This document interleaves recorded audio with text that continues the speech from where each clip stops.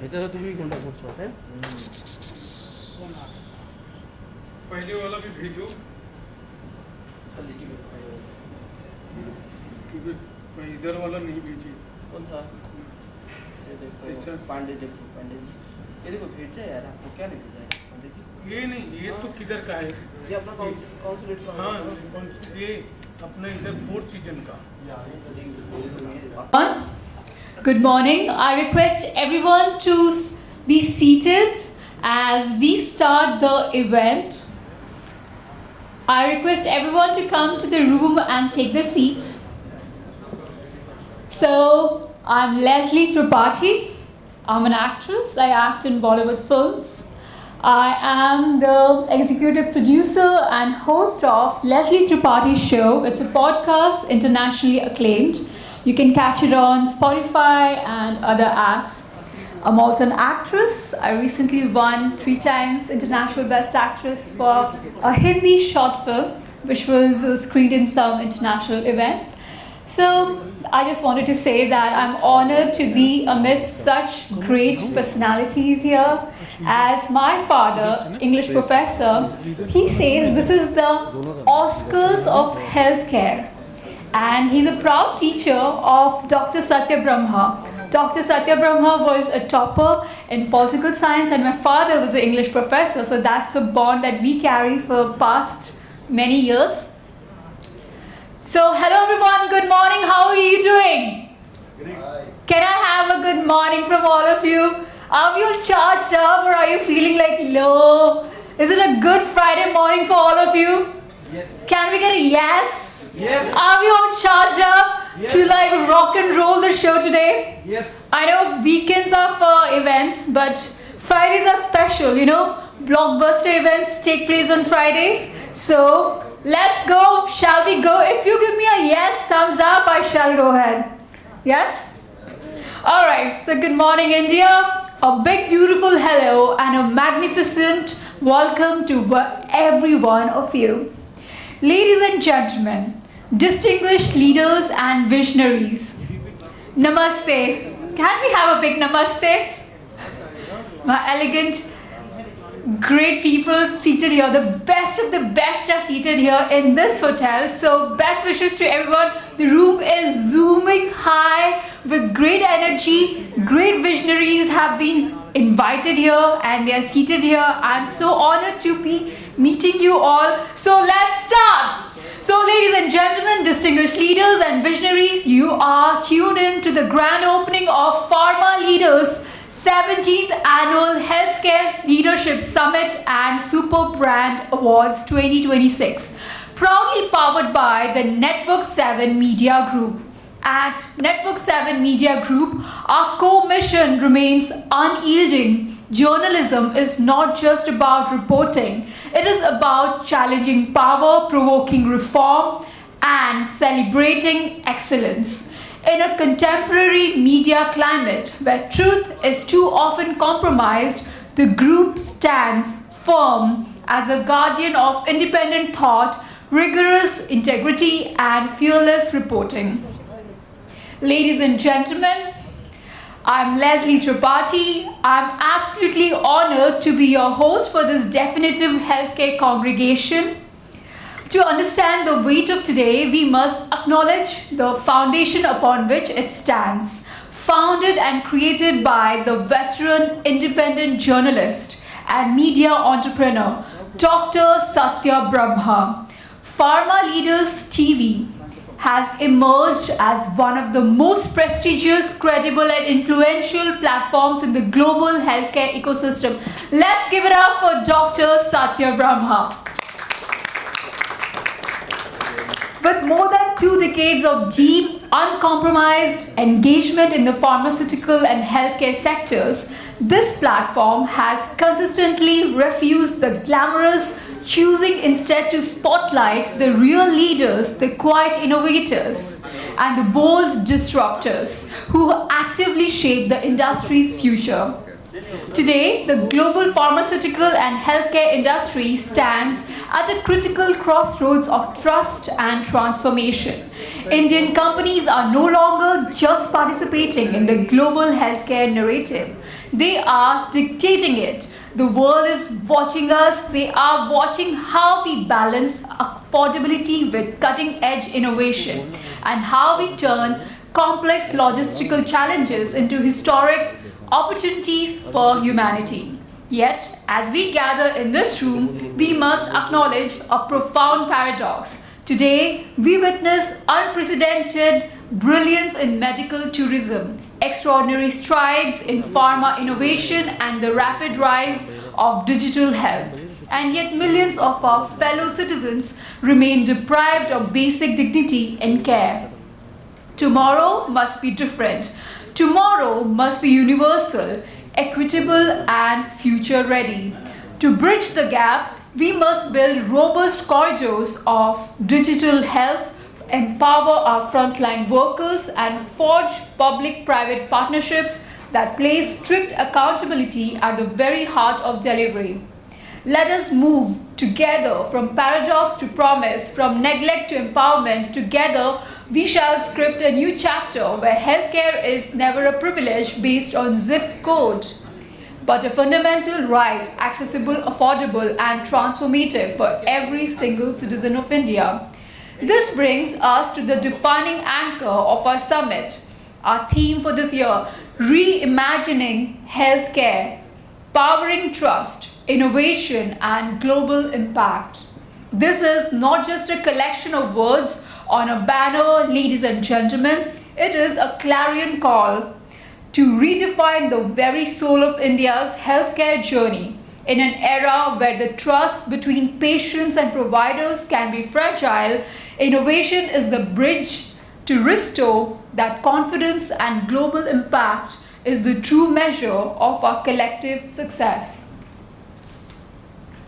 This theme underscores the burning urgency to rebuild credibility, accelerate transformative technologies, and position India as a global beacon of accessible, ethical, and world-class healthcare. It reminds us that the future of healthcare does not lie in India, in safe only. Indians are very much interested in safe incremental change, but in bold, fearless reimagination, where trust becomes our foundation, innovation our engine, and global impact our ultimate destination. Ladies and gentlemen, with this we officially commence the proceedings of this landmark summit, diving deep into how the healthcare industry looks from the unique, unfiltered lenses of pharma leaders' perspective. To set the stage, let us look at the screen. Can we have the AV, please?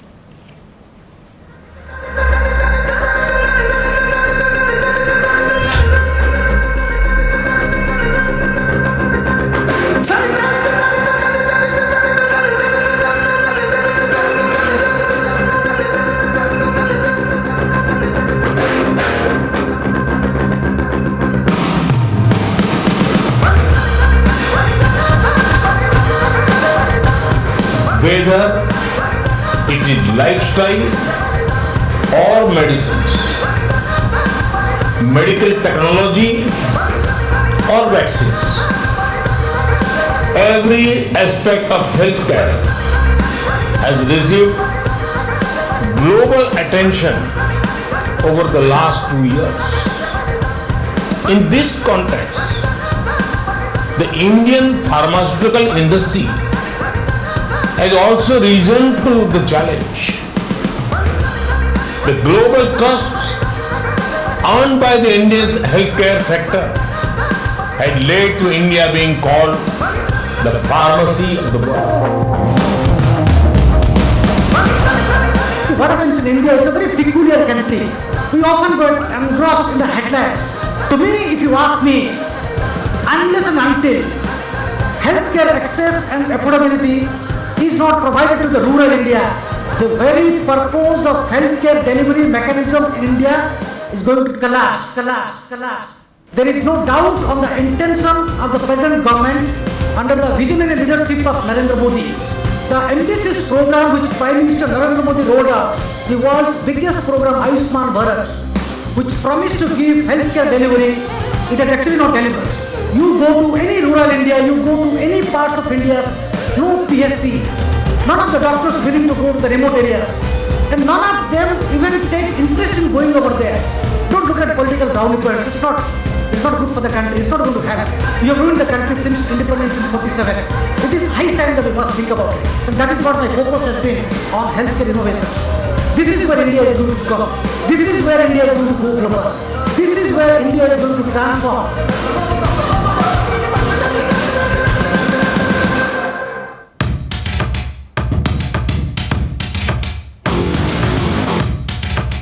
A big hello and welcome to the city of dreams, Mumbai. Tonight, the heartbeat of Indian healthcare converges at the prestigious 17th Annual Healthcare Leadership Summit and Super Brand Awards 2026. Powered by Pharma Leaders, the healthcare vertical of Network 7 Media Group.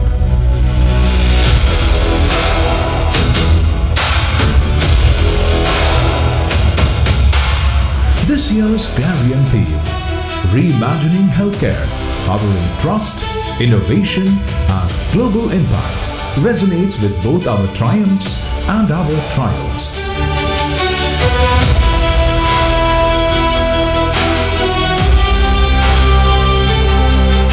Under the visionary leadership of Prime Minister Narendra Modi, India has embarked on a transformative healthcare drive. His vision is bold.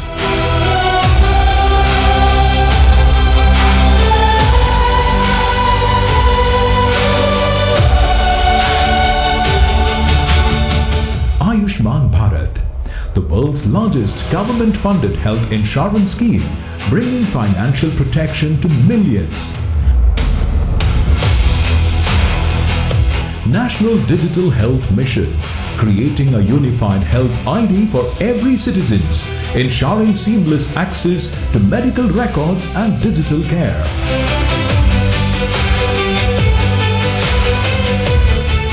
Medical tourism and global hub, positioning India as a destination for affordable, world-class treatment. Make in India for pharma and devices, strengthening domestic manufacturing to reduce dependency and boost innovation.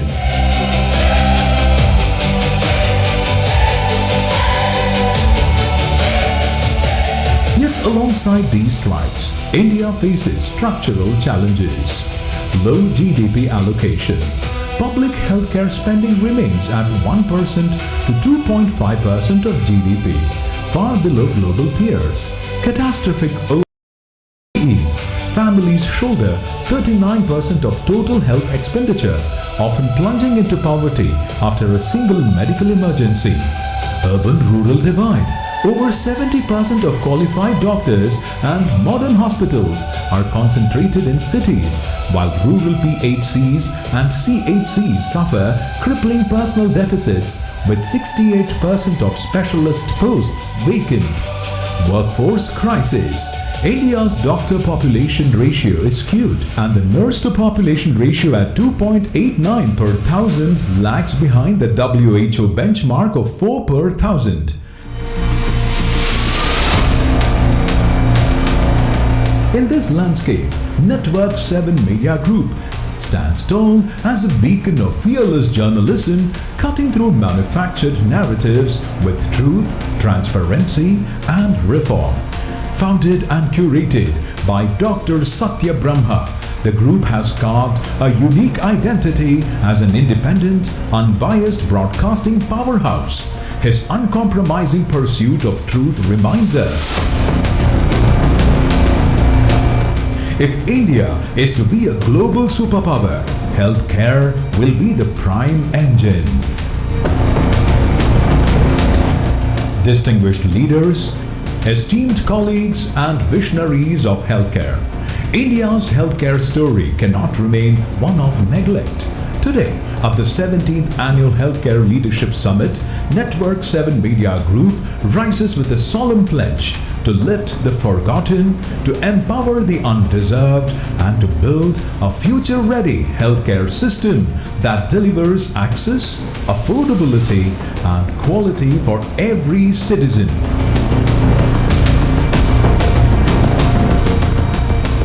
We envision a nation where universal access is not a dream but a right, where mobile health units, telemedicine hubs, and AI-enabled diagnostics reach the remotest corners of our land.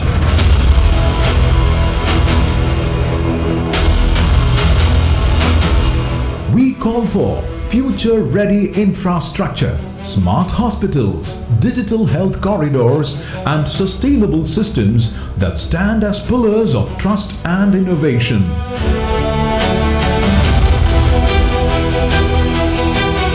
We demand quality and accountability, a healthcare quality index that benchmarks excellence, restores confidence, and celebrates institutions that set global standards.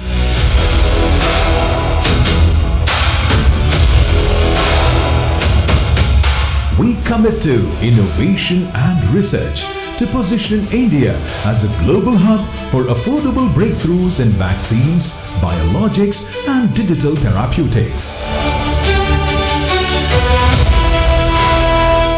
We invest in human capital, empowering doctors, nurses, and frontline workers with training, technology, and dignity.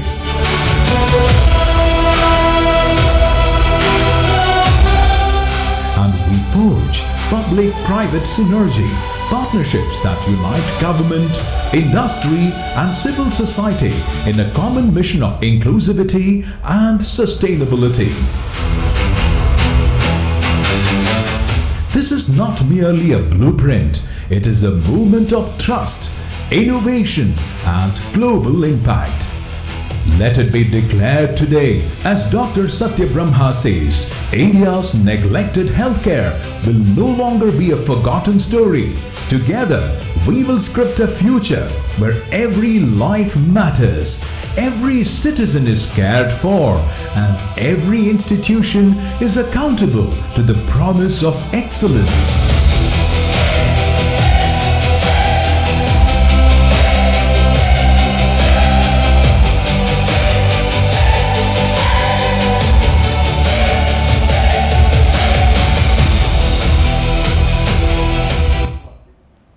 What an incredible perspective to set the tone for today's deliberations. With those powerful insights fresh in our minds, let us seamlessly transition into our very first official session of the day. Ladies and gentlemen, it is now my distinct privilege to introduce the visionary architect behind this entire movement. We welcome to the stage a leader widely recognized as a true catalyst of change in an era of global uncertainty. A distinguished expert on the geopolitical landscape who brings immense clarity to shifting international dynamics, connecting global progress directly to India's national priorities. His fearless editorial leadership and bold summit curation have consistently challenged entrenched power structures, spotlighted governance gaps, and elevated journalism into a powerful instrument of societal transformation. Above all, he is passionate advocate for accessible and affordable healthcare, standing firm on all the conviction that for India's 1.5 billion citizens, healthcare is not just a policy priority, it is a profound moral imperative. Dr. Satya Brahma envisions a future where healthcare is not a privilege but a guaranteed right for every Indian. His mission is rooted in the belief that 1.5 billion citizens deserve accessible, affordable, and quality healthcare, regardless of geography or socio-economic status.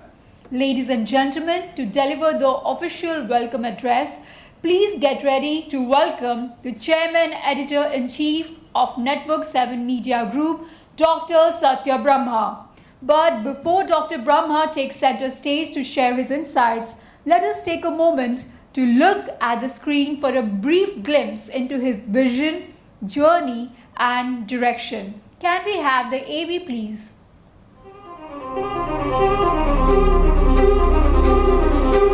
In a nation of 1.5 billion souls, healthcare is not a privilege, it is a lifeline. Yet India stands at crossroads. Policy paralysis has stalled progress. Public sector hospitals have collapsed under neglect, and millions of the poor, the weak, and the needy remain deprived of even the most basic care. The question is no longer whether we can afford to invest in healthcare. The question is whether we can afford not to.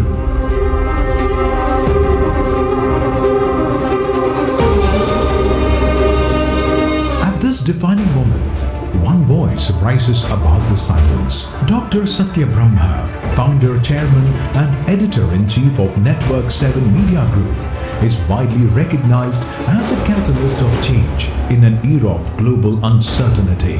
Through fearless editorial leadership and bold summit curation, he has challenged entrenched power structures, spotlighted governance gaps, and inspired reform.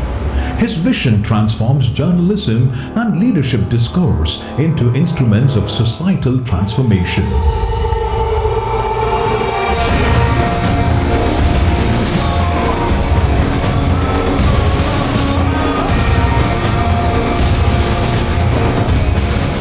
A distinguished expert on the global geopolitical landscape, Dr. Brahma connects shifting international power dynamics with India's national priorities, ensuring that debates on governance, diplomacy, and leadership remain relevant to everyday citizens. His voice is trusted for its depth, independence, and ability to provoke meaningful dialogue.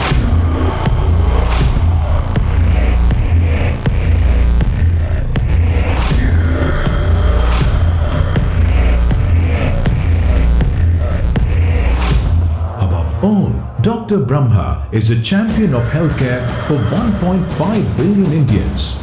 He believes that healthcare is not merely a policy priority, it is a moral imperative. His call is clear. India must invest far more in healthcare infrastructure and services to safeguard dignity, equity, and resilience.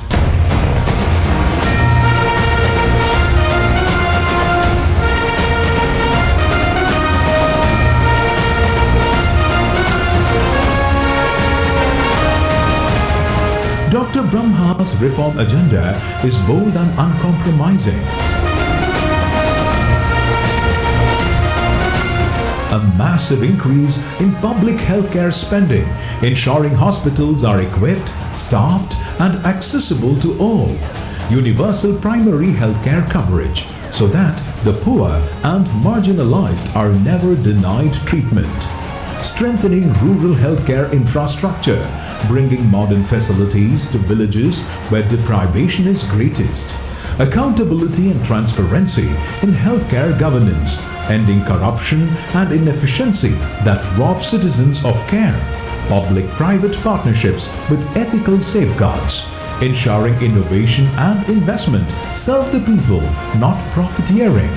Training and retaining medical professionals so India's talent serves its own citizens rather than fleeing abroad.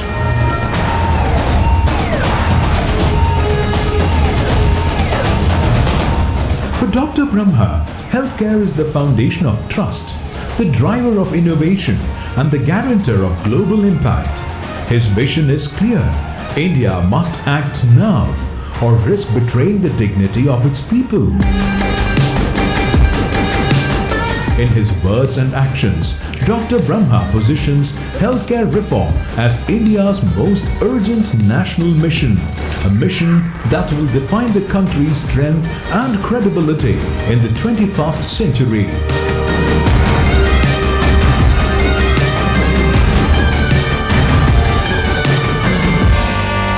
Ladies and gentlemen, Please welcome a fearless reformer, a visionary leader, and a relentless advocate for accessible and affordable healthcare, Dr. Satya Brahma.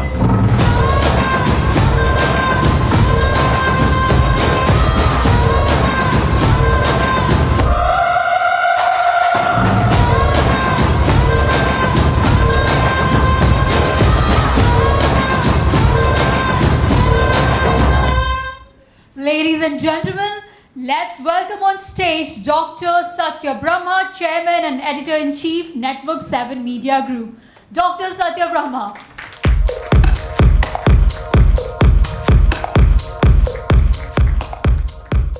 Thank you, Leslie, for your kind words. And welcome to the special broadcast of BBC and Network 7 Media Group Joint Ventures 17th Annual Pharma Leaders Healthcare Leadership Summit and Super Brand Awards 2026. The theme of today's event is all about reimagining healthcare. But can we reimagine healthcare without the basic structures in place? The basic structures in the place, what I mean, is not about announcing programs, it's not about announcing policies. Can we implement these policies into the practice? When we talk about a legislation and when we talk about an announcement which gets converted to a bill, then being rolled out, does it reach to the 64% of Indian population who live in villages and who live in those remote areas? Are there any hospitals? Are there any doctors? I can tell you that my 64 reporters who has been traveling across the country are not able to find out these people, are the doctors who are treating. Sometimes there are quacks, sometimes these are the nurses who treat them. How can you treat the chronic diseases actually? India is on the rise, and if India has to be a global superpower, it must embrace vision with integrity and with policies that we can implement, and something that has been missing for years actually.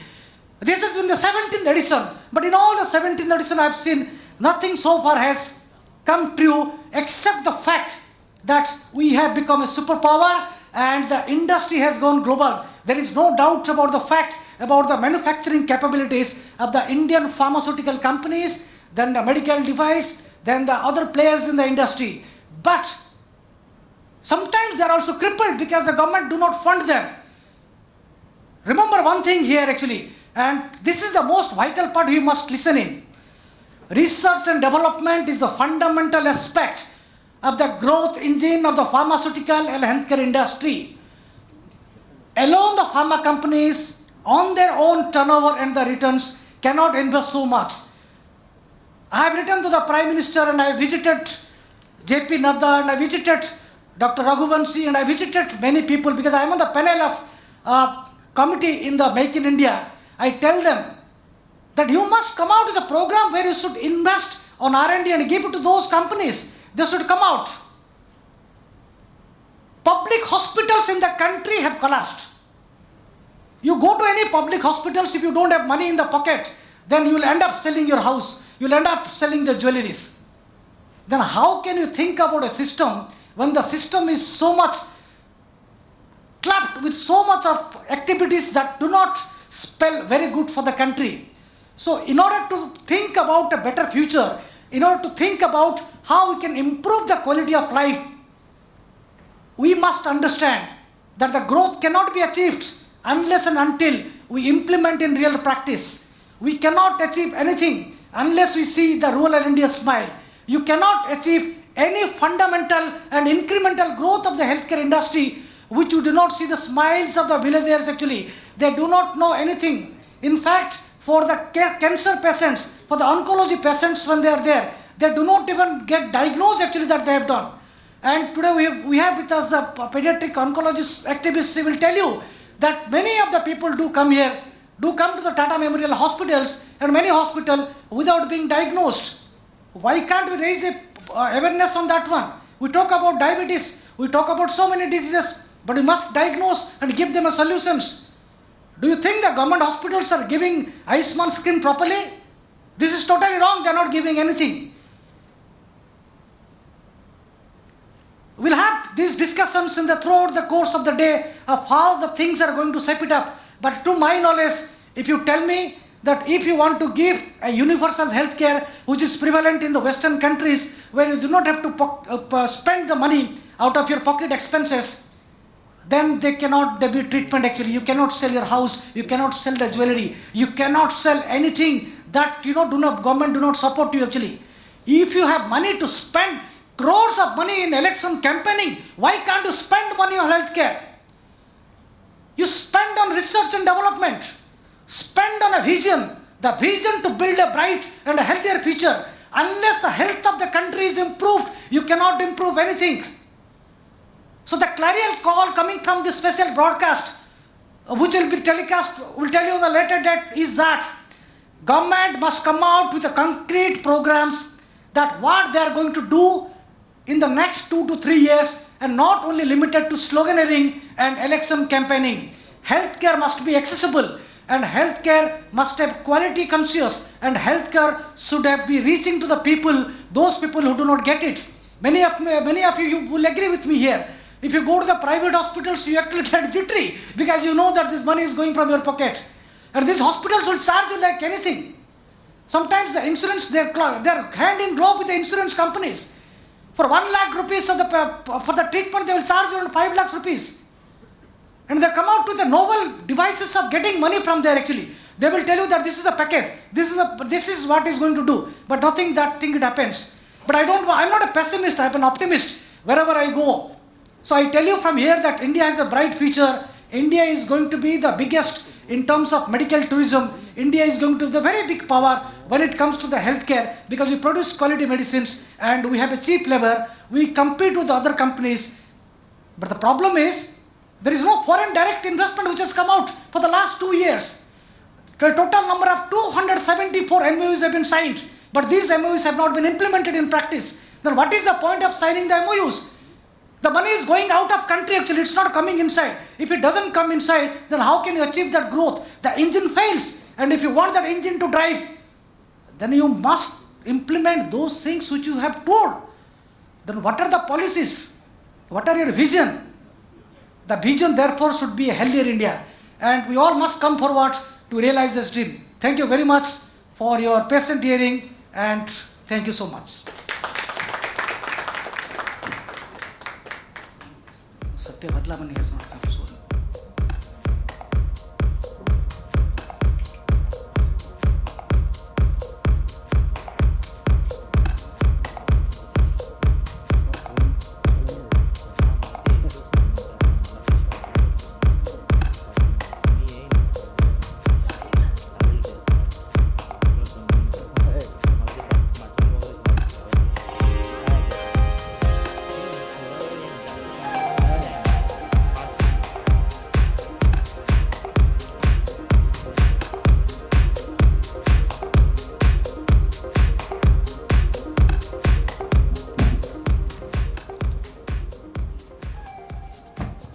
Thank you so much, Dr. Satya Brahma, for those profoundly stirring and deeply insightful words. Your reminder that healthcare is not merely a policy, but a moral imperative for 1.5 billion citizens has set the perfect, uncompromising standard for the rest of this summit. Ladies and gentlemen, a resounding round of applause once again for our chairman, Dr. Satya Brahma, for always calling a spade and guiding us with his fearless vision. Let's give it up for Dr. Satya Brahma.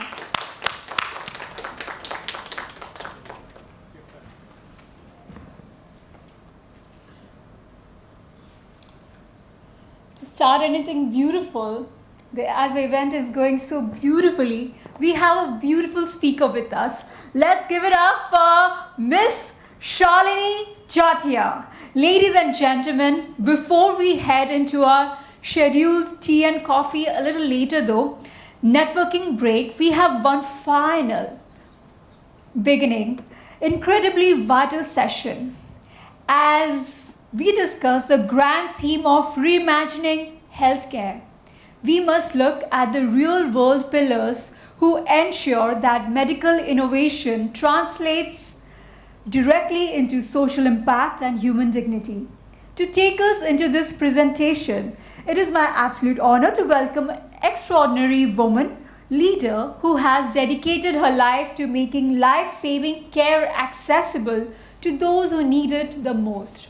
Ms. Shalini Jatia is the officer in charge of the Impact Foundation at the Tata Memorial Center and serves as an honorary advisor to the Chief Minister's Relief Fund, Chief Minister's Office, Government of Maharashtra. Ms. Jatia has spent years at the forefront of healthcare management and social impact, pioneering a sustainable and globally recognized model for pediatric cancer care.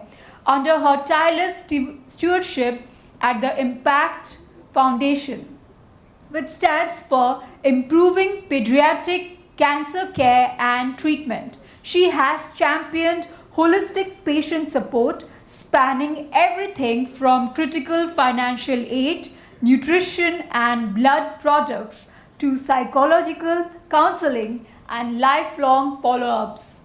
Her visionary operational strategies achieved a monumental milestone by dropping treatment abandonment rates from over 25% down to meager 2%, creating an industry-wide standard that has been recognized by the International Society of Pediatric Oncology.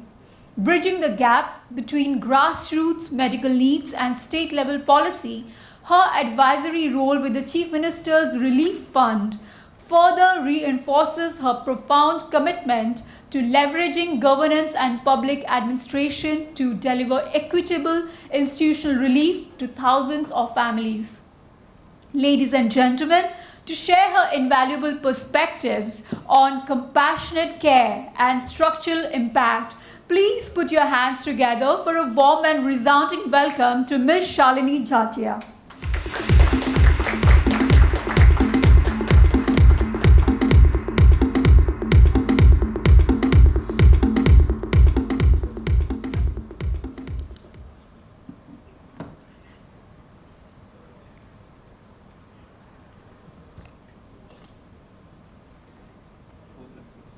Thank you for your kind introduction, Leslie. Thanks a lot.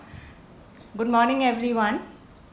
And my sincere gratitude to Dr. Brahma and all the people from Network 7 for this opportunity. Children are the future builders of our nation. They symbolize hope, resilience, and the promise of a better tomorrow. Yet, childhood cancer threatens this future, affecting thousands of lives every year. Every year, over 4 lakh children across the world are diagnosed with cancer. And tragically, 90% of them live in low and middle income countries where access to timely and affordable treatment remains a major challenge. And as a result, survival in these countries are as low as 30%, in stark contrast to the survival rates of 80% which we see in high-income countries.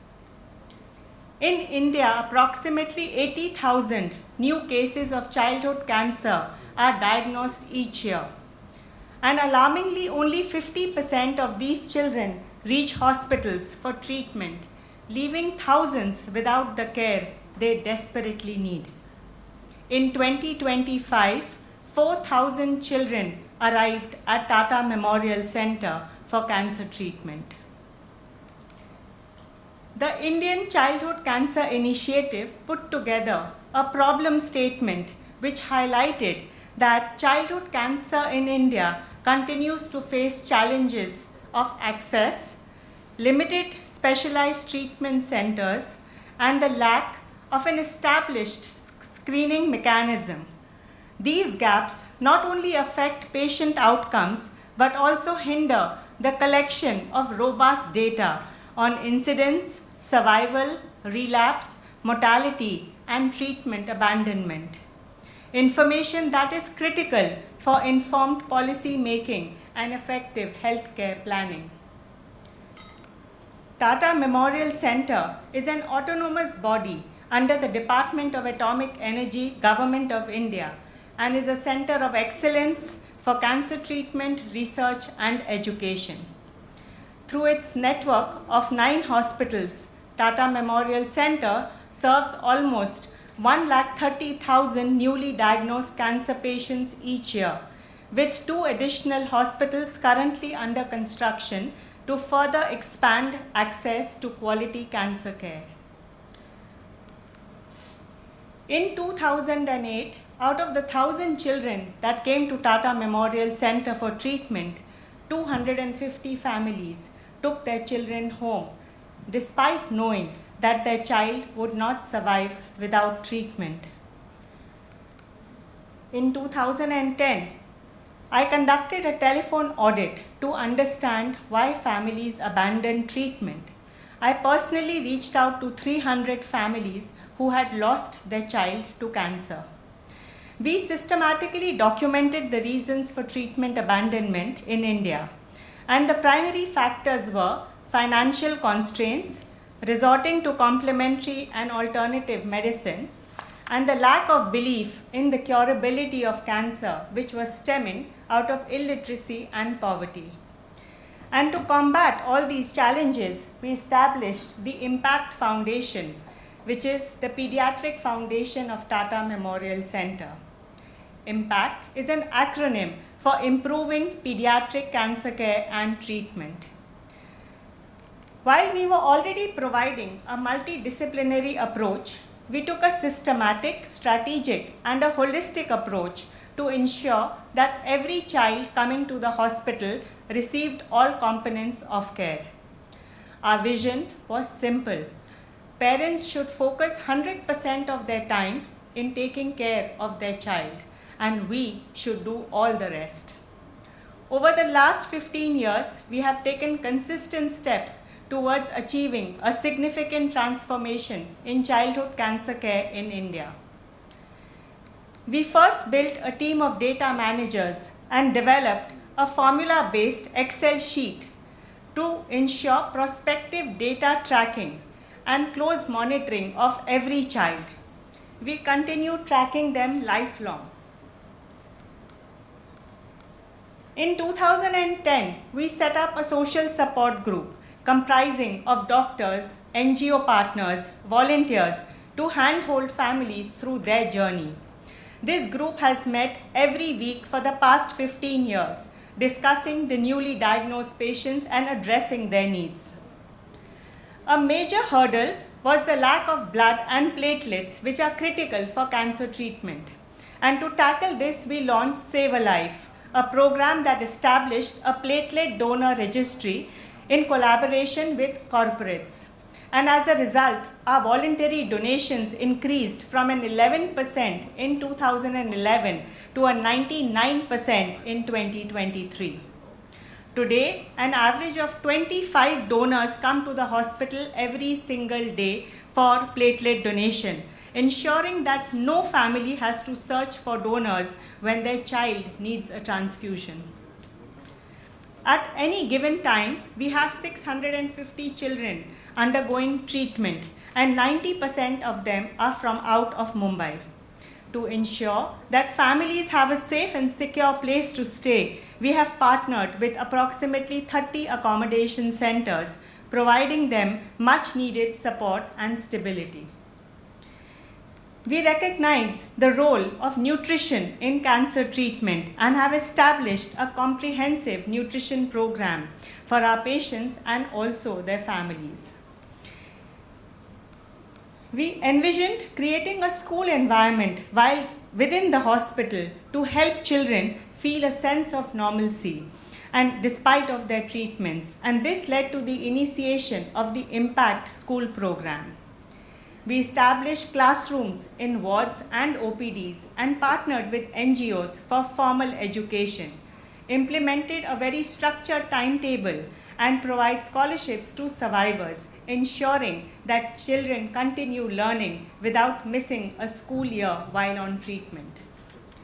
Beyond academics, our sports program and training have ensured that children can compete nationally and internationally, and many survivors have become state and national level champions, proving that a cancer diagnosis does not define their future.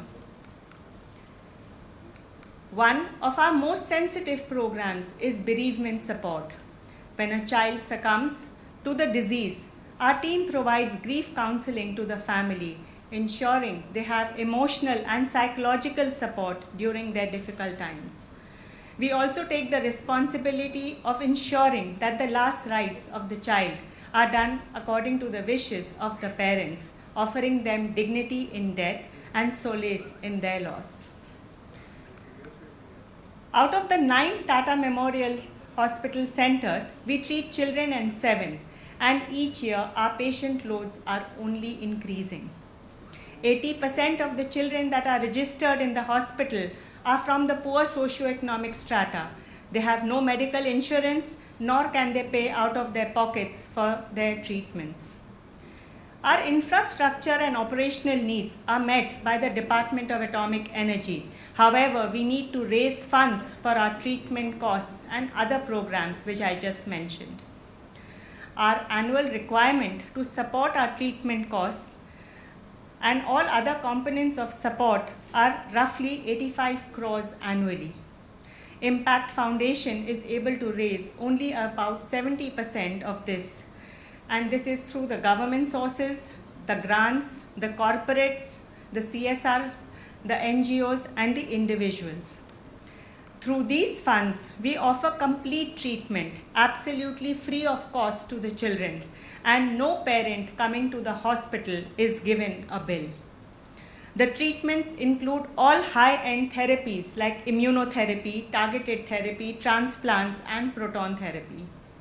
We have developed a unique survivorship program that ensures lifelong follow-ups for our childhood cancer survivors. Our focus has shifted, ensuring survival to helping these children thrive by improving their quality of life.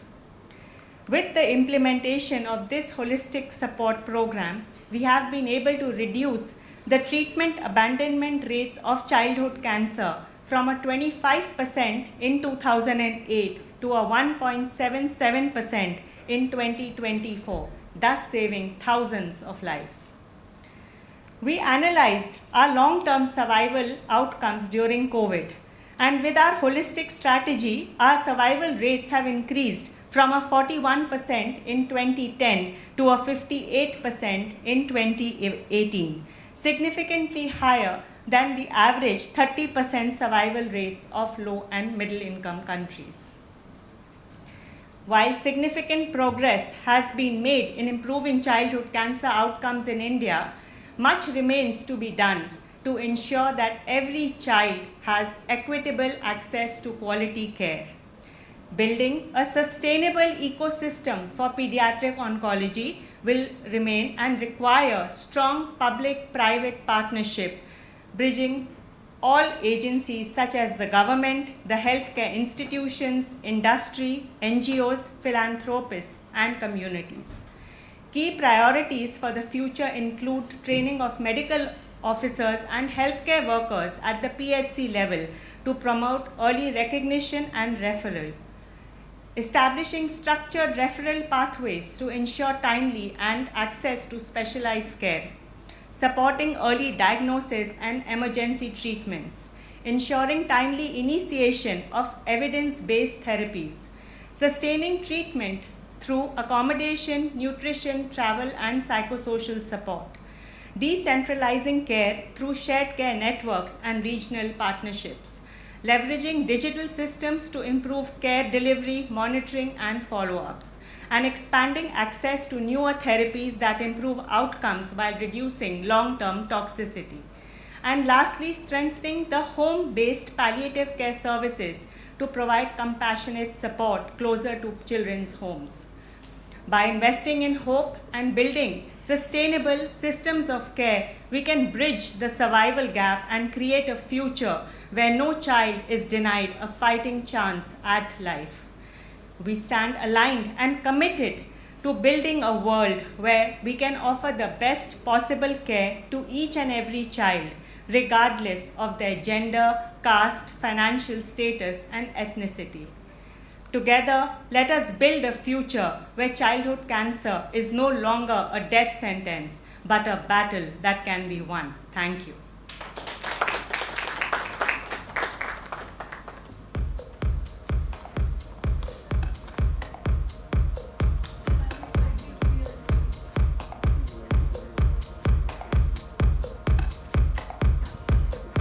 Thank you so much, Ms. Shalini Jajia ma'am. Ma'am, beach mein aa jaiye.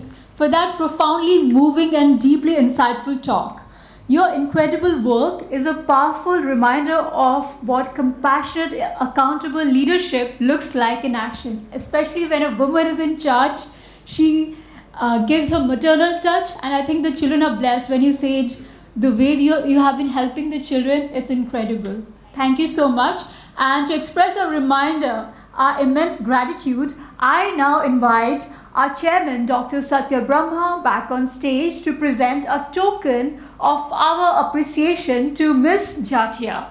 Ladies and gentlemen, please join us in a warm round of applause for Shalini Jatia ma'am. So, before we give this special recognition to you, I just want to ask one question. Now that there is a gap of from 85 crore, you are getting around 70%. When do you think that you will be able to achieve that, the target, so that you don't have to suffer, so much? Ladies and gentlemen, I wanted to tell you, she comes from an extremely affluent business family.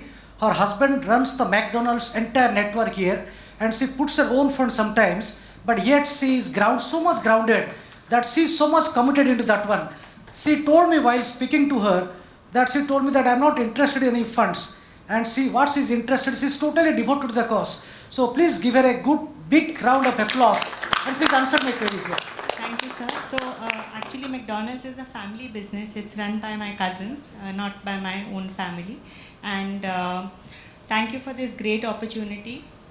Each year there's an amendment in the CSR laws. So we are continuously putting in our efforts to try and get more CSR each year.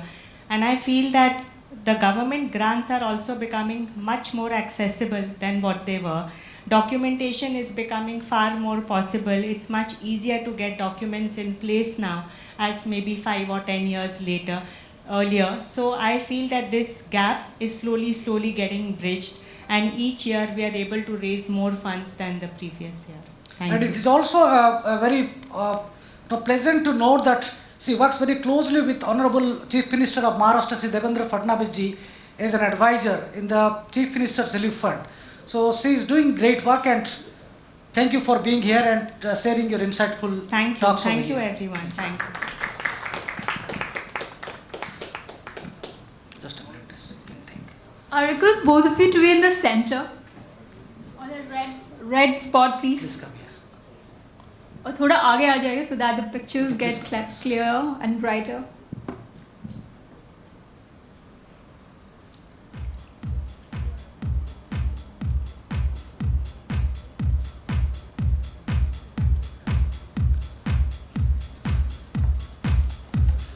And these are the small tokens of our appreciation for you.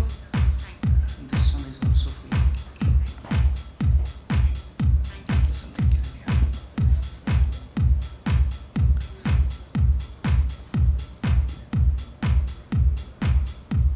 Thank you, ma'am.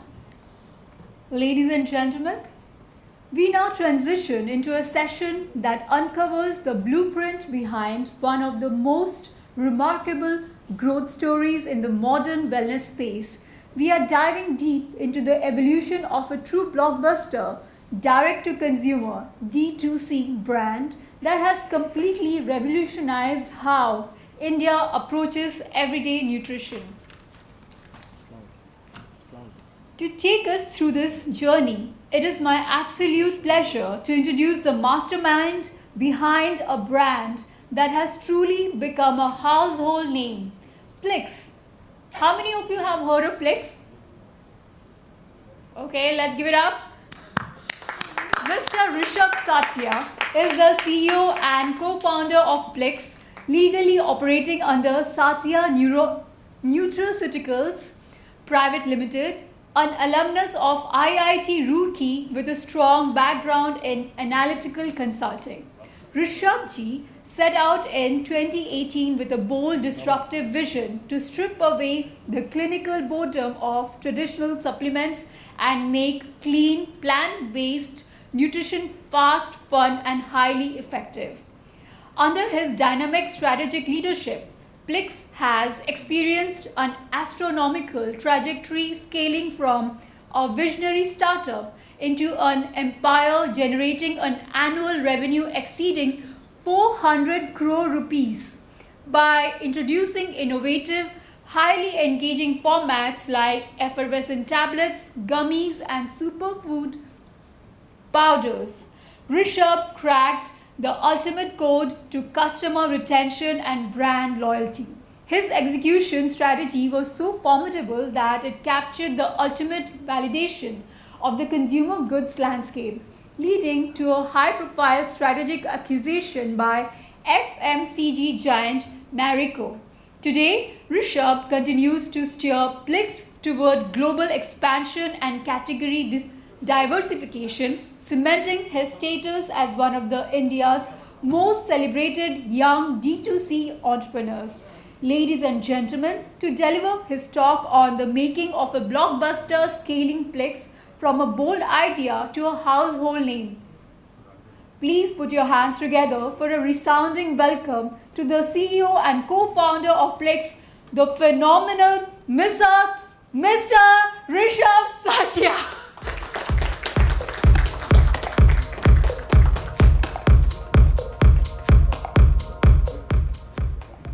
Hello everybody. I think my introduction was so long. I don't think I have things to say at this point of time. Joking anyways, but yeah, so I'll give you a brief intro on myself. Finished my education from IIT Roorkee, worked 2 years in consulting, and got inspired by startups around. In fact, like my co-founder had launched at that point of time. We've merged right now. Very inspired by how he started up and looked to build in the plant-based space. I decided to take a chance, thinking it's not that difficult, honestly, being very candid about this. And that's how I started in 2019, left my job, had 10 lakhs of capital, and that's where the entire journey started. My goal was just to do as simple as one order a day. I said we'll sell like a protein jar for 3,000 rupees. It'll have 50% margin. We'll make 1,500 and we'll see where it goes from there. Like 40-50K we'll make. That was honestly the first step I did to convince myself to start Plix. Today I think we'll maybe do 50,000, 1 lakh orders a day. I know in my intro it said that I think the brand is doing over 400 crores, but I think the updated numbers are I think we've hit an ARR of around 800 to 1,000 crores at this point of time, right? So I'll give you what are the fundamental insight why we started Plix. We had looked at a lot of global brands which had started, and I looked at the Indian landscape. And two things which came out very clearly. First is nutrition seemed very intimidating to the consumer, right? We had a lot of these protein brands which would, have all these bodybuilders in the front of pack, right? At that point of time, back in 2018-19. And me as an individual would be like, should I really consume this, right? Is this for me? Does it have added chemicals? What does it have? I'm not sure of what is the product inside it. It was so intimidating, I wouldn't want to consume it. While I think protein today, right, is on the limelight, etc. Back 7 years, it was very different. It was a different story. And it seemed very intimidating, right? There was a lot of conversation that a lot of amino spiking, steroids, etc. was a conversation back 7 years back, right? This was one story. And we had looked globally and we had seen that customers wanted something which is clean, right? There were brands like Vega Orgain, which are talking about the plant-based approach, right? Which seemed not intimidating, had normal people who were the, brand ambassadors, who were the front of packs, right?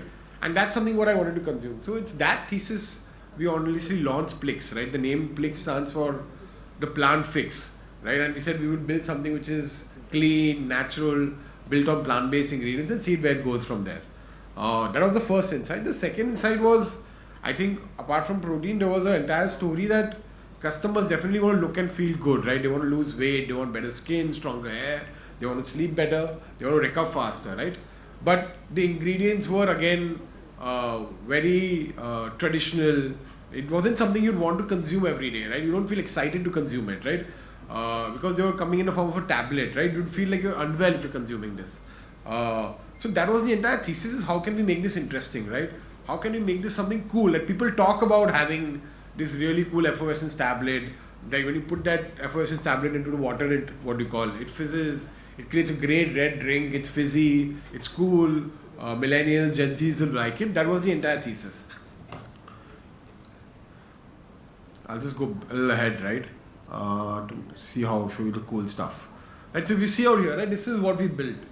Right, it looks very nice, something you'd want to consume.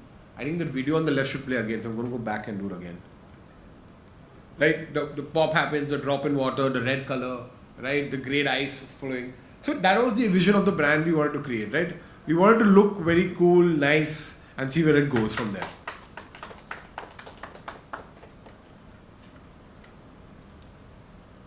So, like we spoke about, right, while the industry is focused on ingredients, doses, claims, certifications, very few people were talking to the consumer, right? Most of these products back then were being sold via doctors or nutritionists. You had to go to a pharmacy to buy the products, right? And it was only recommended by that. We wanted to make it that consumers themselves can make the choice, right? How do we make it more accessible to consumer? How do we make it sexy, right?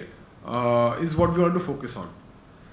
That's when we decided that we will launch products in interesting formats, right? Which is the effervescence format. We did try gummies, we tried superfood powders. If you look at our packaging, it's also evolved over a period of time. But it was again bright, cheerful, showed the ingredients, right? Focused on how wellness can be made interesting and enjoyable. So eventually the thesis came out that Plix will be something which will be plant-based, right? We'll focus on clinical ingredients to give scientific proof and validation, right? But we will change the journey of the consumer, right? We will make it extremely tasty, cool, pop, right? And it's something which people want to have every day, right? So you won't feel unwell while having it, right? Right? The entire thesis was to make wellness a lifestyle, right? Someone has every day, there is consistency. Because you also notice that consumers, when they have multivitamins, they would have it for 4-5 days, 7 days, 10 days, and then stop having it. Then complain that they don't see results, right? So we wanted to make it something they can put into a daily habit. So like we made a multivitamin effervescence, which you can have with your lunch or dinner, before a meal also if you want, right? And it's something you want to have because water is something you keep drinking. It's a great fizzy drink. You enjoy it, right? So that way you'll consistently have it, and that's how consistency will come in. In fact, we also spent a lot of time educating customers through online content on all of these products, right? Which worked, right? It wasn't coming by a doctor. While I think that's a traditional channel and definitely works, I think just video content showing in a very cool way is what worked for the brand, and that's how we were able to build and scale fast. One of our hero products, right, was we launched apple cider vinegar, which is a product which is very soon became like a 100 crore product in like around a year and a half of launch, right? And the fundamental thesis was the same as the brand, right? People were having apple cider vinegar liquid, and we saw on Amazon that it sold like crazy, right? There were 20,000 bottles being sold every month by different brands, etc. But if you taste that product, right, it would taste terrible. It's like vinegar, right? You like close your nose and people would have it. What do you call it? It hurts your enamel, right? You either mix in water and have it, and it wasn't a great experience for the everyday consumer, right? And that's where we thought with Plix, how can we change it? We had the fundamental insight that people loved our effervescence tablets. We had launched a vitamin C effervescence, which did very well at one point of time. But I think as the immunity forefront started going post-COVID, we realized that customers will need something new and we'll have to build more products, right? So that's when we said that let's take this format, which is effervescence tablets, and let's solve a true customer pain point, which is this poor tasting product of apple cider vinegar liquid, and make it into a tasty, fizzy format. So we converted the liquid into freeze-dried powder. We put it into an effervescence tablet, gave them a dosage of around 750 milligrams per serving, right?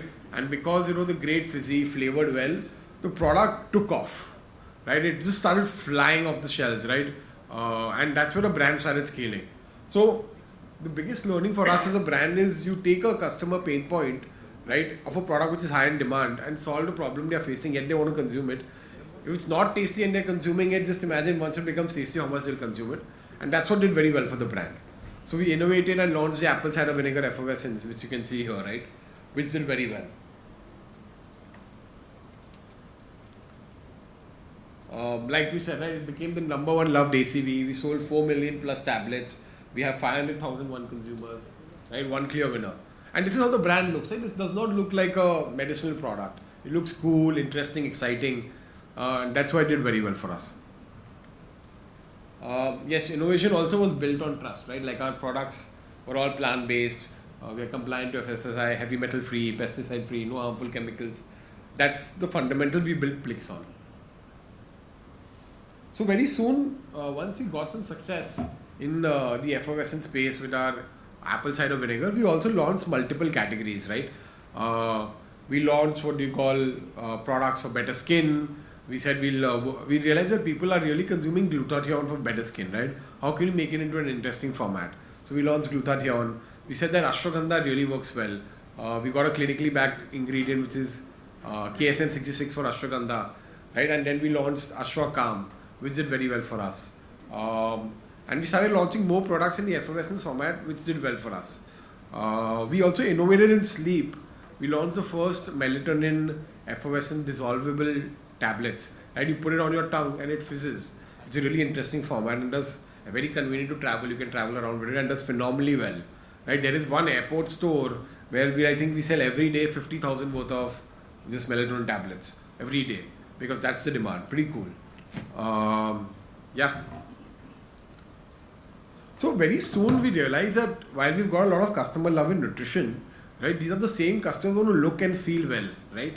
And we're the first brands who took a very bold step that inside being a nutrition brand, we will also sell topical products, right? No other brand honestly does that in India. But we said that we have the right to win because we have a lot of customer love. They also want products, right? From our customer calls and all, we also realized that people are asking us, right, for topical products, face washes, etc. because they love the brand, they trusted the brand. Plus, we also felt that as a company, we were great selling online, right? We had the right to win, we understood content, we understood digital very well, right? That was our strengths. So how could we leverage this and launch more products as customers want? So we ran some pilots and we got a lot of traction from our personal care products. So we in fact gone and doubled down, right? We now have an entire skincare, hair care range, right? And we are now present today in nutrition, skincare, hair care and face care across all categories. And most of our products have got a lot of consumer love, right? So fundamentally what we realize is once you build a brand with trust, you can even offer them other things and they will do well. But the brand ethos remained the same. We had focused on plant-based, right? So we launched the rosemary range, we launched the flaxseed range, built the product according to what India needs, which is on ingredients, right? Indian ingredients which they like and trust.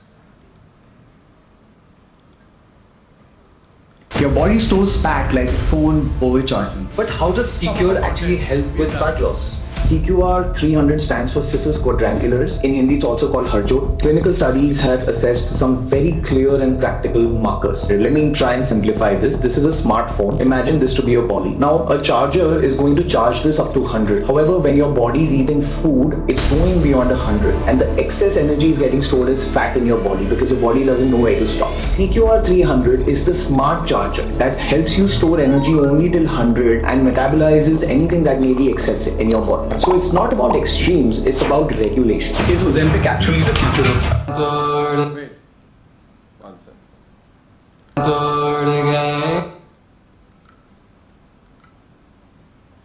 Your body stores fat like phone overcharging. It's all the content we've done.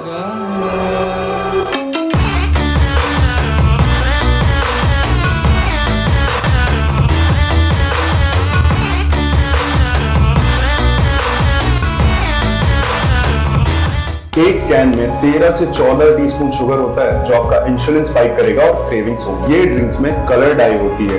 Research के हिसाब से इनसे cancer भी हो सकता है। ये सब छोड़ो और प्लिक्स का Fiji Apple cider vinegar try करो। ये आपकी क्रेविंग्स को भी कंट्रोल करेगा और मेटाबॉलिज्म भी बढ़ाएगा। इसलिए एनर्जी ड्रिंक्स को अवॉइड करो और हेल्दी ऑप्शन लो जो है प्लिक्स का ACB. Getting rid of a protein that makes me bloat. Here are 3 reasons I switched from regular protein to yeast protein.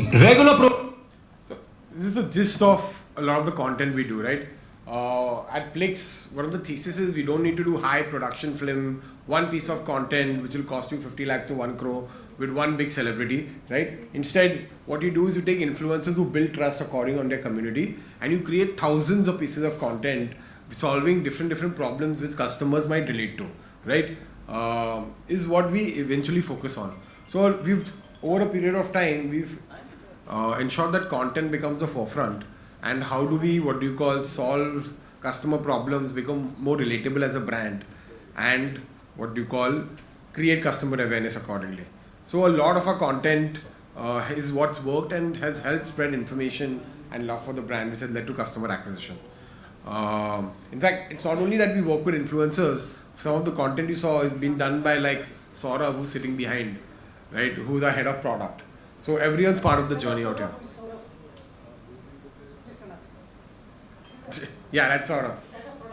He's the head of product, and you've seen his reels itself. Side of the strategy. Yeah, correct. Give a clue round of applause. So like team will not even stay, back right in the office. We are also coming in front of camera talking about the products. And that's what customers love, like transparency, right? Your head of product is coming talking about products. We in fact do content where we take people to our factories to visit it so they can see how the product's being made. The more trust is established, the more customer love we get. A few things we focused on is a lot of community love.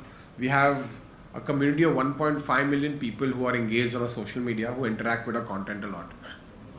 We also do things like a loyalty program where we have customers who are buying loyalty packs for us for 3 months, 6 months, where they get special rewards and special discounts and gifts along with the product. One of the things which works very well for us is a feedback engine, right? Whenever we launch a product and we acquire customers, we consistently talk to these customers via WhatsApp, send them queries regarding the product to get more feedback. What's right, what's wrong, right? Do they want more, sensory in the product? Do they not want it? How is the product working, right? And then we evolve. Like even today, our apple cider vinegar, which is a hero product, is going through changes, right? And it's been like 4 or 5 years from launch. So as we keep getting feedback, we will keep making the product better and better as per what the customer wants. I think that's very important, and that's why our repeats are very strong for our product, because the customers really love it and they're happy to give feedback that they even see it change. Like one feedback came is there is maltodextrin in our apple cider vinegar effervescence, and customers weren't happy with that. We got some call out. So we worked and we removed maltodextrin. That's how I think we take our feedback very seriously. Apart from, I think, once the brand grew, we've also onboarded celebrities, right, who've done very well for us. And if you see, most of our celebrities are people who are very active on Instagram and have a loyal following. Shraddha Kapoor is the most engaged person today on Instagram. She created a lot of great content. Hardik was one of the most biggest celebrated sports star on Instagram when he won the World Cup. That's why we onboarded him. Shehnaz is someone people loved on Big Boss, and she did phenomenally well for us. So, based on the growth journey of Plix, Marico loved the brand. They wanted to get into interesting nutraceutical categories, and they took a majority stake from us around in 2022 or 2023, where they bought around 55% of the business, and me and my co-founder Akash owned 45%. Right? That has further solidified our trust. This helped us get into retail, grown the business, also made us more legally compliant, and worked on our business together. Today you'll see that Plix is everywhere, right? We are across 20,000 stores in general trade. We are present in Reliance, Apollo, Wellness Forever, every retail chain, Spencer's possible. We are present across quick commerce, Blinkit, Zepto, Swiggy, Instamart. We are one of the biggest D2C websites today, clocking all, I think, in the health and wellness space. You will see, I think Plix is the biggest in terms of revenue doing well from our website. We're also present on Amazon, Flipkart. And customers can buy us wherever they want, and we are present at every footprint of the customer. Some of the feedback we've got from the product, right? Apple cider vinegar, like customers that tried apple cider vinegar and given up, but when they tasted the effervescence, they loved it, and they've been having it since 3 months. Like I'd gone on a Europe trip with a couple of friends, and very cool, right? And we were doing I think we were driving a different car every day, a fancy trip we were doing, and I met someone there. And then he pulls out an apple cider vinegar effervescence and has it before his breakfast. And it was my product, right? I was like, listen, this is my brand. And it was like the joy to see that people travel with it, take effort was quite interesting that time and happy. We also have a purpose. for every X number of orders, we will plant a tree. It's well documented. We send the customers where the tree's been planted also. And we will keep doing this to help improve our ethos, which is plant-based. Yeah, thank you guys. I think something very cool we've launched is we are a nutrition brand which launched plant-based. We're also into beverages. We now want to revolutionize the world with a smarter soda, right? So we took our apple cider vinegar, which is a hero product, and made it into a very cool beverage, right? Innovating more on the form factor. And this product is just flying off. Right? This was started as a passion project where we made like some 40,000 cans for the entire summer.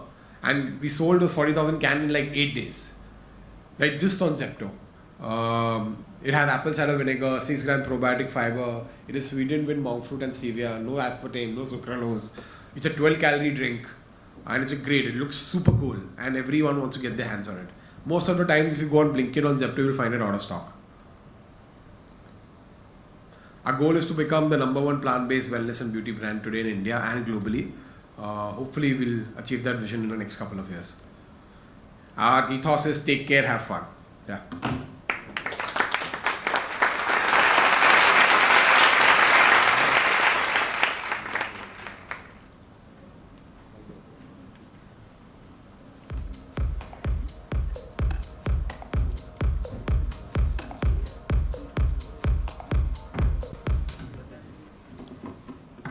Thank you so much, Mr. Rishabh Satya, for narrating such an incredible, inspiring story of modern entrepreneurial grit. To show our deep respect and admiration for your path-breaking journey, I now invite our chairman, Dr. Satya Brahma, back on stage to present the speaker memento. Ladies and gentlemen, a big round of applause as the memento will be presented. Congratulations for a wonderful speech. I just wanted to ask one question. So, how much money did you pay to Shraddha Kapoor and to Hardik Pandya? Not much. I think we paid Shraddha 3.5 crores, and I think Hardik around 4.5 crores. So, whom did you negotiate more actually? Both of them. Were they good at negotiation? They have their managers who negotiate, and they were good, but we are also good. But it was a more long-term deal, right? Most companies will do like 1 year or 1 day post. We said no, we want you to post at least 20 times about the brand on your socials, right? And consume the product, show that to the customers that we're actually consuming it. Only then they'll buy it. So it was a much more integrated deal than what they would usually do with most FMCG companies. Is they will do one post, right? And that's it. Here they have to post 20 times on their Instagram. And what is when you roped in them when they were on the boat?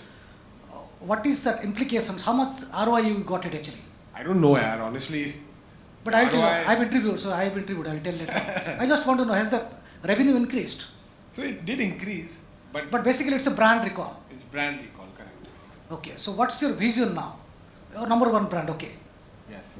So my vision now is to launch more interesting categories in the beverage space and build that out.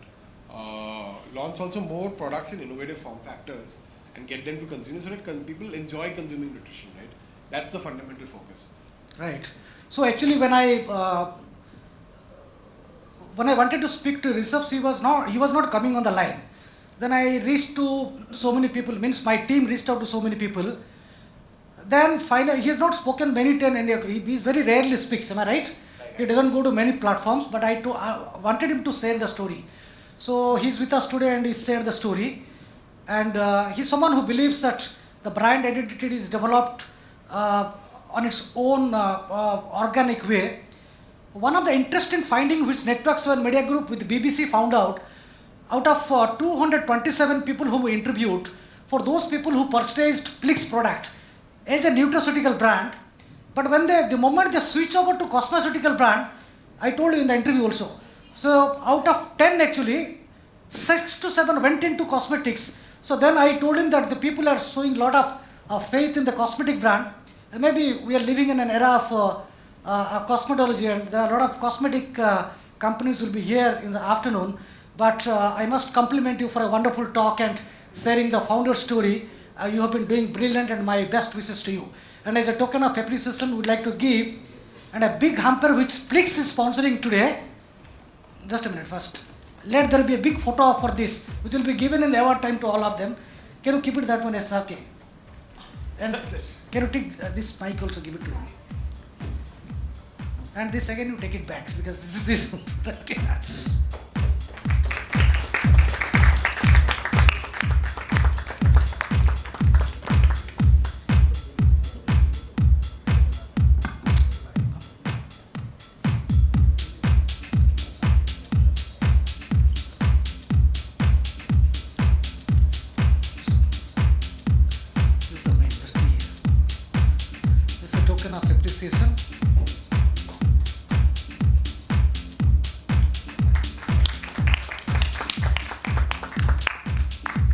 This you'll remember for life because of one thing.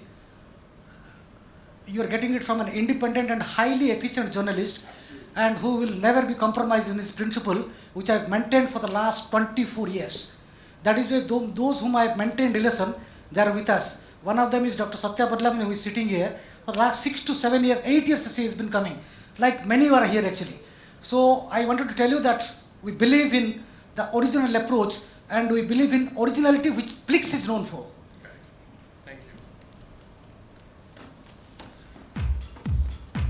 This is from one of the top cosmetic company, Brinton Pharmaceuticals. You might want to copy, I don't know, because yours is organic product. And this is also one of the skincare company. I think they're into something. So, okay, we'll take, yeah.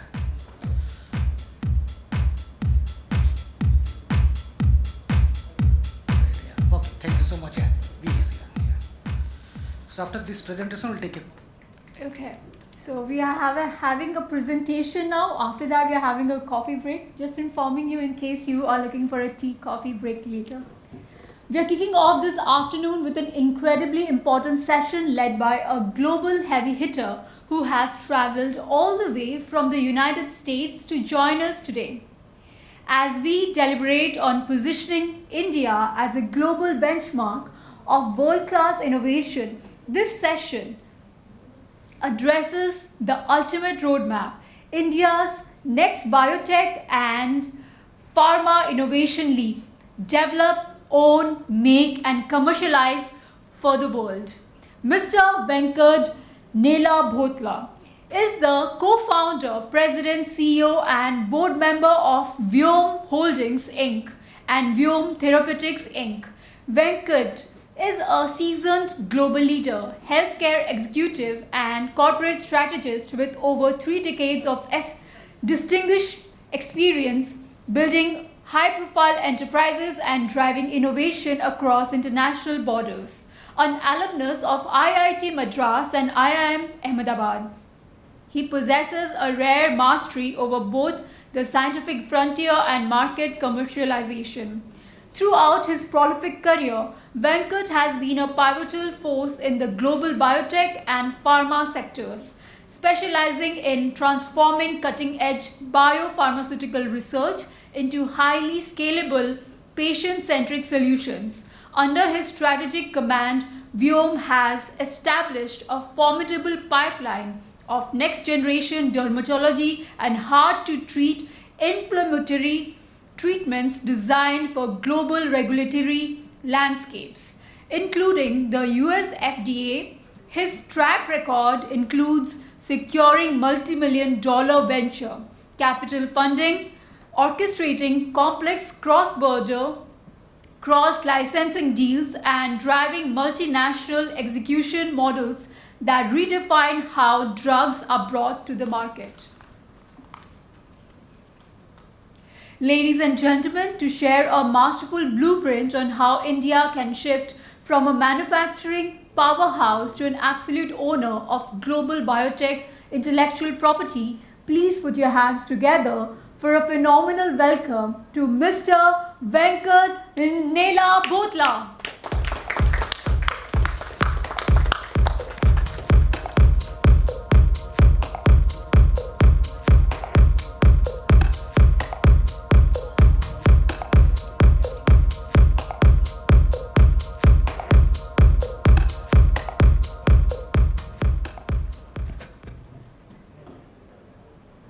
This one, please.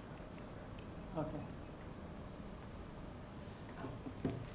Yeah, hi. everyone. This is a kind of significantly a different story that I'm going to talk about. I had listened to the first two presentations. I had great association with that type of company that I worked in the past. I come from a background of both consumer products, pharmaceuticals, and working on AIDS medicines, supplying medicines to global AIDS foundations in Aurobindo Pharma. And now Biome, a journey that started in India with the Harvard professor, myself, and Dr. Mashelkar. I know most of you know Dr. Mashelkar, right? We started as an Indian company, and then we knew that innovation has, in pharmaceutical innovation, the hardcore research had very little capital here and a little lesser talent in a sense where one can look at regulatory markets. And then we shifted our headquarters to US, and after, biotech is a long haul journey with lots of ups and downs, and then finally we were successful in giving exit to investors by listing ourselves in NASDAQ. And here we are with 2 products in phase 3 in the US, and a couple of products already commercialized in India with the Sun Pharma partnership, and a bigger pipeline. And recently we've been licensed JAK inhibitors from an Indian company, which is the preclinical pre-IND stage. So my presentation is not going to be about my company. It's going to be about what we should do, actually putting the reality out there with respect to pharmaceutical biotech innovation in India, where we are, and what we should be doing. A couple of things more than the incremental work. There's a lot of buzz and talk about Bioshakti and BIRAC. A lot of things are happening, and I personally believe they're very incremental and nominal, and it doesn't create any impact the way China, Singapore, Ireland had created. So I kind of pitch in about what the Biome story, wherever it is relevant, in this whole overall a generic theme about how India can actually have a big biotech leap. So let me tell you about this biotech. I had worked in Shanta Biotechnics. I don't know how many people know this company. I was president there. Varaprasad Reddy was the founder. So there's nothing called private equity or venture capital at that time. He's putting his own money, his friends and families, in trying to do the first biosimilar, a modern biotechnology, recombinant DNA product, hepatitis B vaccine. He could not, obviously for developing, India did not have regulatory guidance. And he took almost, 8-9 years to develop and commercialize. And he was about to get into a partnership with one of the Indian large pharma companies. And I then just joined. And with my FMCG background, we kind of decided to disrupt the market by going directly to the consumers through CAMs. And then subsequently, a lot of things have happened.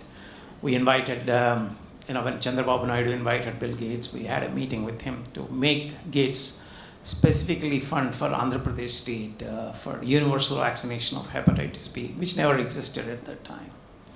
Then we fought with the Indian government to introduce. So biotech has evolved from then in India, largely focused on biosimilars, low-hanging fruits, insulin, Biocon did. Then now biosimilars in terms of monoclonal antibodies, some work is happening, but nowhere close to, let's say, what India should be doing vis-a-vis the other countries, even leaving aside USA. So quick rundown on the slides here.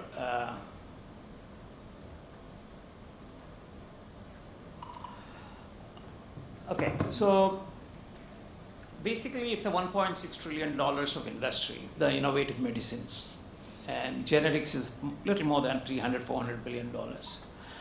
We don't do anything on that $1.6 trillion. I think yesterday there was a news about the first Indian-owned, developed and manufactured drug from Wockhardt getting an approval in the US. Now, Satya Brahma has spoken. I forgot to thank Satya Brahma and Network for giving me this opportunity. Talked about Indian patients and Indian healthcare. And here we're talking about the industry. I don't want people to mix up, when we talk about these two separate concepts. Our presence in global biotech and pharmaceutical innovation versus what we should do to Indian patients, particularly in the rural areas. They are two different subjects altogether. My focus is on how we can become a global innovation player, but everything done in India. Okay, so out of $1.6 trillion, there are negligible NCEs that got approved. Probably the first one is actually happened. People have done something for India in terms of new products, but that also is very little compared to what US does for itself, or China does it for itself.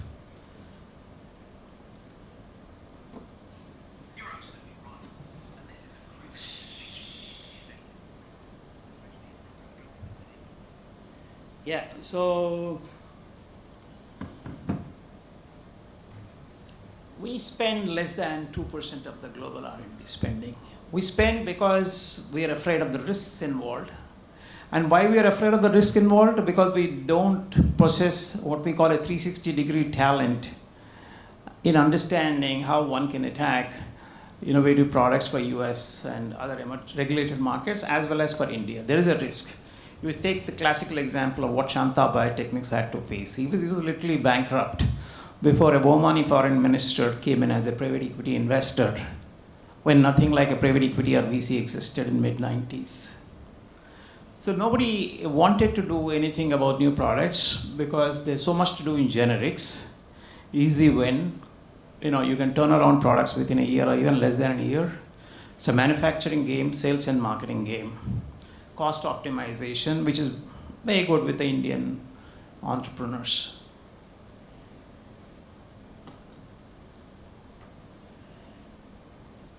Yeah, so I think the fastest path for India is the 505(b)(2) hybrid NDAs and biosimilars. Again, the Indian presence is close to nothing at this time compared to what's happening out there. This is just to give you the reality check. This is not to criticize what India is not doing at this time, but this is to kind of bring in attention to government as well as attention of the large companies, large Indian pharma companies and startups to focus on this sector, which is a huge opportunity, provided it is done with a lot of patience, a lot of risk-taking ability, and finding the right investors. And of course, the policy framework needs to support, which it doesn't currently. So this is just a number. You see in China in 2023, 2,200 INDs are filed with their local regulatory authority, mostly derived from China. Only 180 are filed in India, and largely actually internationally sourced, not from Indian owned. And FDA, the US companies or non-US companies have filed 1,500 INDs. Just for the benefit of everybody, an IND is an innovative drug, a patented drug, the first application to conduct clinical trials, the first clinical trial, the phase 1.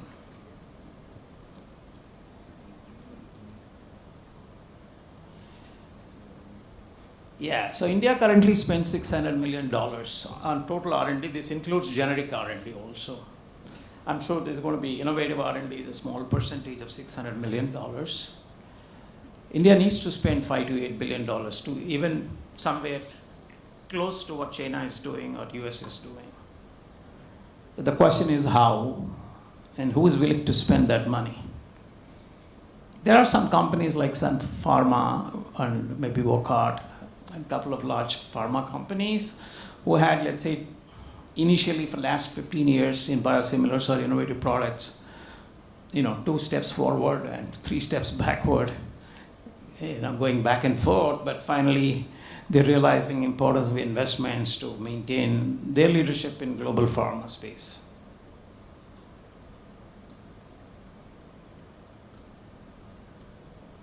China, let me just give the 20-year playbook. They are at now 2,300 INDs per year with their local government authority, and they earn $46 billion, not by selling the product, simply by out-licensing. This is their global annual income. So what they did completely differently. They've considered as a national mission because it has a spin-off effect on having medicines generated out of that country for their own population in terms of modern medicine, novel, patented medicine.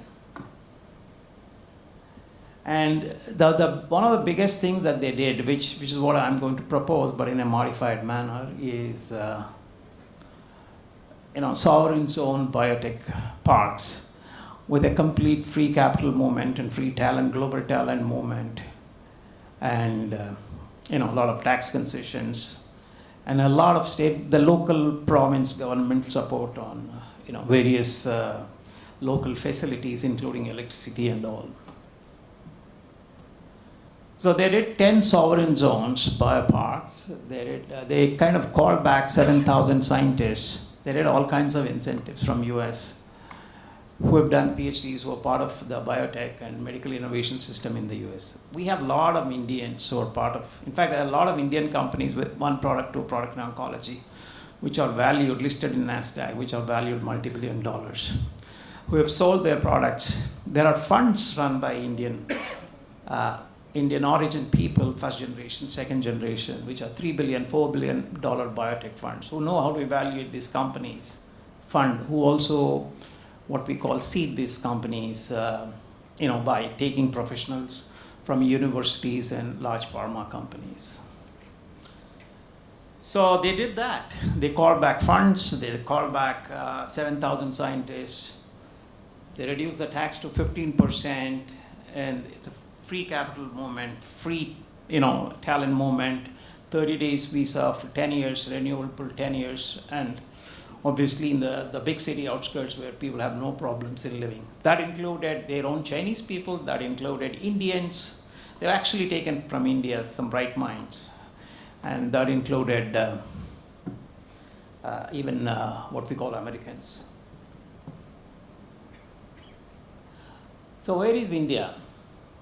So we all know this, and I don't have to tell you, but just see what India lacks, the gap. It's 14th by value and 3rd by volume in terms of global presence. That's because we focus on generics, and you all know innovative medicines are maybe 15, 20 times more expensive than any generic medicine. If you do a like-to-like comparison for similar treatment for a particular disease. FDA approved NMEC from Indian-owned IP ever, just became one yesterday from 0. FDA biosimilar approvals from Indian IP owners, there are a lot in pipeline with Aurobindo, Zydus, but nothing approved yet. Total global IND filings, less than 50. 600 million annual VC biotech as against $50 billion that happens in the US. $28 billion that happened in US in 2024. Indian biotechs listed on FDA, EMA recognized exchanges. I think he'll be the perhaps one, but we had to unfortunately shift our headquarters to the US to get listed there. So we were listed in NASDAQ in August 2025. Global pharma out-licensing from India, the big names, Pfizer, GSK, Sanofi, licensing a novel product from India, 0. So India cannot reach a 35 trillion economy making other people's drugs. So the 2047 calls to action global IND from Indian IP owning entities, 500. These are not unrealistic targets. These are, what China has done even by 2020 itself. 10 new approvals every year. We have so many approvals happen for ANDAs. We should have a target of 10, which is very reasonable, provided huge radical intervention happen, which I'll talk about briefly. And then $50 billion by 2040. Innovative pharma exports, another 200 billion made in India and then exported. Okay, I don't want to go into these details. I think the concept is it's a sovereign zone. there are a lot of benefits only for novel products, not for generics, not for CROs, not for subsidiaries of multinationals. Only for innovative products. Absolutely, it's not an SEZ, it's much beyond that. There's no GST, no RBI, oversight on money capital coming in, going out, except for any money laundering issues, and much lesser income tax, global talent. Something very similar to what China did, but there are a lot of details in it. This doesn't happen just by talking in bits and pieces. It needs to have a special focus, and a special committee needs to be formed. And it has to be multi-city with a lot of competition, how Boston, San Francisco, San Diego, Singapore, Ireland compete in global platforms, inviting companies to invest and also the individuals to start or found companies in their zones. And like the way, you all know ICSA Knowledge Park, right? It has kind of invented a model where, in Hyderabad, where it's kind of profitable after many years because of multiple revenues. So one can go in that, so nobody is going to lose in this, except that government needs to be very clear, not have a short-sighted thinking, particularly the central government, with respect to, I'm going to lose GST revenue, I'm going to lose income tax. You have to lose, to create this ecosystem. Maybe after 2040, you can integrate the sovereign zones with the main India and then bring them into main GST once the ecosystem happens. Once the people come in here, they start living here, they start having conferences, they talk about new products, the way you have conferences in US. And it gets into the DNA. And there's enough ecosystem with respect to venture capital and analysts and even listing that I'll talk about. So I think these are 5 cities that have the capability to actually have this type of sovereign zones. Gift City already exists, for foreign capital without any restriction. A lot of international biotech funds can have their branches or can invest directly into the sovereign zones the companies founded here. Here, we should be very clear. We want, own and developed here, then manufactured also, commercialized for the world, either through licensing or by selling with your own subsidiaries in US and Europe. But what is important is you shouldn't be bothered about who's coming and starting the companies. It could be a white man, it could be a Chinese, it could be Indian, but the soil is India, the zone is India. That's what Chinese believed in, and which is why a lot of Americans actually went there and started companies and also got them listed in Hong Kong Stock Exchange. A lot of US companies are listed in Hong Kong Stock Exchange, given certain benefits. So these numbers, are not completely, dreaming or, super ambitious. But if there is a radical policy intervention, there are already big Indian pharma who want to do new products and they're doing it. But we need startups. We need people from large Indian pharma companies or global pharma companies to leave, or a lot of Indian diaspora to come back and start companies, instead of the other way around where we had to leave India and go to the US. And all these numbers are doable provided there is a strong government policy intervention in lines with what I suggested. This is just a concept note. Obviously, a lot of details need to be worked out. There may be a lot of other ideas. But I have a feeling, I know a lot of people in the government, including Rajesh Gokhale and Rajiv Raghuvamshi. I keep telling them whatever is happening is very incremental. A lot of things need to change in the Indian regulatory to encourage innovative products, including doing for NCEs, IIT trials, what China does, but with all the regulations and safety, and without being bothered about where the molecule is coming from. But if you're saying the molecule is going to come from India, from the sovereign zones, then the Indian regulatory for using India has a lot of patients, and a lot of proof of concept can be generated in India. So in biotech, you all know, most of you, is that if you have human data, that's like gold mine. That's what creates value. Investors will pour in money, okay, and then maybe the regulatory clarity with respect to FDA or EMA, particularly if you're attacking those markets.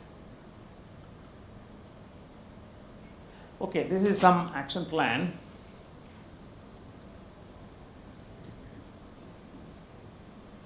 Talent.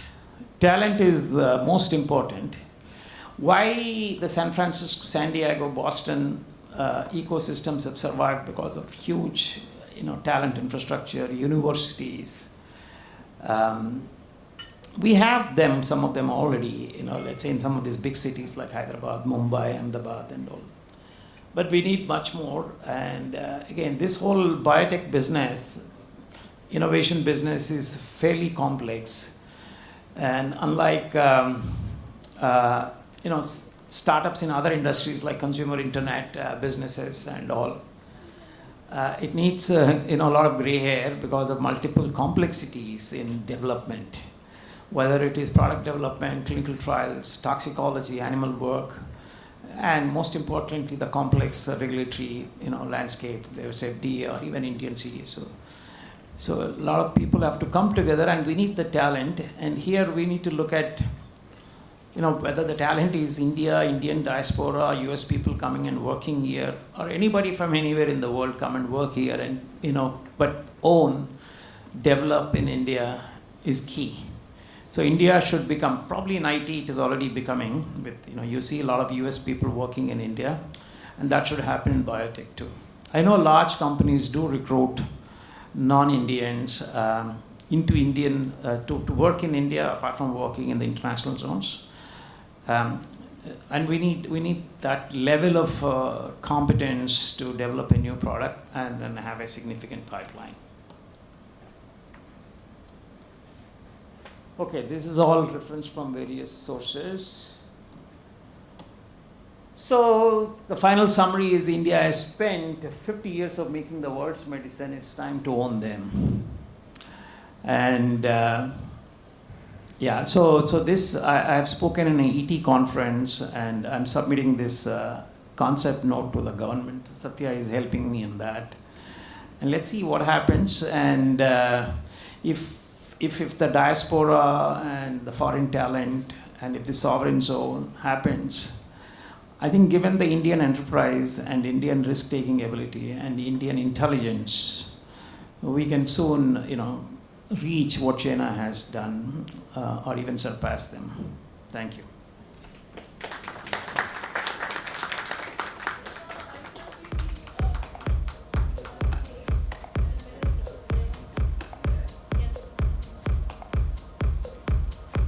Thank you very much, sir.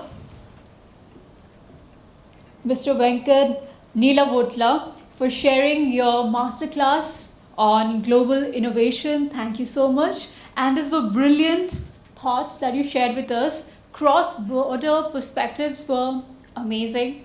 To honor your incredible insights, I now request our chairman, Dr. Satya Brahma, to step up and present the speaker memento as a token of our immense respect. Ladies and gentlemen, let's hear it for Mr. Neelavotla from Dr. Satya Brahma. Let's have a bigger round of applause, sirs. You're from America. So, ladies and gentlemen, in fact, he has come all the way from US.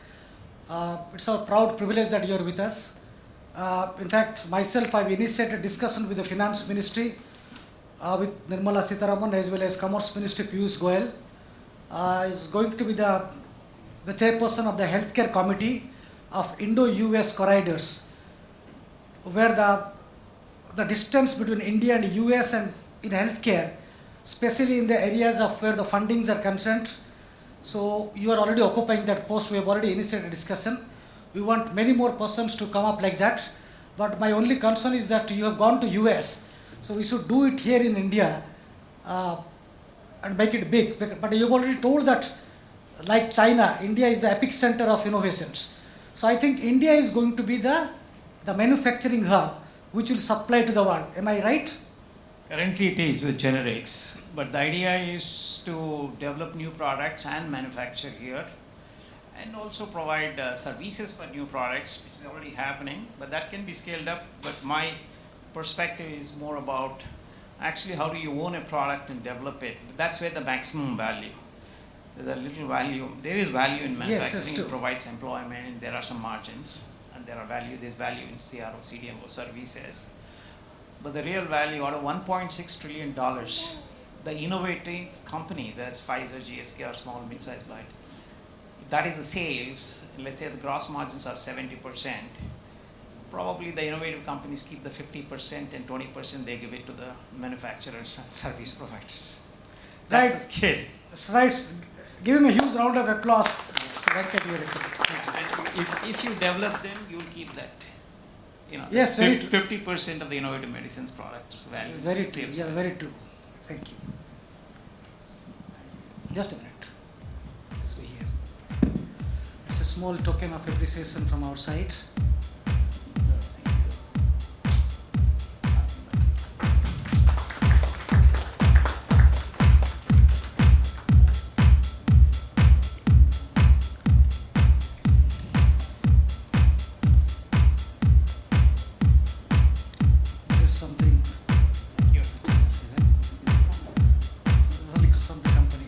Will come in the award ceremony.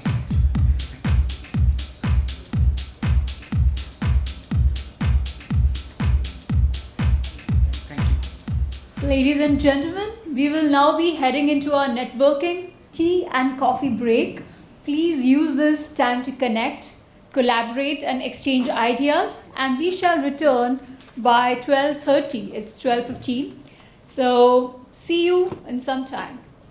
Enjoy the break.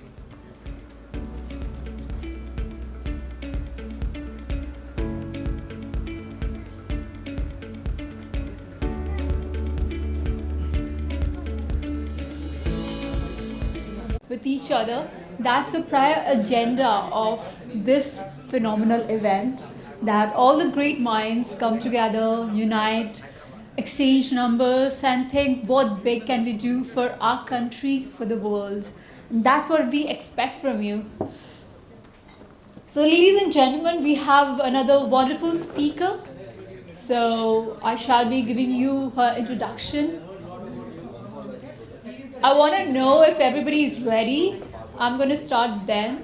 If the networking session is not over yet, I shall take a second, wait, because I see everybody is really engrossed in their conversations. I think the networking session is not over yet. We shall be having a lunch break after two speakers, but I shall take 2 minutes. I shall wait for all of you to be seated so that you can pay attention to our next speaker, her introduction, because she needs to be heard and she has been doing great work. So I'm needing everybody's attention. Can I have everybody's attention, please? Can I get a yay from you so that I know I'm talking to people not on their AI zones? Because I know you great minds are always focused on new visions. Maybe I want to know if you're focused on me right now. Am I getting a yay from you? All right. So after the invigorating tea and coffee break, we have two amazing speakers and we need your attention. After that, you can have your lunch break and network further. So ladies and gentlemen, as we move forward in our journey of bold reimagination, it is time to turn our focus to the trailblazers who are actively engineering the future of medicine. To lead our next session, titled A Woman of Substance, Breaking Barriers, Engineering the Future of Pharma, the Next Frontier, in NDDS and patient-centric formulations. It is my distinct honor to welcome an absolute pioneer to the stage, Dr. Satya Ramani Vadlamani, the chairperson and managing director of Murali Krishna Pharma Private Limited, a seasoned pharmaceutical powerhouse with over 3 decades of extensive global experience. Namaste, ma'am. Spanning research and development, international marketing, and regulatory compliance. Ma'am, I have so much to speak about you, so I shall take 2 minutes because you have done so much for us, for the world as it is. So I shall continue. An electrical and electronics engineer by training who also holds an MBA and a PhD in strategic management, Dr. Vadlamani famously transitioned from a corporate career to found Murali Krishna Pharma in 2004, Under her exceptional grit-driven leadership, she has transformed the company from a regulatory compliant intermediates facility into a globally recognized research-driven manufacturing engine. Today, she stands at the absolute vanguard of novel drug delivery systems, NDDS, and advanced patient-centric formulations, pioneering groundbreaking advancements from nanotechnology and liposomal encapsulation to advanced transdermal treatments and non-infringing finished dosages. Her work has successfully cleared rigorous audits from global giants like Pfizer and Sanofi, earning EU and WHO compliance across dozens of safe, sustainable molecules. Recognized internationally by the BBC, Times Magazine, and prominent business conclaves as an inspirational woman business reformer, she is a true embodiment of passion, ethical practices, and disruptive innovation.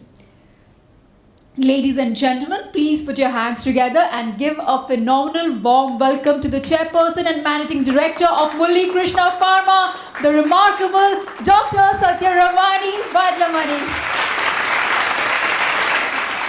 You're making me sound like some this thing. Iconic lady. Thank you. You are. Thanks a lot, Leslie. That was wonderful on your part. Thank you very much, Dr. Satyabrahma, for inviting me. I don't know how to say this, but every year you call me, and I'm hoping that what I speak is going to make some sense to people, because I genuinely could not actually correlate with everything which Leslie spoke about me. But okay, first of all, a good afternoon to all of you out here. Thank you. And I would like to, I'm really, the kind of people who spoke before me are very brilliant, and they know their subject better than I do. I'm actually an electrical and electronics engineer. So what I talk may or may not be all pharma. The pharma man is sitting in front of me, Dr. Vijay K. Shastri, who's the technical director of Murali Krishna Pharma. But let me try and give you a brief introduction about myself. It's an honor and a privilege to be present among such distinguished guests such as yourselves, and especially at this Pharma Leaders Forum. One thing I've always liked about the Pharma Leaders Forum is it is genuinely, purely pharma related. It does not have anything in it other than pharma and pharma and pharma. So I really admire Dr. Satyabrahma for conducting this kind of a event on a year-on-year basis, and actually trying to bring to the forefront good, innovative companies. So I'm not here to talk much about innovation today. I'm here to talk more about the compliance, more about accessibility of medicines, and more about providing a better grade or better quality medicine to the common person across the country and across the world. So while Dr. Venkat had spoken a lot about the innovation, I was talking to him right now, and I totally agree, innovation is the key to the world. We need to own the medicines. We cannot always only sell what is owned by somebody else. I totally agree with him on that. And as a company, we have always worked towards owning technologies and converting them into finished dosage forms, which increase compliance among patients, which increase accessibility to patients, and which should give a better treatment. I think at the end of the day, you take a tablet to get better. So if I can give something with less toxicity, less dosage, and a better grade product, I think I'm doing my job. At least we at Murali Krishna Pharma are doing our job. So I'm not here to talk only about the pharmaceuticals, the technologies and business, but more about the purpose. Because the future of pharma just does not depend only on the molecules what are generated by the companies. It also depends on, it's not the number of molecules. I don't have 100 molecules to boast about. But even if I have around 20 molecules, and out of that 20 or 30 molecules, 5 or 6 are the kind that can really benefit mankind, I think as a pharmaceutical company, Murali Krishna Pharma is doing its job. And I should also state something in this.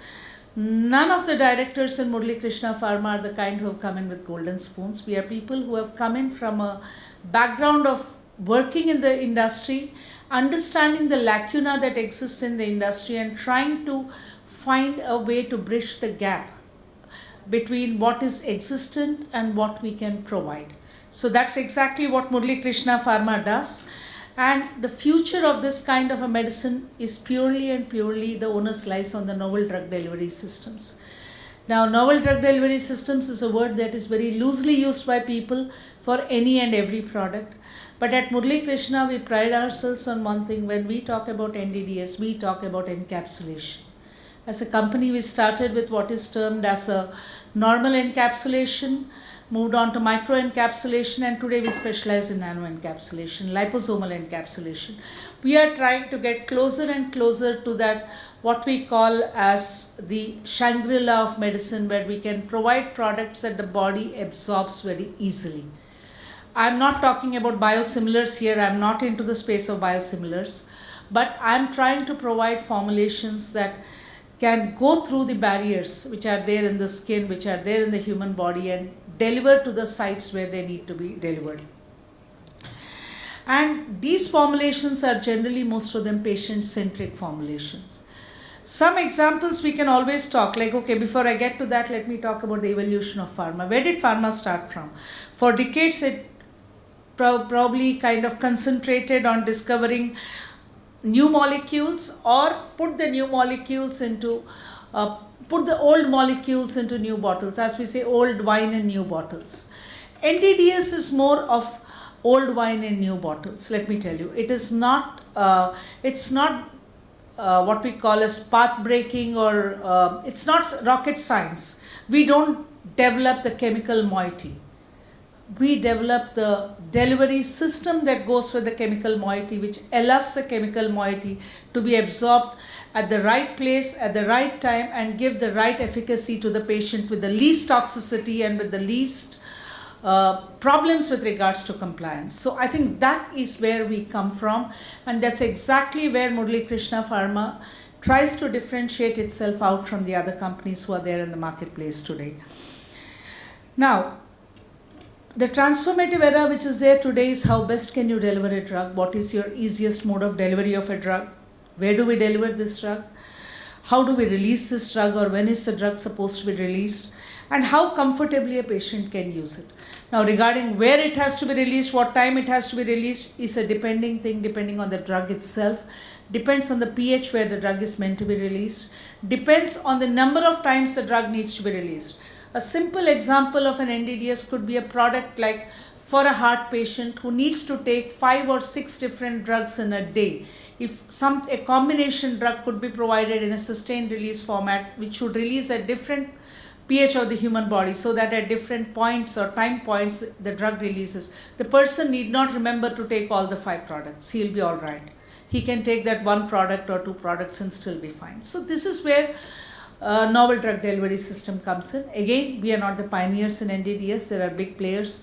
I think in India, the biggest and the best player in NDDS, first and foremost, the one that comes to my mind is Natco Pharmaceuticals from Hyderabad. They were the first to have developed what was termed as NDDS in India. AstraZeneca, yes, the innovator themselves. But I think in India, if I look at NDDS, it was started primarily by Natco.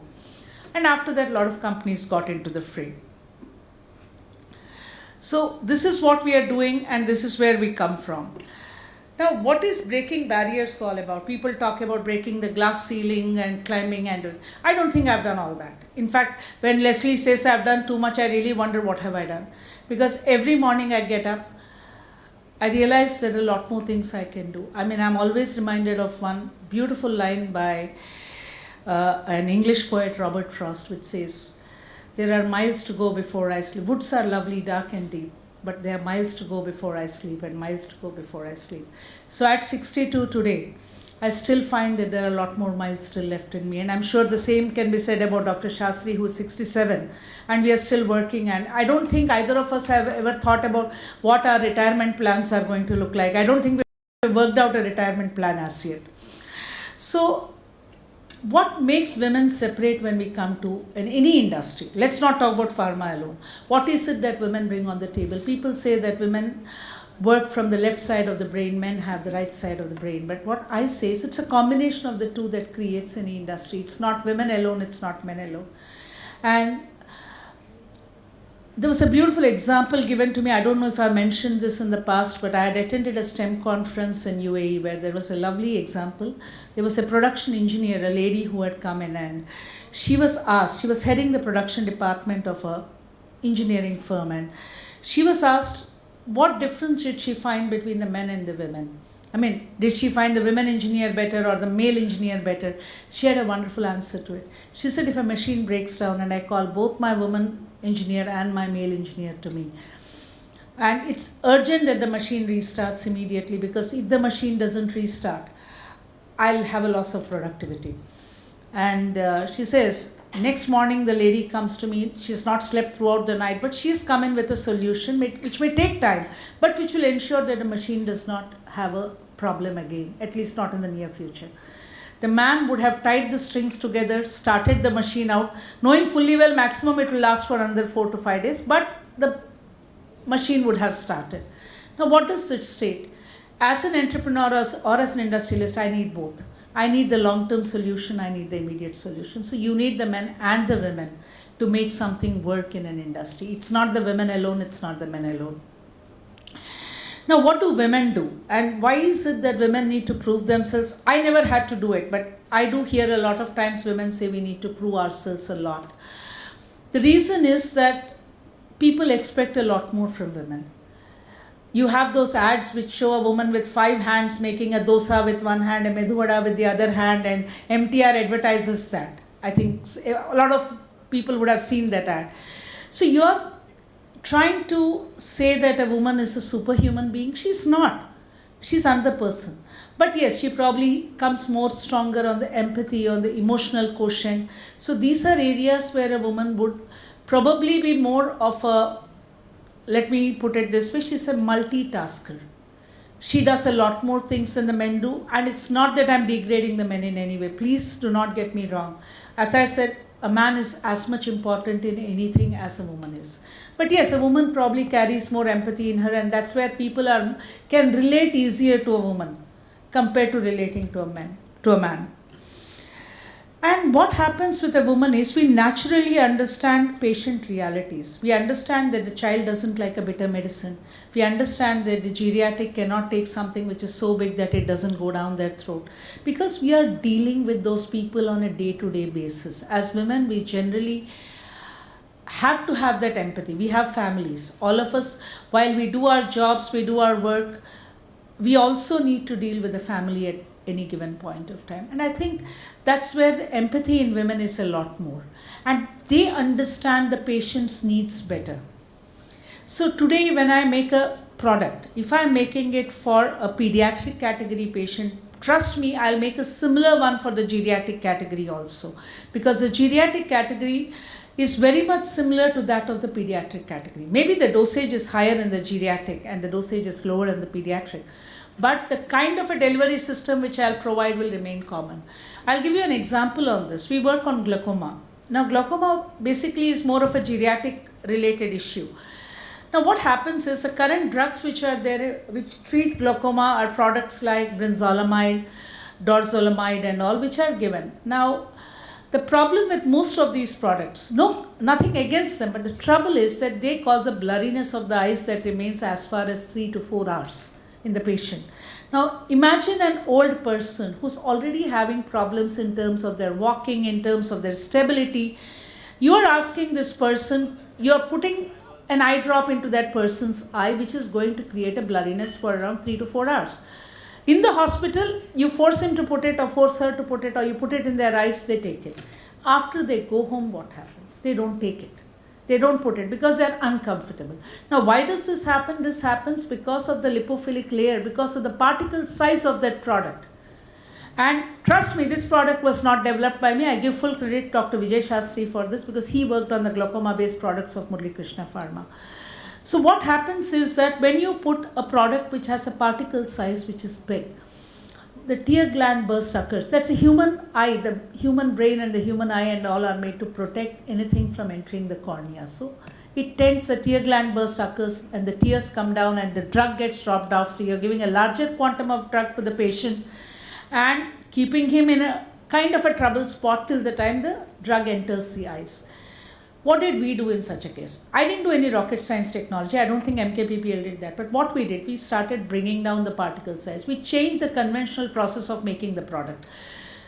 We made a product that went up to 700 nanometers. But then as a group between me, Dr. Shastri, Dr. Krishna, everybody, we thought that let's not enter the nano space in this product. The reason being then the amount of clinical studies required would increase.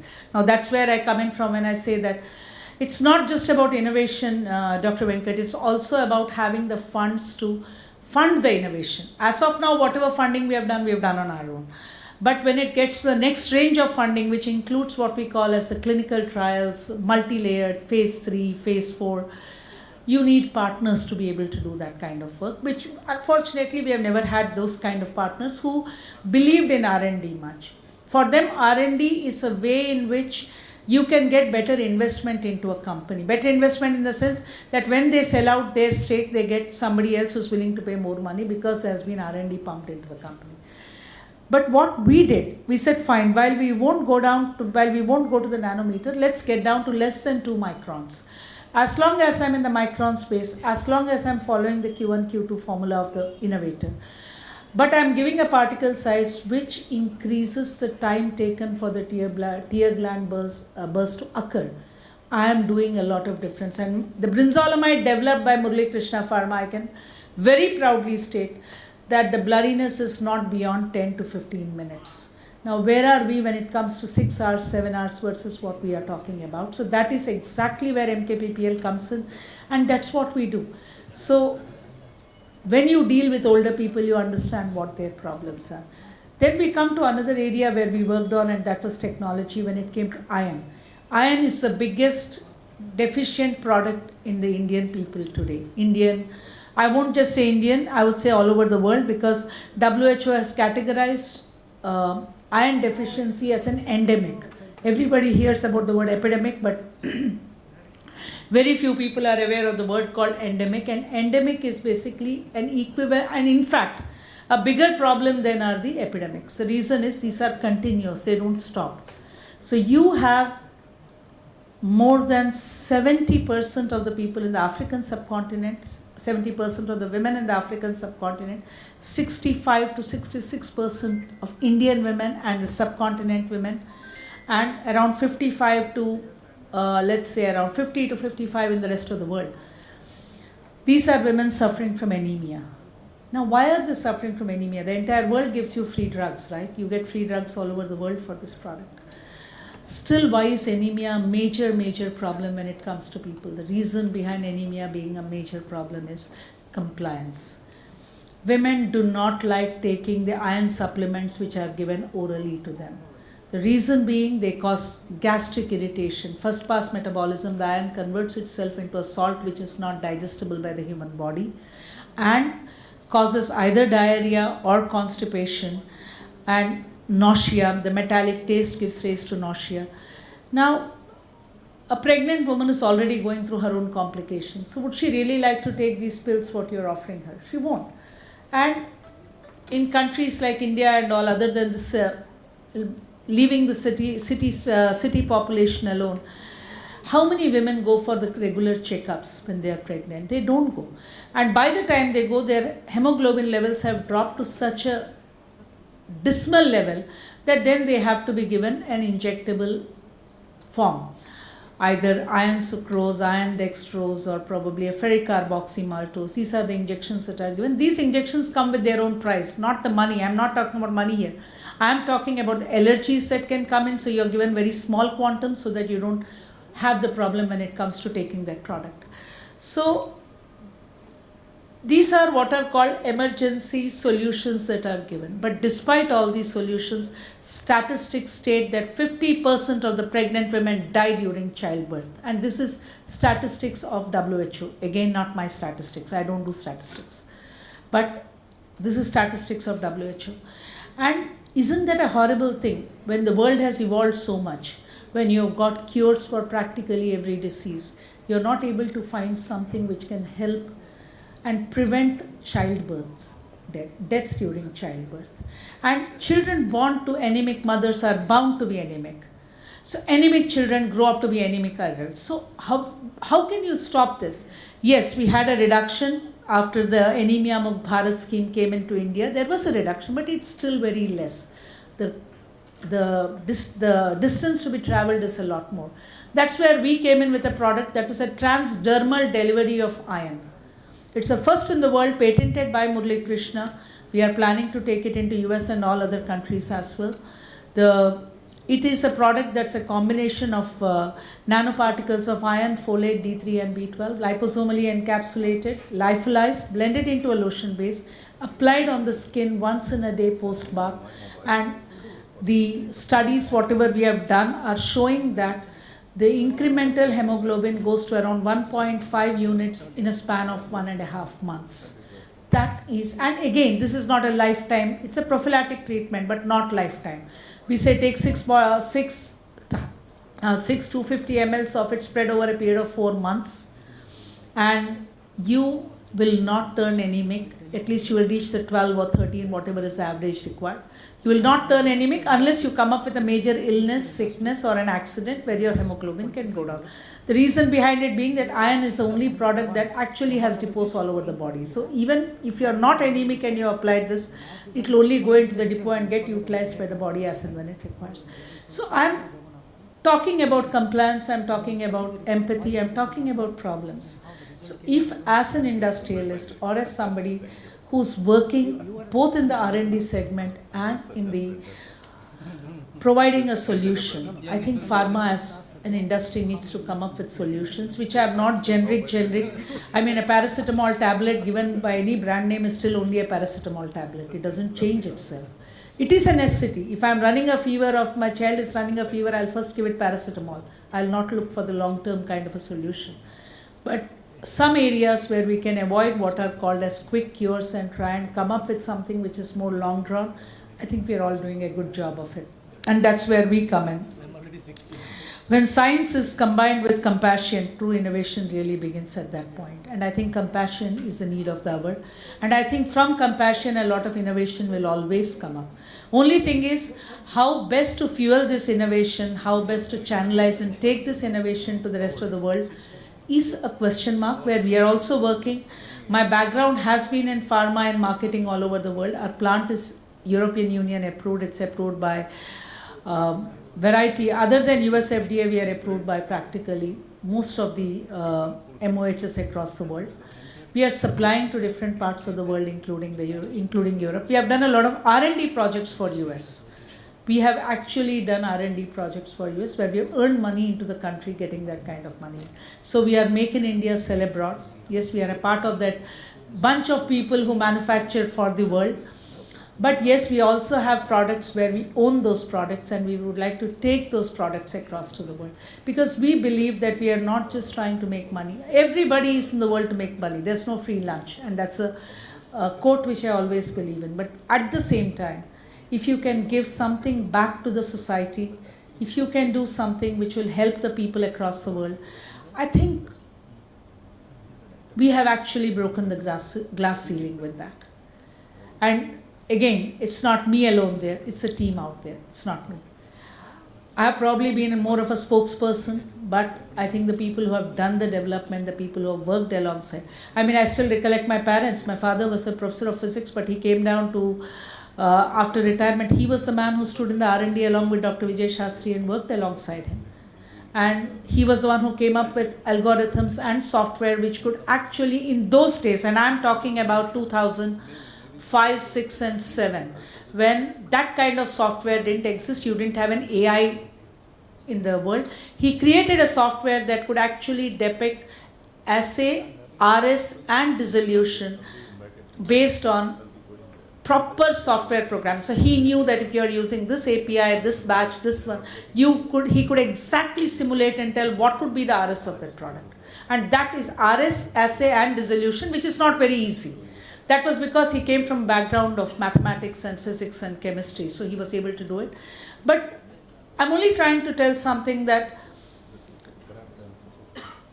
a woman needs only a few things. She needs a strong family background which is going to help her grow and nurture herself as a person. As a nurturer, she's not just a mother, she's not just a daughter, she's not just a sister. She can also create and develop new things for the world, break the barriers. But she needs people to believe in her. She needs a family support to take care of her family when she is going out to do something. And I had that support from my own parents. I think they took care of everything for me all my life. And today I'm glad my younger son is back and has joined me in my work. And he could easily have said, as Mr. Venkat was saying, why did he even come back? I mean, he had better prospects abroad because he did his PhD from University of Cambridge in autoimmune modulators and in anti-cancer drugs. Why come back to India and why join me? But then again, I'm glad he did, because I'm a very staunch nationalist. I believe in my country, and I believe that if I can get what I have done as a Make in India product and have the world accept it, I think I've done my job. Then I can actually put my socks up, I can put up my shoes and say, okay, now I'm retiring. So thank you very much for giving me this time. And I'm sorry I didn't run any presentations for all of you. I tried to tell what I could tell, and thanks a lot, Dr. Satya. Thank you very much, everybody. Thank you.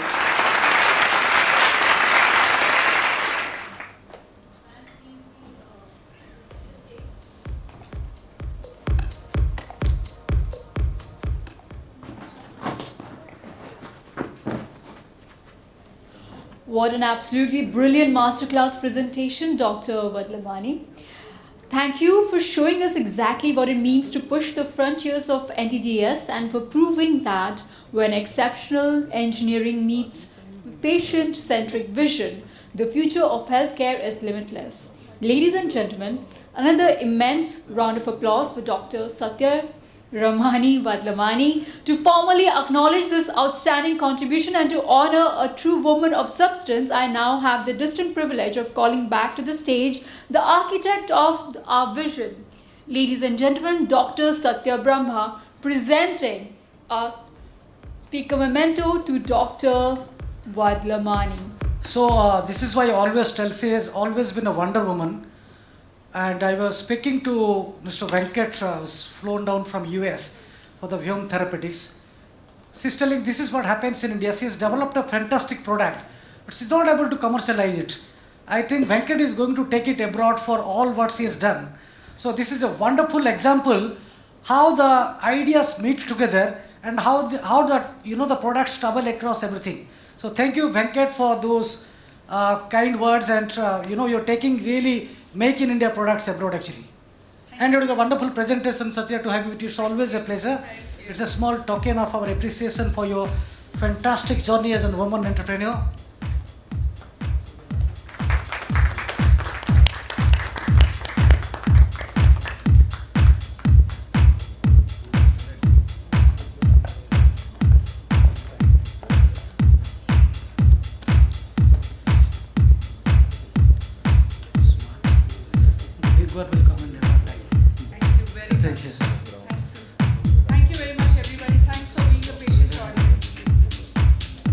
This would not have been possible without the support of Dr. Vijay Sastry, the technical director of Murali Krishna Pharma, who is right in front of us. But I'll call him on the stage because साथ में photo लेना तो बनता है यहाँ पे. Dr. Vijay, you are one of the greatest technical person I have ever seen.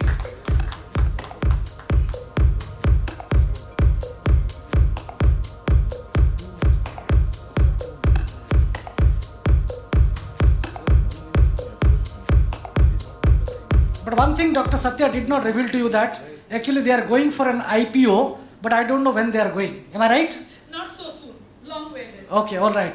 Thank you so much. I'll let you know before that. I will get the news even if you don't tell me. Announcement here. All right, okay. Thank you so much. Looking forward to it. Ladies and gentlemen, as we approach our afternoon lunch break, I know lunch sounds yummy, interesting, but you have another speaker to listen to. So we conclude this high-powered morning block with a session of profound clinical and public health urgency. We are turning our spotlight toward a critical global dermatology crisis that demands immediate collective action. To lead this vital address, titled Phases of Damage, the hidden toll of topical steroid dependence, TSDF, a global dermatology challenge demanding action. It is my distinct honor to welcome an absolute titan of Indian and international dermatology. Dr. Kaushik Lahiri is an adjunct professor and distinguished academician with the Apollo Hospitals Educational and Research Foundation, a senior consultant dermatologist at Apollo Multi-Specialty Hospitals, Kolkata. Sir, you could join us on stage. And the honorary medical director of WIZDERM Wisdom. Dr. Lahiri is globally recognized as an academic powerhouse, a fearless reformer, and a leading voice against the rampant misuse of topical creams. As a key pioneer behind the Indian Task Force against topical steroid abuse, his exhaustive research, international publications, and tireless advocacy have systematically exposed the hidden toll of steroid dependence on human skin. He has successfully elevated this localized crisis into a recognized global dermatological challenge, championing ethical prescription models and strict regulatory enforcement across the healthcare ecosystem. Ladies and gentlemen, to share his unparalleled expertise on this urgent issue before we break for lunch, please put our hands together and welcome to the stage Dr. Kaushik Lahiri. Sir, it's a great topic you have chosen because we are very concerned what we are putting on our skin, because we don't want our skin to be aging or having inflammation. Thank you for raising your voice. We honor you. Thank you. Thank you and good afternoon. It's very difficult to stand between the lunch and this wonderful morning session. I just landed actually. As always a foolish old person, I landed somewhere about 50 kilometers away. Yeah, I'm coming to that. Yeah. Thank you. So you written also in the encyclopedia that you are one person who has brought fundamental changes in dermatology. He's the one who is considered to be the pioneer and number one dermatologist in India actually. Thank you, Dr. Satya. Actually, there was a torrential rain in the morning. My flight was almost submerged, and finally I reached somewhere in Navi Mumbai. And thanks to the team, everybody, and I finally reached here just in time. And I was actually in Scotland when I got a call and a mail, and that some award is being given, and I was supposed to apply for that. As I was in Scotland, I thought, is it real? Is it that big brand and power brand? I don't know about it, and why they're trying to reach me? Why exactly? So I asked this, is this like a scam or something like that? So then I realized actually this is one of the highest, actually the Oscar award of Indian pharmaceutical industry. And then I virtually I could meet this guy who was sitting in front of me, Dr. Satya Brahma. And I was amazed with his passion, his dedication, and only for him I'm here. I was touched with his brilliance, which is powerful like words, and it really touched me. And thank you, Dr. Satya, and your team, the whole team, for selecting me. I'm nobody in front of your passion, your skill, and everything.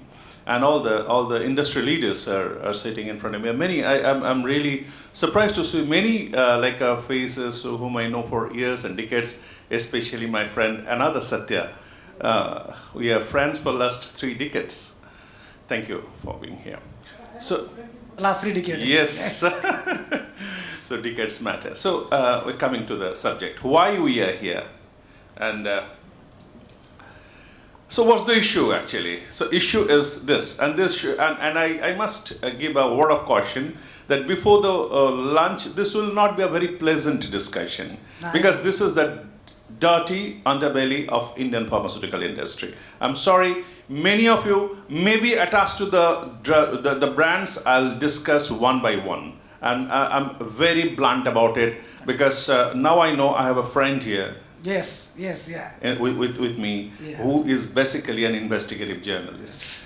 So The situation is this. Every day in India, we are facing this. And this phase we never discuss because this is not there in any standard textbook.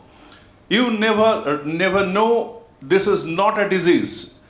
None of these are there in the chapter, the index, any chapters are written on this. Were written actually. Now there are many papers, hundreds of papers are being churned out every day. PhD thesis, MD thesis are going on. Do you know what exactly is this? This is actually the face of the damage.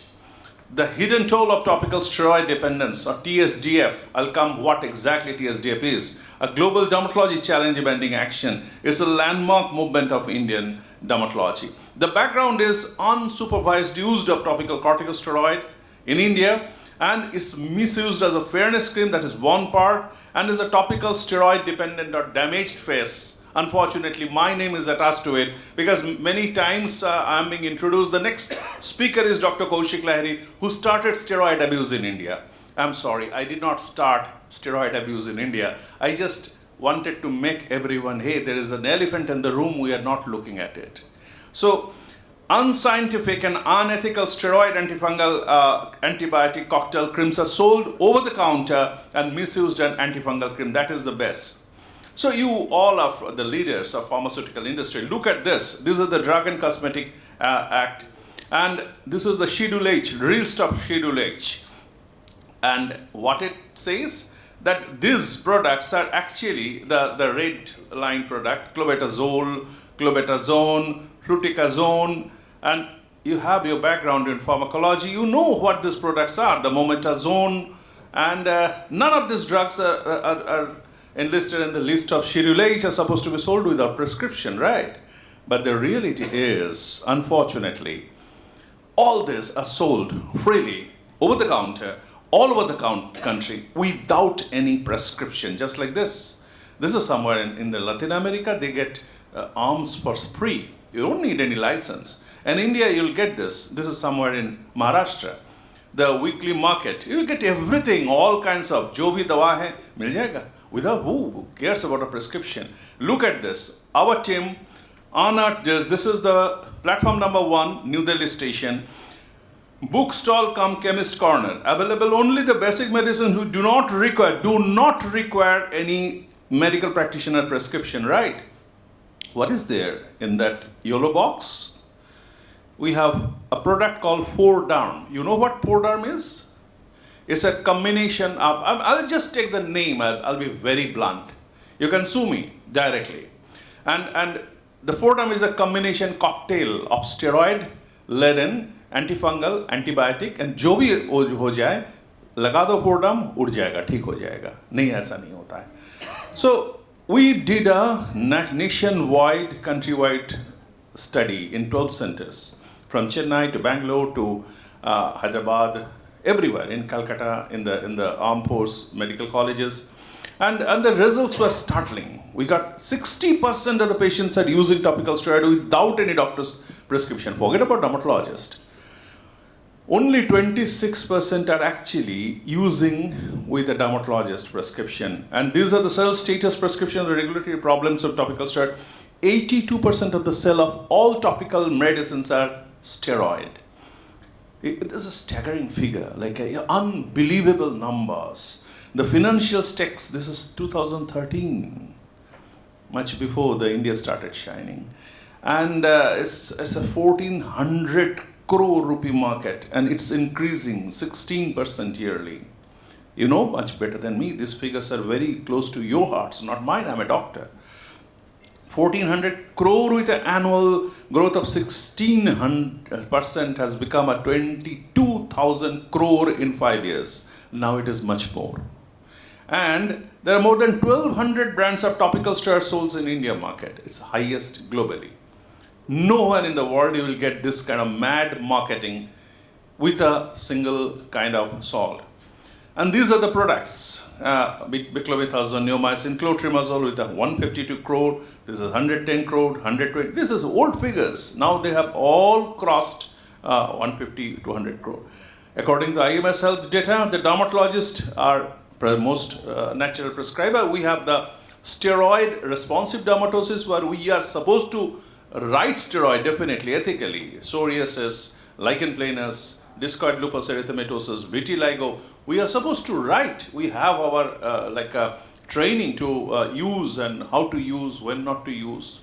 But general practitioners, obstetrician, gynecologists, pediatrician, physicians, non-physicians, advocates, ministers, everyone is giving purchasing this and using it.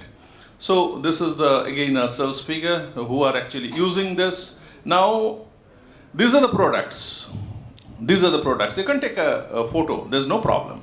There's Lobet, GM, and all the names of the companies are also there. I'm sorry. Before your lunch, these things are actually discussed. All these things. I'll come one by one. The huge issue is step in. This is the topical steroid damaged face. Nowhere in the globe, unfortunately, other than our own country, our motherland, you have the topical steroid dependent or damaged face and entity of cutaneous pharmacodependence. I have not mentioned Indian entity. And this is the paper, and after that everything started happening. So look at these faces. None of these are medical diseases. This is called telangiectasia, thinned out epidermis, and all the blood vessels are being shown through the skin because the skin is gone. You are applying steroid, and actually she is a beauty parlor owner. She wanted to be fair. She comes with the burqa. She is not from that community, but she comes with the burqa because she can't show her face. She is much more famous than me myself. And she can't wait in my a waiting room because everybody knows her face. Name of the medicine? This is telangiectasia. No, that I cannot take. Betnovet C. This is the name of the famous brand. Yeah. Now this is Stenovet GM. And she was applying this on the face for the melasma without any prescription. That is what I'm telling. And all these products, you can see this is actually the increased facial hair due to topical steroid abuse. And all of them are using topical steroid on their face and look at the face. They cannot go out in the sun. Once they stop, again the flare-up happens. So they become slave of topical steroid. This is again Tenovet. I have nothing against the company. Unfortunately, the same company, when they are marketing in the developed country, they do not market. They are not supposed to market anything unethical, unscientific. So Betnovet GM or Tenovet GM or Quadridum kind of like a horrendous, unethical, unscientific products are not available in any developed country. Because that is unthinkable. All the half-lives are different. The steroid, antifungal, antibiotic, it is different. Suppose you have fever. So the fever can be from, it's very simple to explain in front of a non-medical gathering. So fever may be from malaria or typhoid or tuberculosis. You may have even HIV positive. You may have like our global pandemic with COVID. So you need to know why you have a fever. Without knowing it, I'm sure you are not taking a concoction of thora antitubercular or anti-malarial, thora AIDS ka dawa, sab mila ke ek saath, ab bhi to nahi lete na. So what do? You go to a doctor, you ask the doctor, why I am suffering from fever? Is it chikungunya? Is it like a dengue? This is malaria? So once you know this is malaria, you take like a medicine of malaria, get cured. So, but you do not make a goal. You do not take like a mixture of all the medicines and take it. You don't. But these medicines are actually a cocktail of all the things. Whatever your problem is on the skin, theek ho jayega.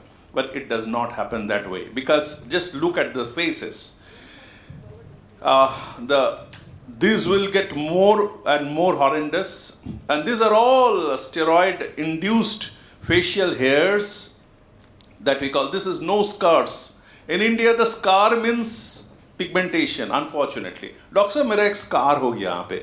In dermatological terms, scar is something different. You have the depressed thing, you have the after chicken pox or smallpox or even acne, pimples, you have the depressed scar, that is scar.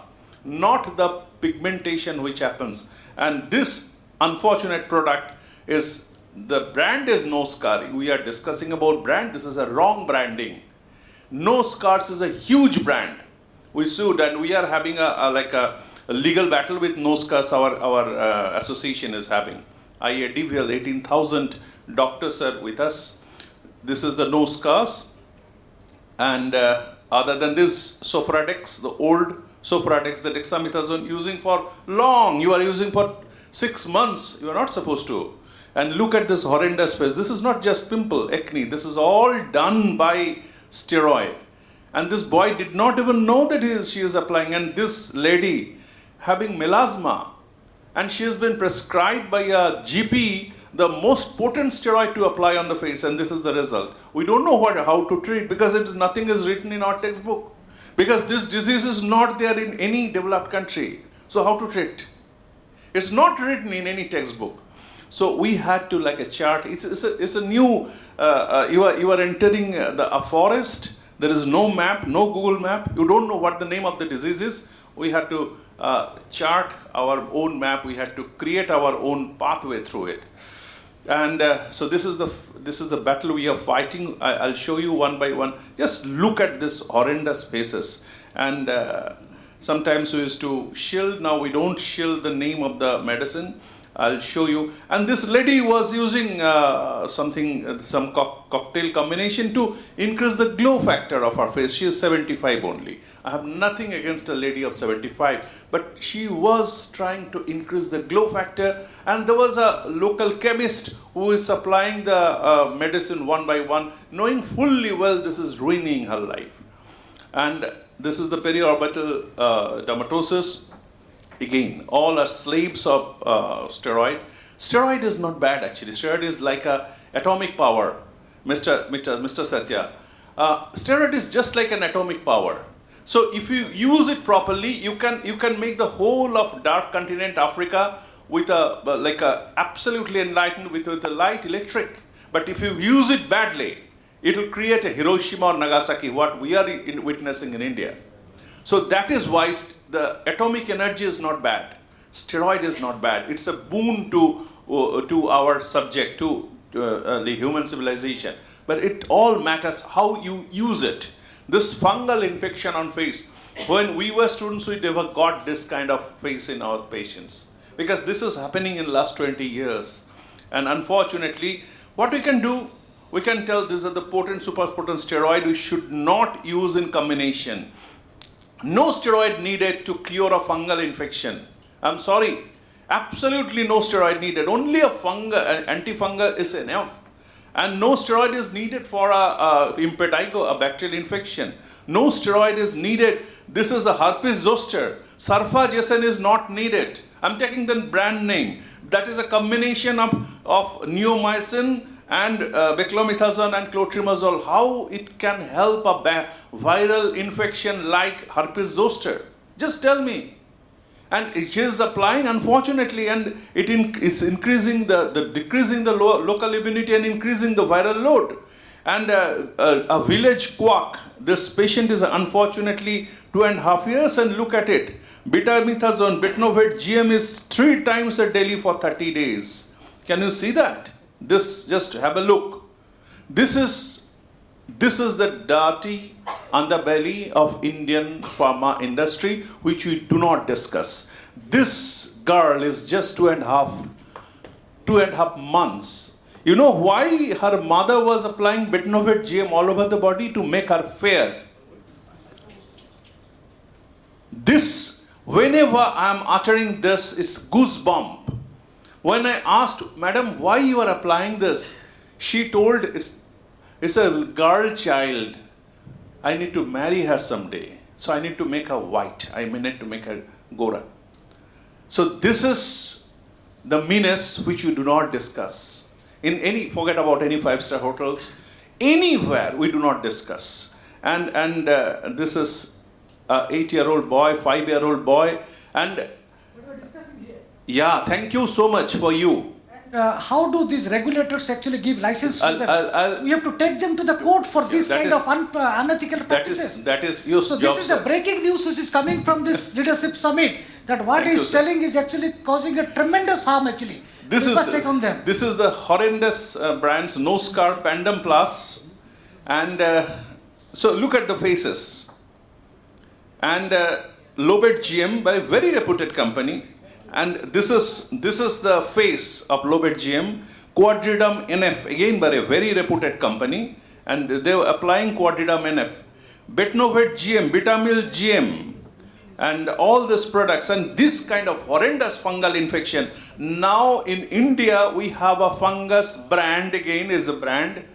We are here for brand. You know about the Indotini, the fungus, only because of this indiscriminate use of topical steroid, and it's resistant to all antifungal. We discuss a lot about antibiotic resistance, but we do not discuss about antifungal resistance. We are absolutely helpless in front of this fungus. We cannot cure a fungus because of this indiscriminate use of Sarfagesan, Candid Total, and all these products. And just look at this unscientific cocktail. And we do not need the epidemic of fungal infection. 1 out of 4 patients in our OPD are coming with a fungal infection only because of this. Face me, fungal infection. The fungus used to invade the body folds, the groin, the armpits, but now it is coming on the face. And look at this. And it is coming on the whole body. When we were students in 1990s, I have never seen this kind of patients because it did not exist. Now we are having this kind of horrendous, gigantic fungus all over the body because the patient is applying this cocktail preparation one after another. This cyclical borders, you can see the of tinea. And on the face, you can see multiple cycles of tinea. Once it is finished, patient stops, again another ring comes, again she is applying, again another ring comes. There's no end to it. There's no end to it of the corruption of Indian political class, and there is no end to it of our steroid indiscriminate use in India. It is called GM, and all these wonderful brands, we are discussing brands here, Mr. Brahma. All the brands, they are very successful brands. And this girl, after 21 days of her arrival in this planet, he got the first gift from her mother, a fungal infection, because her mother had fungal infection all over the body, and now the baby is also infected with the fungus. Tell me how to treat this baby. I don't know. I'm practicing only for 35 years, but I don't know what to tell. This baby is 2 months old. All over the body, the fungus is engulfed. Who is responsible for this? And when we go to the drug controller, Satya is there. I'm very happy that Mr. Satya took us to, this is also fungal infection all over the face. Skin Light, Momozif, and they were actually, they thought, oh really, is it happening? Doctor, actually there are so many big diseases, tuberculosis is there, malaria is there, HIV is there. Boss, ये एक दवा, skin का दवा आप लगा लीजिए ना, क्या फर्क पड़ता है उन पे, हम दिखाते हैं आपका क्या फर्क पड़ता है. Mela Care, very big brand. One by one I'm coming to this. Mela Care caused this. Pore Derm.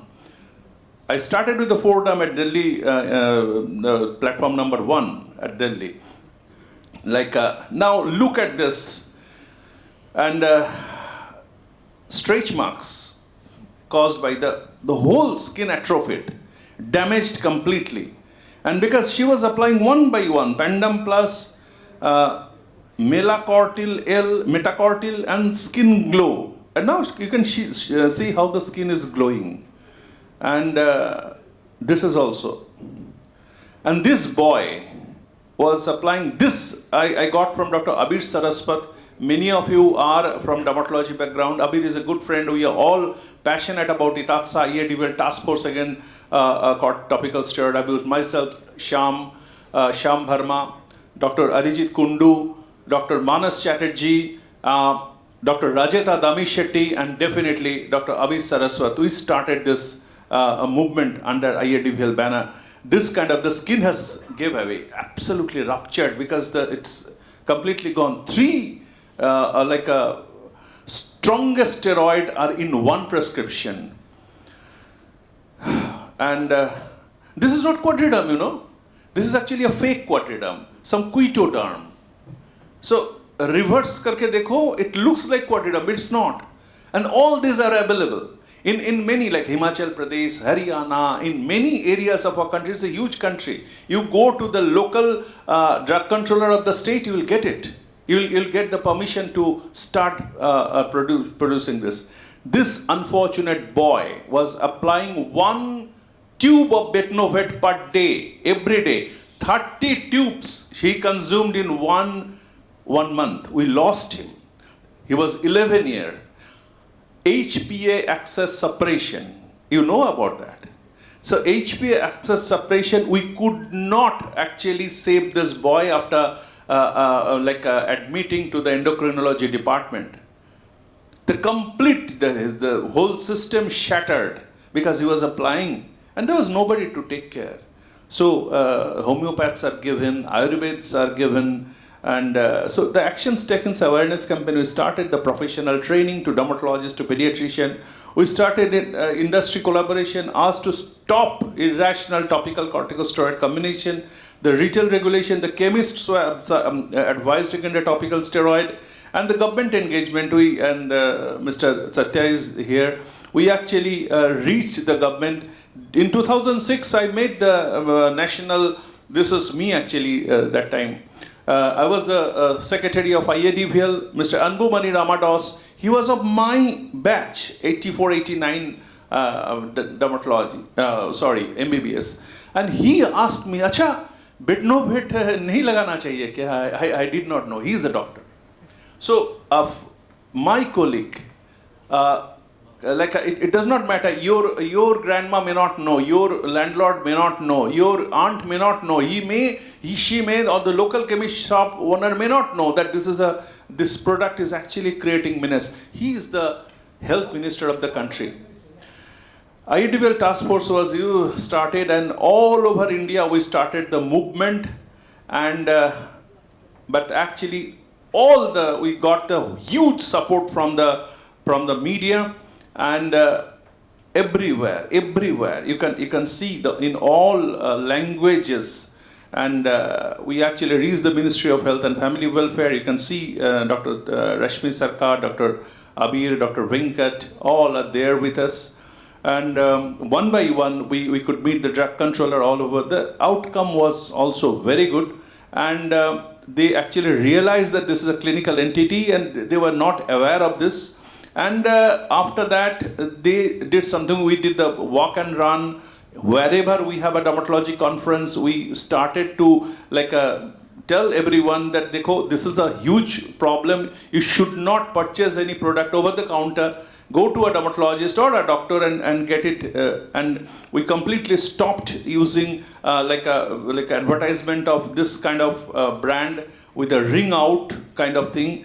The impact was measurable. Impact was kind of this, and I'm skipping a few slides, and this is from our drug controller. Actually, the first time they recognized, and they came out with a Gazette information notification that no, we are actually banning historic notification without prescription. This is not supposed to do. They banned the 14 steroid products, saw doctor's prescription. After that, this was in 2016, we were very happy, but we did not know that we have not achieved anything. Because in India, all the banned products are also available over the counter. So whatever is banned, who is there to implement this banning? And in 2018, another huge success. They actually banned 328 FDC. You all know, you are all leaders of the pharma industry. That was a big news. We are very happy. The reduction at the triple combination, everything happened. And but still it is available. Now I'll show you some photos. Don't ask me from where I got this, but this is Skin Light, and Definitely there is a degrowth of 12.5% from 21 to 26. I was happy, definitely I was happy. And Cosmelite, the degrowth is 28.9%. I'm not telling that I'm the only person, because I need to reach my home, and anybody can shoot me, anybody can. I got threat call, phone call, calling names to my family. I got all kinds of things I have received in languages which I do not understand, do not speak, from Hindi to Marathi to South Indian, many languages. And in wonderful a language I got abuses, that why you are doing this. And male-based 6%, and this is, I am very happy that mometasone combination, this triple combination, which is unethical completely, the degrowth is substantial. You can see, and from 347 crore to 321 in last 2 years. So this is the impact. And the breaking news, very recently the drug controller has come with this. They has completely banned this combination of neomycin, itraconazole, everything. Now look at this. Amazing, huh? The name of the company is also amazing, huh? Dermizing 6. You know about the triple combination, you know about the 4 combination, 5 combination, this is 6. Now we will have heptaderm, hexaderm, octaderm, nanoderm, why not decaderm? Whatever you have, everything, just put everything in a basket and sell it to the unfortunate Indian consumer. The sustainability, we are embedding the change in practice. And actually this particular entity is now, there is an MD examination, topical steroid damaged face. This was in Mangalore, thanks to Dr. Ramesh Bhatt. This was there in paper. And now the thesis topic from All India Institute of Medical Science, the thesis topic is being done. This was the first book in global literature, and the treatise of topical corticosteroid dermatology done by me, and from 50 countries in the world. I was amazed that in many countries, but the fountainhead is definitely our country, and we actually send this medicine to all over the and a person from India to Dubai, when he goes, he takes a bundle of these products with him to give it to the neighbors as well. And when a person is living for Canada, the same thing is happening. This is our book, and this is the scalability of the model. And I got the award from the American Academy of Dermatology, and for the member making a difference in 2018. I was very happy when I got this. I thought this is the highest point. And after that, the lady came all the way from Florida when she was doing a great job. She herself is actually an investigative journalist, and she also suffered from topical steroid abuse. So she did a wonderful, and that was that documentary was released in Cannes Film Festival, and he met doctors from Japan, from New York, from London, and Kolkata, myself. And that is a very important documentary on our problem. Anti-steroid activist in Kolkata to shoot documentary. And the next time the CNN also covered our program. Very recently, last year, we got this, myself and Dr. Rajeta Damishetty from India, we represented this, the Excellent in Patient Care Award. We were shortlisted in that final, and this is the highest point. And I was also showcased in the Royal College of Physicians. I gave a lecture with the dean, and that was also there in all the newspaper. But when I was happy personally, I cannot forget that face of that boy, that girl. Sir, शादी कराना है, बेटी है. So that is where we are helpless. We need your help. We need the help of the regulators, who are making all the rules and regulation, and also the person who are applying the rules. And there's a huge gap. Not everything that is faced can be changed, but nothing can be changed until it is faced. Thank you very much.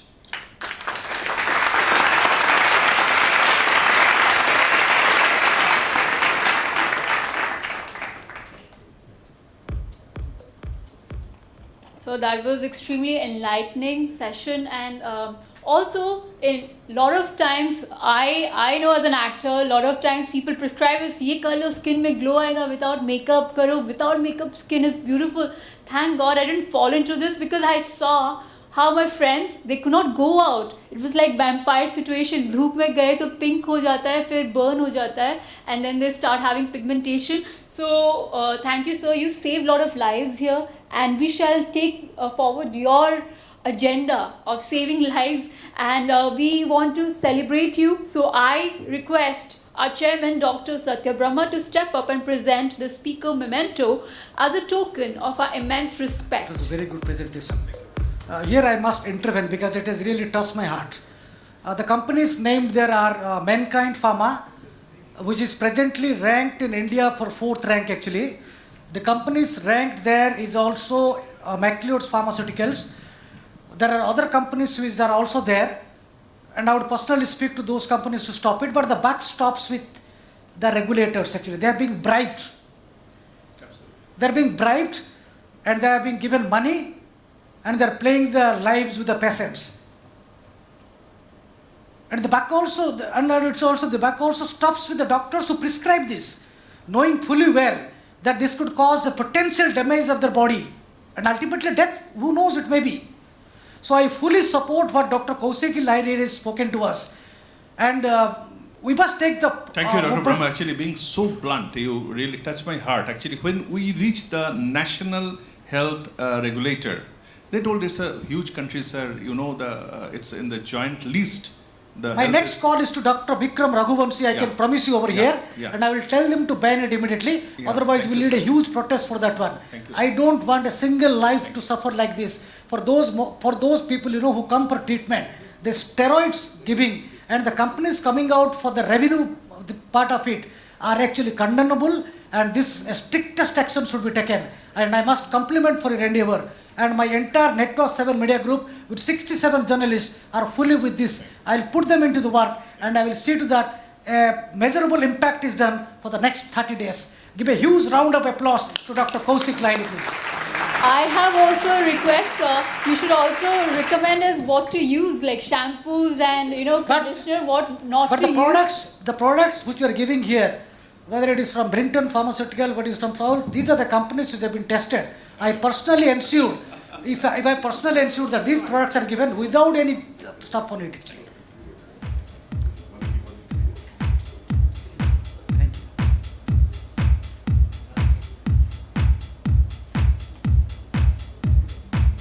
But I wonder, Cipla, Mankind, Indoco.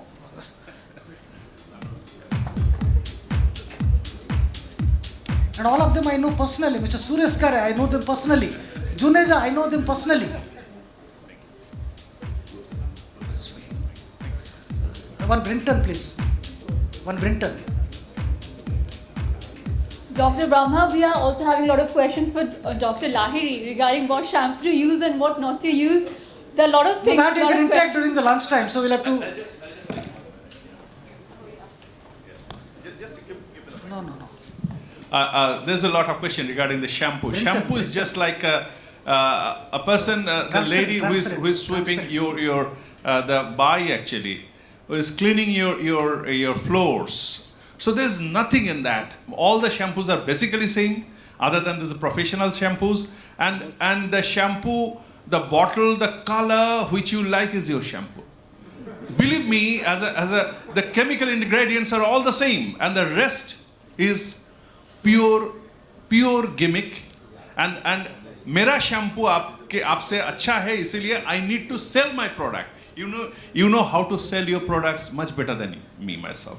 So that is how they differentiate the color, the way of branding, who actually the model is. So that all makes the difference. So with a shampoo, the hair will not grow. With a shampoo, your hair will not fall. With a shampoo, your hair will not turn grey. Nothing happens. The shampoo is just to clean the floor. Your the lady who cleans your house will not be able to make a thatched house, 5-star hotel like Ambani's residence. Will not be able. So, or Ambani's residence cannot be like disintegrated to a thatched house by that lady. It's not possible. So the shampoo, do not like overestimate that shampoo will do this or shampoo will do that. But if you have like a psoriasis, if you have seborrheic dermatitis, go to a doctor and apply a shampoo which has some good chemical ingredient to help you. Thank you. And these are the clinically proven medicines. I can assure you because we have done a fact checking. We have done a fact checking before giving it.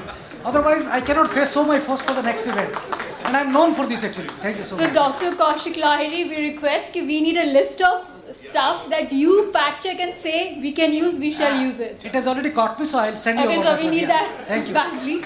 On this good note, though we had some great stuff that were like very scary when we were watching the screen, but it was also very important that we had proper knowledge about what's happening in the world so that we don't use it. We are all intelligent people seated here. We are having visionaries, leaders who have always thought big and have been making a major difference in the world with their vision. So, honoring you all, let's go for a lunch break. And I would like to know from Dr. Brahma, what time are we coming back from the lunch break? It's like 1:45. Are we coming back at 2:45?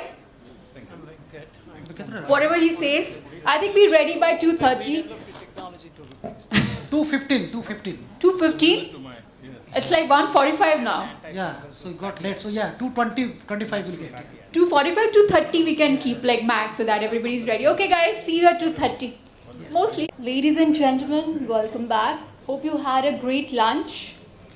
I enjoyed the lunch. It was a magnificent lunch spread and I hope you enjoyed the stellar networking. So can I get a yes from you all? Because usually after lunch we get into the relaxed, lethargic mode. But here we are having an award ceremony. So I want to hear a yay from you. Can I get a yes from all of you? Good afternoon all of you. So are we all excited post lunch or are you dreaming of going back to your room and resting for a while? Going back? Are you? So shall we take a break or shall we continue with the show? So, because the wait is finally over, we now proceed to the crown jewel of our summit, the grand, fiercely anticipated 17th Annual Healthcare Super Brand Awards 2026, the Oscars of Indian Healthcare. Often hailed as the Oscars of Indian Healthcare, the Pharma Leaders Awards have established themselves as the most credible, authoritative, and widely accepted recognition platform in the entire pharmaceutical and healthcare landscapes. Over nearly 2 decades, these awards have built an unparalleled ironclad reputation for total integrity, radical transparency, and deep institutional impact, earning the absolute trust of industry veterans, policymakers, and innovators alike. You see, these awards are not just a collection of trophies or an evening of celebration. They are a movement of change. They exist to amplify the voices that boldly challenge norms, disrupt complacency, and drive genuine innovation. By spotlighting elite leaders across pharma, biotech, healthcare delivery, and public health, the Pharma Leaders Awards reinforce the non-negotiable values of fearless leadership, ethical practice, and transformative vision. In essence, what our winners will receive today are testaments of credibility, symbols of excellence, and powerful catalysts of progress for the entire healthcare ecosystem. Widely acclaimed across the length and breadth of India, the Healthcare Super Brand Awards stand as the nation's most prestigious recognition, conferred finally annually only after an exhaustive, meticulous research process conducted with the trusted independent resources of the Network 7 Media Group. So, how did our winners make it to the stage? To show you the rigorous methodology, the intense vetting, and the exact research process behind how this year's winners are selected, let us turn our eyes to the screen. Can we have the AV, please?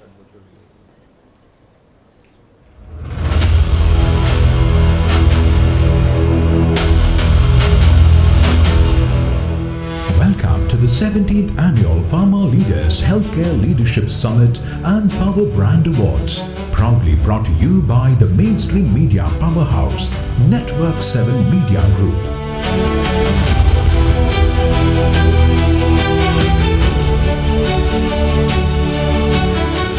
Ladies and gentlemen, tonight we take you inside the rigorous selection process of the Pharma Leaders Awards, a journey spanning 2 months of exhaustive research and evaluation, where the finest minds are shortlisted, the final 6 nominees are chosen, and ultimately the most deserving winner emerges.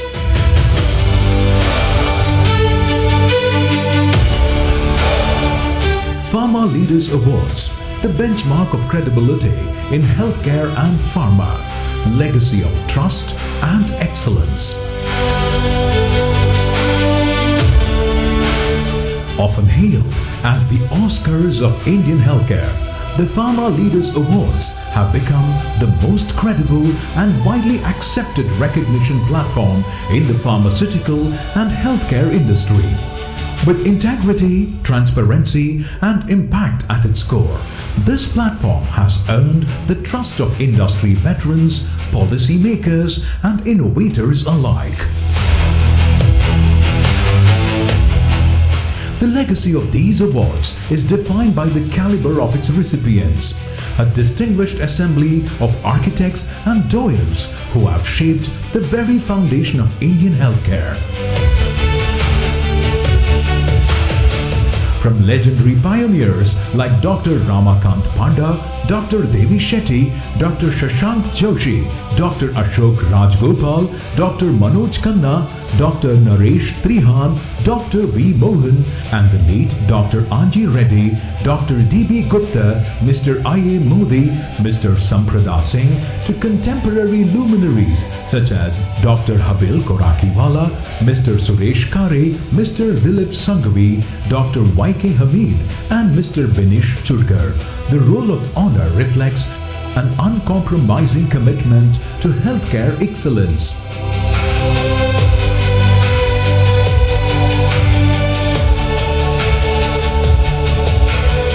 Unmatched recognition, 30+ Padma awardees honored, celebrating national icons who transformed healthcare and science.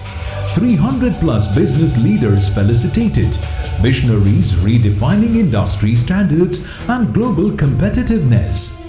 500+ healthcare leaders awarded, doctors, researchers, and administrators advancing patient care and accessibility. Countless innovators and change makers, from grassroots reformers to global pioneers, spotlighting multi-dimensional excellence.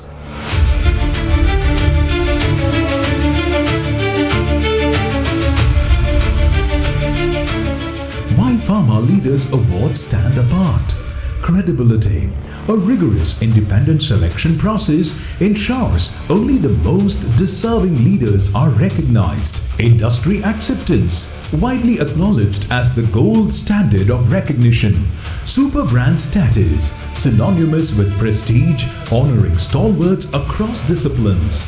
Societal impact. Celebrating contributions that improve lives, strengthen healthcare systems, and inspire future generations.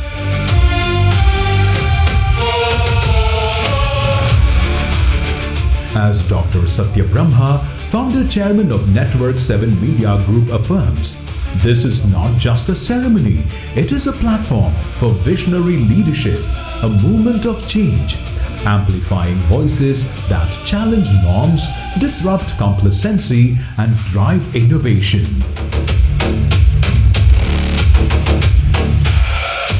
In essence, the Pharma Leaders Awards are more than trophies. They are testaments of credibility, symbols of excellence, and catalysts of progress in the healthcare and pharmaceutical ecosystem. Widely acclaimed across India, the Healthcare Super Brand Awards stand as one of the nation's most prestigious recognitions, conferred annually after an extensive research process conducted with the trusted resources of Network 7 Media Group. These awards celebrate excellence validated by evidence, spotlighting leaders and institutions who redefine healthcare through trust, innovation, and impact. More than an accolade, this is a seal of distinction, a mark of credibility and honor that resonates with a billion lives. And now, hold your breath as we are announcing the winners of the Pharma Leaders Power Brand Awards 2026.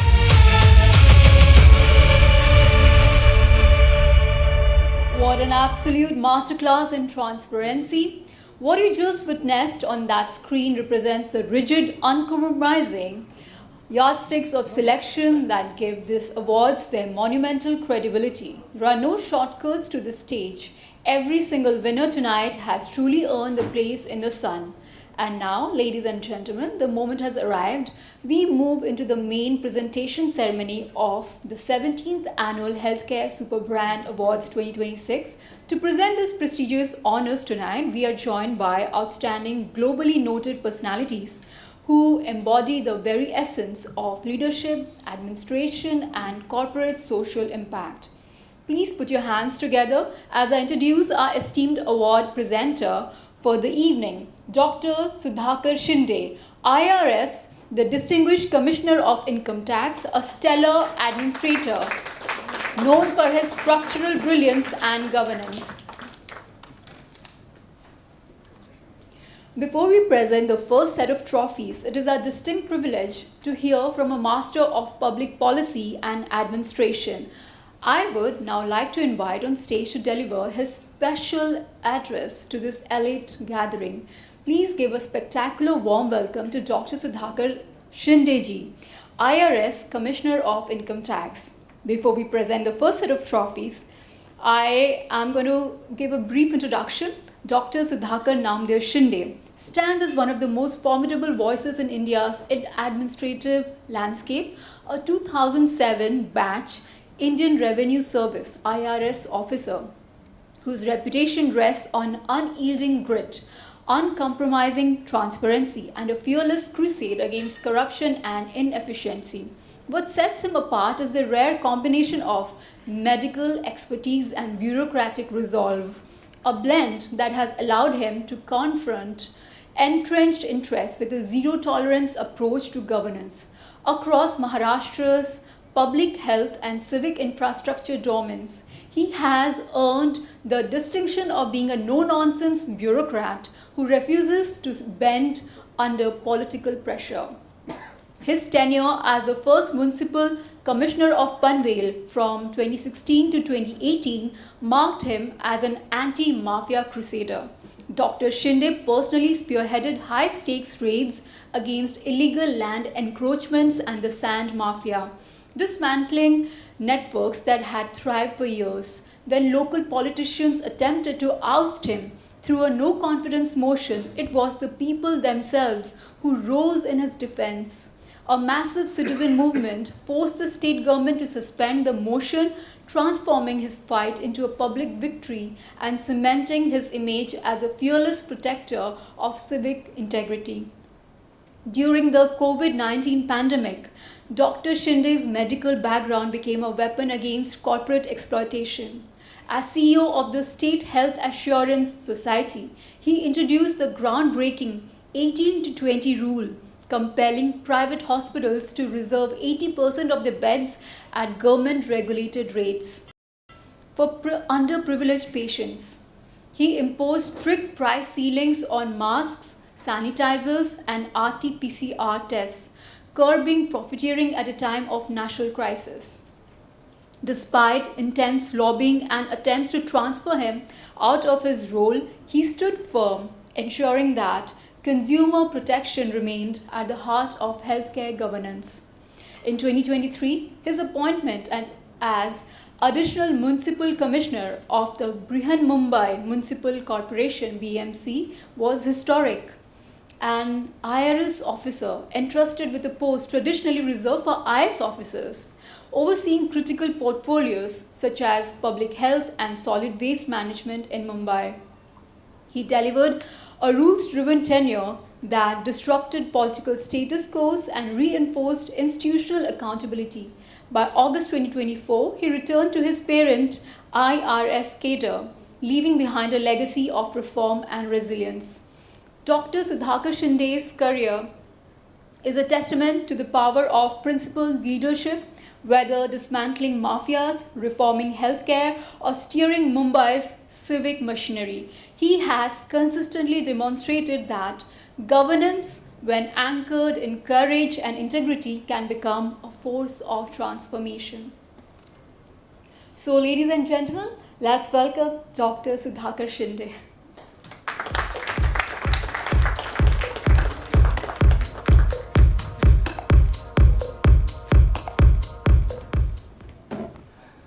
Good afternoon, everyone. Thanks for the generous words. As the program progresses, I think this is the last stretch of the program where we are felicitating the leaders in every sector. It is my privilege, and it is my friend Satya has been with us for last decade or so, and he is doing a noble work. So it is my duty to extend all my cooperation and extend my schedule to appreciate the leaders in these sectors. As far as the healthcare goes, I think it is an area in India where a lot is happening in terms of increase in the disease burden, in terms of increase in the research, in terms of change in the challenges due to various players entering in the market, let it be insurance or let it be private equity infused in the hospital care setups, let it be at B-level cities or C-level cities. I being a medical doctor and who has worked in health sector for a long time, I think this is the right time for all the stakeholders in India, and healthcare is going to have its pinnacle in next decade or so. So everybody should brace up, should prepare themselves and contribute to this sector in their own capacity. As far as leadership is concerned, I think we have the great people, we have the great team which is spearheaded by the Government of India. At Government of Maharashtra level also, I have worked in healthcare, so I can vouch for the leadership in this sector. I can vouch for the great officers working in this sector. So as far as private sector is concerned, I see a lot of enthusiasm, I see a lot of innovation, I see a lot of responsibility people are taking to make this sector better and better.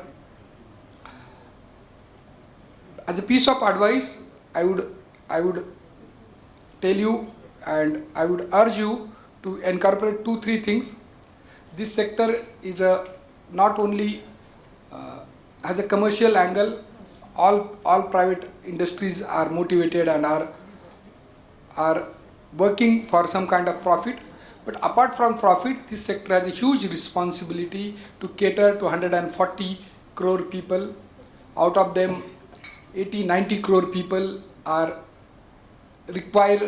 supposed to be taken care by government schemes like Ayushman Bharat, in Maharashtra, Mahatma Jyotiba Phule Jan Arogya Yojana. So we need to find a balance where we can put our resources in such a manner that we get our due, we get desired return on investment.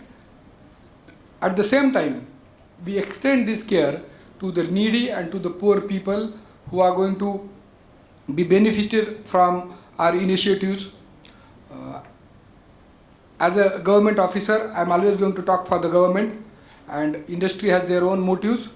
But as a responsible citizen, I would urge you to go beyond your constraints, find new ways, find innovations to balance these two motives of profiteering as well as contributing to the society and to the needy people who are poorest of poor, who cannot go to the hospital, who cannot take the treatment if they are not being supported by some kind of government initiatives. I know this is very utopic or very idealistic to expect from private sector, but India being a developing country, being country who is catering to the youngest population of the world, which is catering to the very new disease burdens, this is an added responsibility. As we are doing corporate social responsibility, I would urge you all people to find a balance to profiteer as well as give something back to the society and especially to the neediest of needy people. As far as my request to you people in terms of conducting yourself is very simple. I think we all are very passionate people who have their goals in life. You should do your duty without fear and without favor.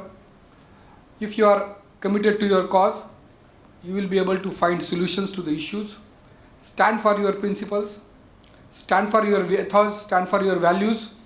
No matter what happens, you should be very firm, but at the same time very soft, and try to communicate your point of view in a very sophisticated way and find a solution without being a confrontationist or without being entangling into an argument. There is always space to come together and arrive at a consensus. So I think that is all I wanted to convey, and without wasting much time, we should proceed for the award function. Thank you so much. Thank you.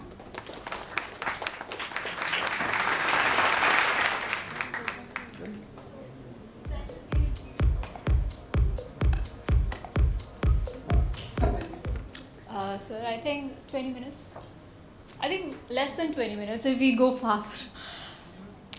Thank you so much, Dr. Sudhakar Shinde, for that incredibly inspiring, grounded and profound address. Your insights on governance and structure, resilience have given us all a great deal to reflect upon as we look to the future of healthcare administration.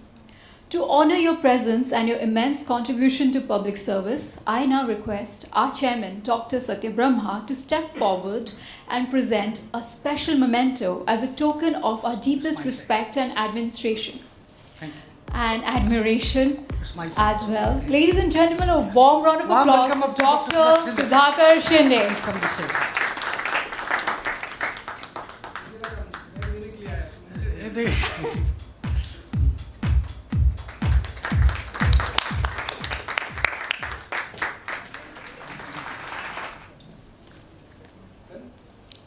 So you have to be there, you have to present the awards. And we have so many things for you. These are token of acceptance Dr. given Brahma by is the a people. token of love and If appreciation. it is coming from me, means it is coming with integrity actually. No, वहाँ पे रख देंगे. This one come. Token of respect and admiration. Okay, we'll start the... Ladies and gentlemen, the moment we have all been waiting for has finally arrived. This is a definitive hour of victory, excellence and historic milestone. Hold your breath because we are officially about to announce the prestigious winners of the 17th Annual Healthcare Super Brand Awards 2026. To begin a glittering presentation, we have Dr. Brahma and Dr. Sudhakar Shinde to present the coveted awards. We have a stellar comprehensive lineup of trailblazers tonight. I request all our delegates and nominees to kindly maintain your patience as the official award categories will be announced one by one. I hope you are ready. Let's bring out the very first category of the afternoon. The most innovative brand of the year 2026.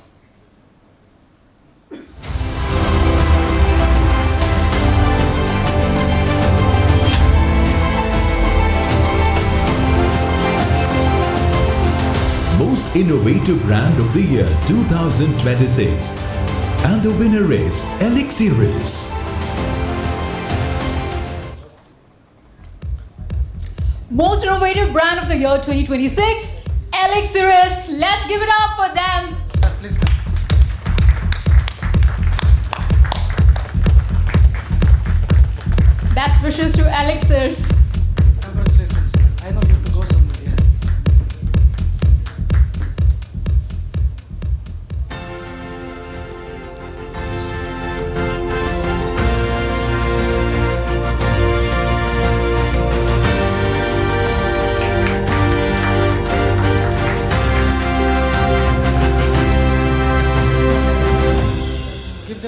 them the box. I request आप थोड़ा आगे आ जाए for the lights and for the camera और थोड़ा आगे आ जाए. I request आप सभी ऐसे आगे खड़े रहिएगा, पीछे मत जाइएगा.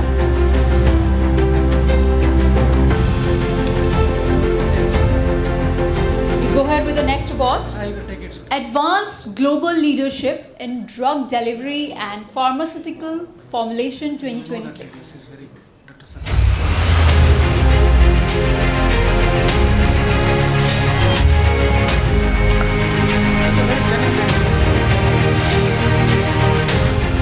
Advanced Global Leadership in Drug Delivery and Pharmaceutical Formulation 2026. And the nominees are Sparsha Pharma International, Murli Krishna Pharma Private Limited, Intermed Laboratories Private Limited, Gata Fosse India, Van Life Sciences, Stevanato Group.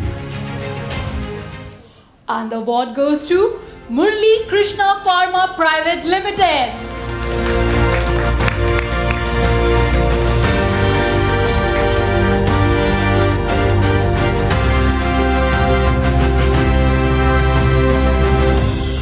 Please come, Dr. Satya. Very well.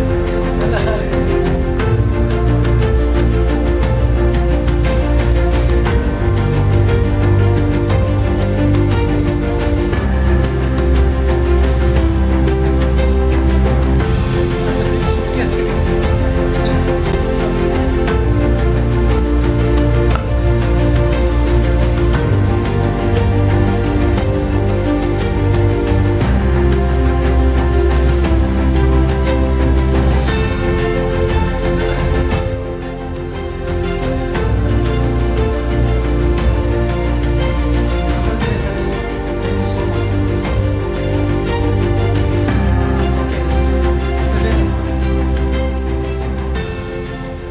So we shall be continuing in the order so we can have the I'm based announcement. out of Bangalore, but I keep coming to Bombay and other places. Excellence in Breakthrough Pharmaceutical Innovations 2026.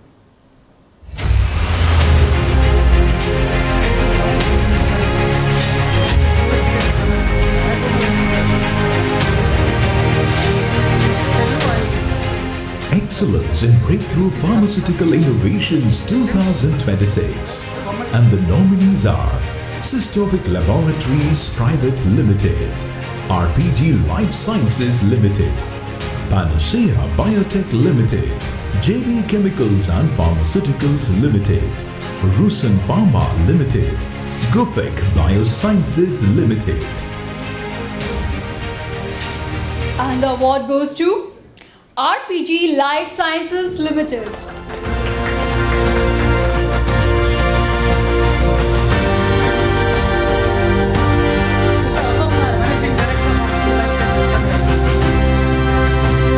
Congratulations, sir. Congratulations.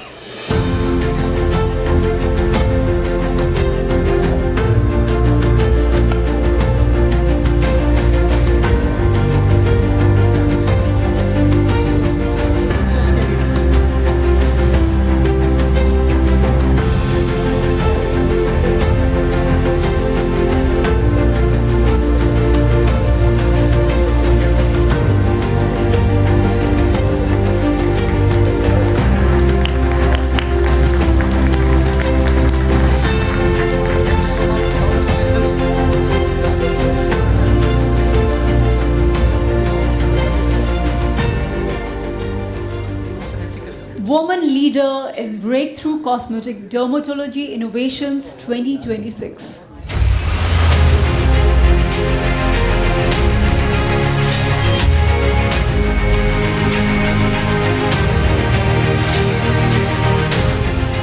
Women Leader in Breakthrough Cosmetic Dermatology Innovations 2026.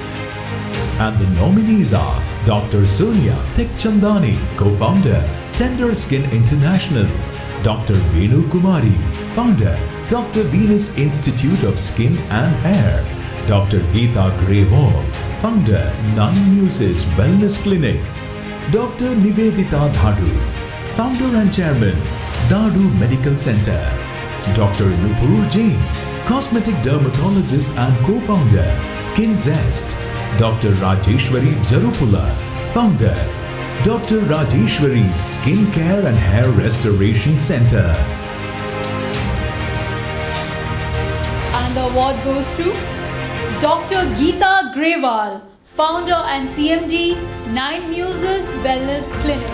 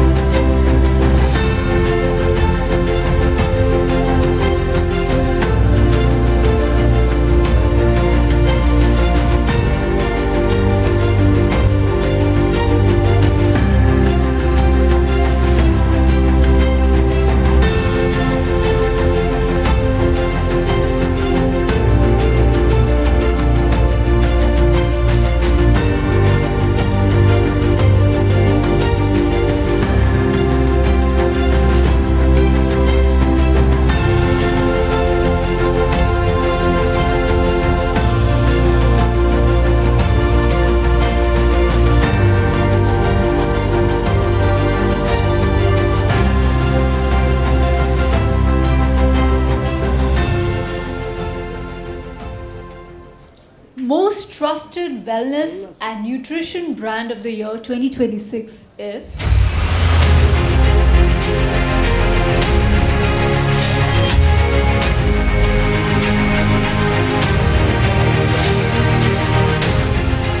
Most Trusted Wellness and Nutrition Brand of the Year 2026, and the nominees are Plix, Capiva, Oziva, Wellbeing Nutrition, Zero Harm, Hero Beauty. the most trusted wellness and nutrition brand of the year 2026 is Plix.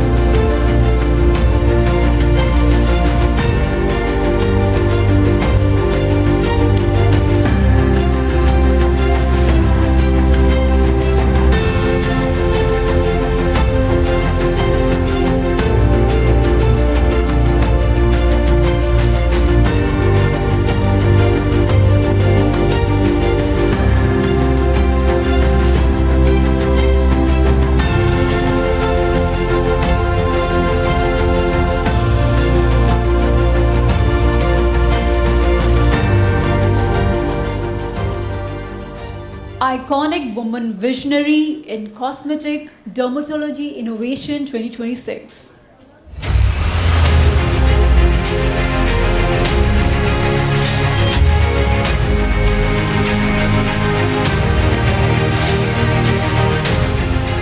Iconic Women Visionary in Cosmetic Dermatology Innovation 2026, and the nominees are Dr. Prabha Reddy, Founder and MD VCare, Ms. Lalita Arya, Founder and CEO Derma Puritis, Dr. Monisha Arvind, cosmetic dermatologist and co-founder, Armora Skin Solutions.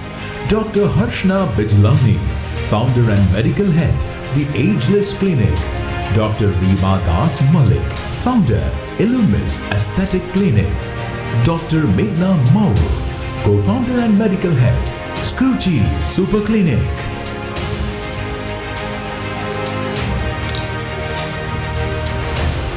And the award goes to Dr. Meghna Maur, co-founder and medical head, Scoochie Super Clinic.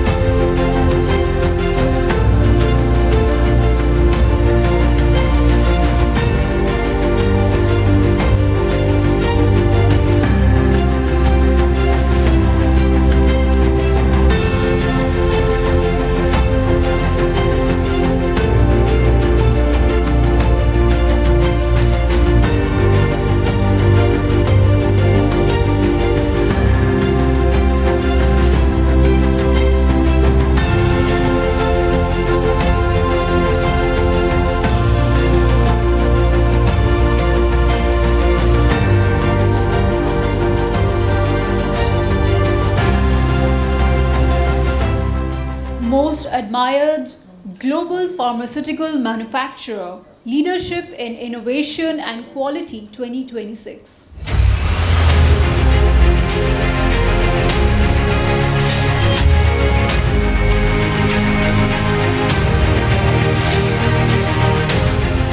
Most admired global pharmaceutical manufacturer, leadership in innovation and quality 2026. And the nominees are Amneal Pharmaceuticals, Linux Laboratories Private Limited, Regenix Drugs Limited, Mallari Drugs and Pharmaceuticals Limited, Troika Pharmaceuticals Limited, Maiva Pharma Private Limited. And the award goes to Regenix Drugs Limited.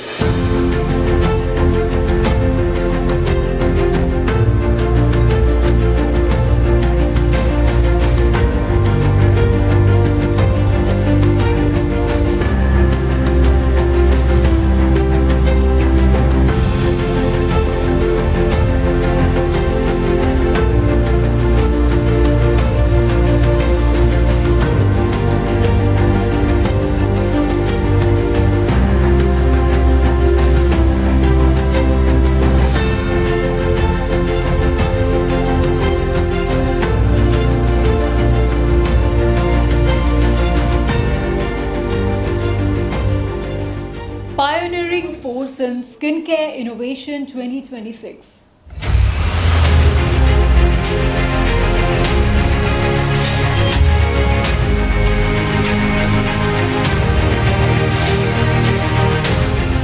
Pioneering Force in Skincare Innovation 2026. And the nominees are Dr. Kaushik Lahiri, Medical Director, Wisdom Skin and Hair Clinic.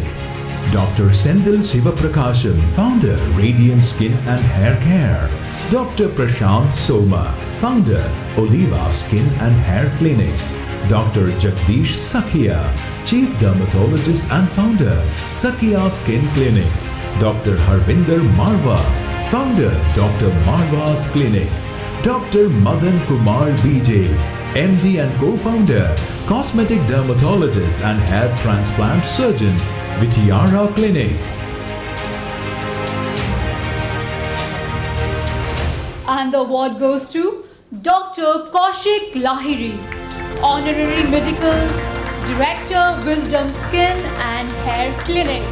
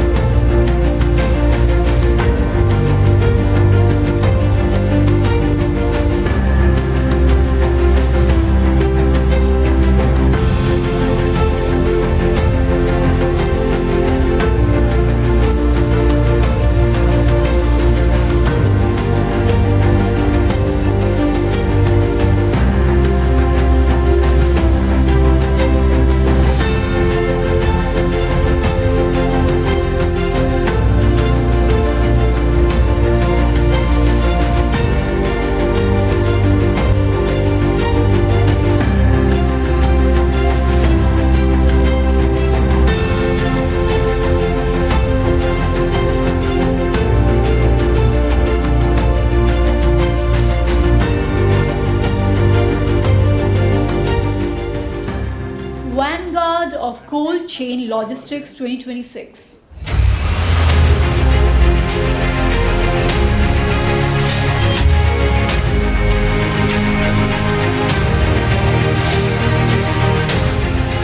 Vanguard of Cold Chain Logistics 2026, and the nominees are SFC Cold Chain Logistics Private Limited, Sencora, Cry OPDP, CRY OPDP, DSV Global Transport and Logistics, Kuna plus Nagel, Mahindra Logistics.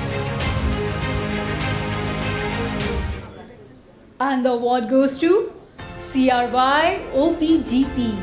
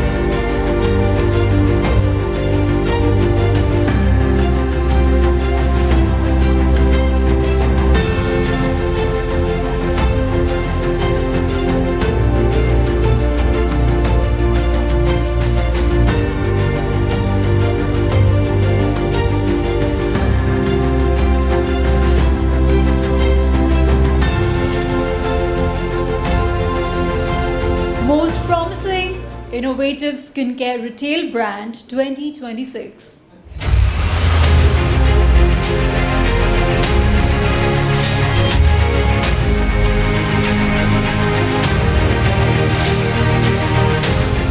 Most Promising Innovative Skincare Retail Brand 2026, and the nominees are Kama Ayurveda, Plum Goodness, Soul Flower, Palson's Derma, Dot and Key, Cutest Cart. And the award goes to Soul Flower.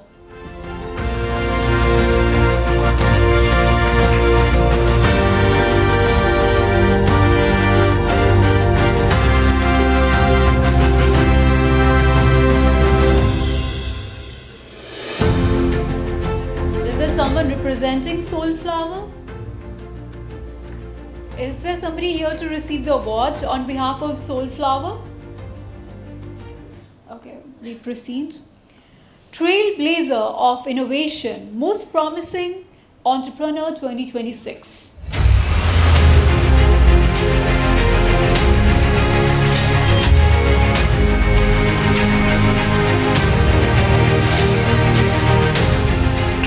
User of Innovation Most Promising Entrepreneur 2026. And the nominees are Mr. Vikas Goel, Managing Director, Knoll Healthcare; Mr. Narayan Rao Vikram, Founder and Managing Director, Lloyd Healthcare; Mr. Hari Om, Chairman and Managing Director, Infallible Pharma Private Limited; Mr. Narendra Kukreja, Managing Director, Mascot Health Series Private Limited; Mr. Venkat Nellabhotla, Co-founder, President and CEO, Vyom Holdings Inc.; Mr. Ramkumar Rajagopal, Managing Director, Stedman Pharmaceuticals Private Limited.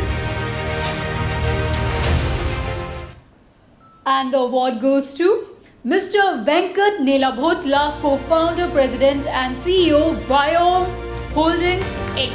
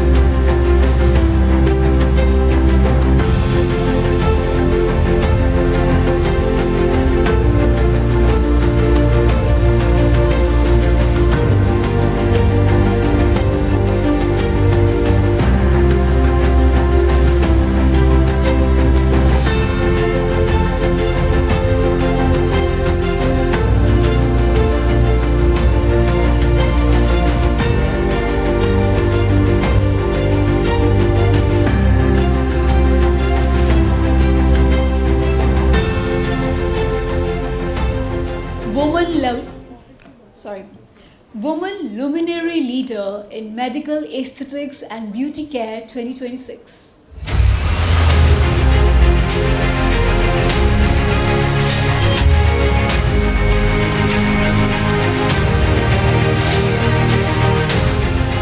Women Luminary Leader in Medical Aesthetics and Beauty Care 2026.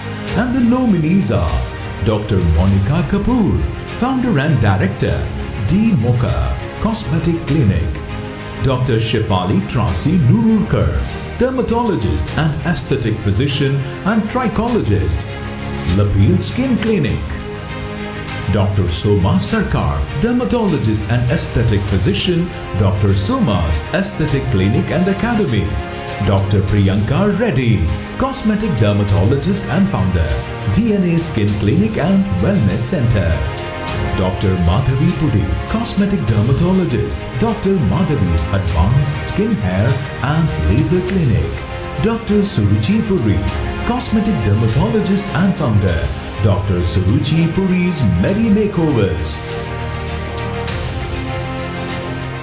And the award goes to Dr. Monica Kapoor, Founder and Director of Ilacat Institute.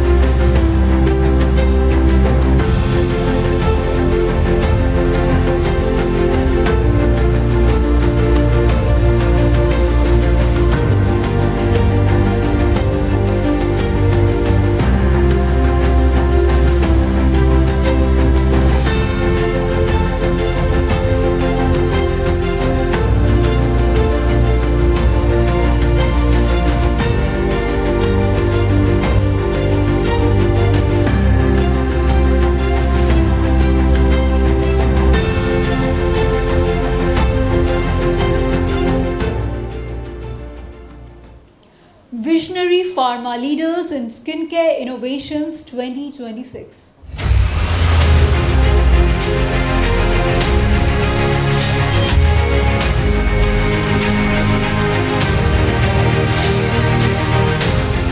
Visionary Pharma Leaders in Skincare Innovations 2026. And the nominees are Allergan Aesthetics and AbbVie Company, Foxtail Consumer Private Limited, Derma Logica, Brinton Pharmaceuticals Limited, Fixderma India Private Limited, Minimalist Skincare.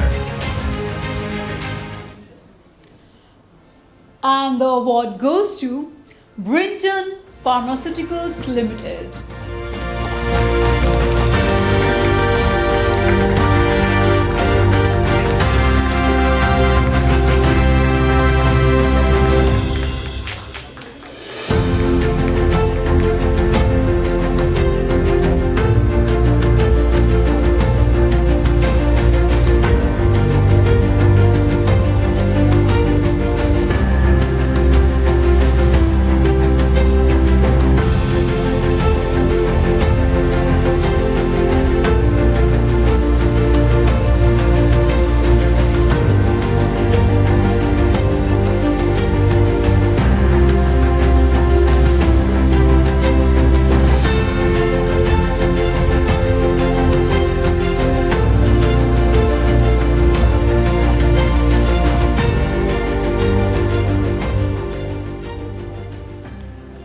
Distinguished Honor in Pharma Intermediates and Advanced API Leadership 2026.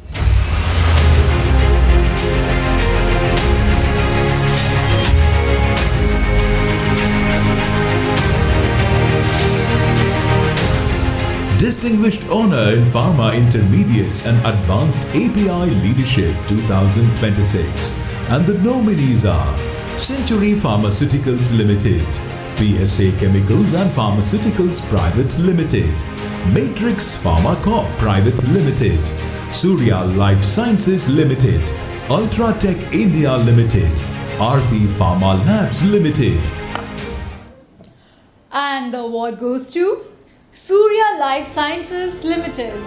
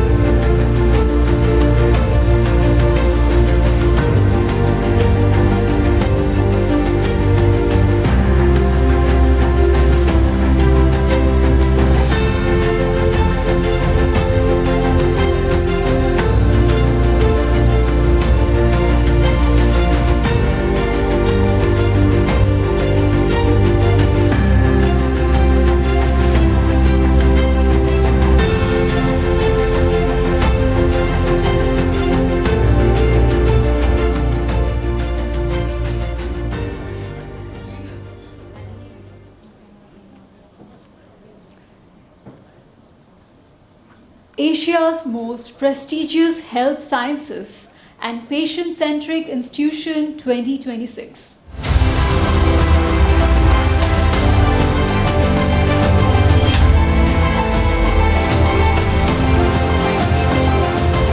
Asia's most prestigious health sciences and patient-centric institution 2026. And the winner is Mahatma Gandhi Mission Institute of Health Sciences, India. And the award goes to Mahatma Gandhi Mission Institute of Health Sciences, India, famously known as MGM Institute of Health Sciences. For this, I would like to call upon stage some very important people.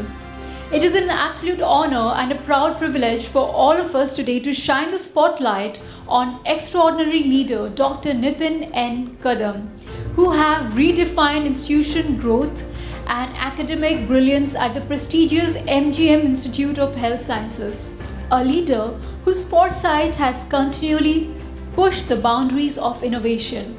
Dr. Kadam is being honored today for his exceptional, transformative and visionary leadership. Under his guidance, the institution has not just adapted to changing times, it has pioneered new benchmarks in healthcare training and research. Dr. Kadam, your ability to see the future of medicine and cultivate it in the minds of today's students is truly inspiring. Our heartfelt congratulations to you for this well-deserved double recognition. Dr. Nitin N. Kadam, Pro Vice Chancellor, MGM Institute of Health Sciences. The celebration of excellence does not stop there. An institution is only as strong as its foundation, and guiding this grand ship with grace, wisdom and unmatched administrative brilliance is none other than the Vice Chancellor of MGM Institute of Health Sciences, Dr. Shashank D. Dalviji. To mark our deep respect, gratitude and admiration for his unwavering commitment to academic integrity and excellence, we would like to present a special memento to Dr. Shashank D. Dalvi also. So, Dr. Dalvi, your stewardship has turned challenges into milestones, and this token is a small symbol of our immense appreciation for your incredible service to the medical fraternity. So, I request Dr. Shashank D. Dalvi, Vice Chancellor, MGM Institute of Health Sciences, and Dr. Nitin N. Kadam, Pro Vice Chancellor, MGM Institute of Health Sciences, to join us as we celebrate them as Asia's most prestigious health sciences and patient-centric institution 2026. Mahatma Gandhi Mission Institute of Health Sciences, India.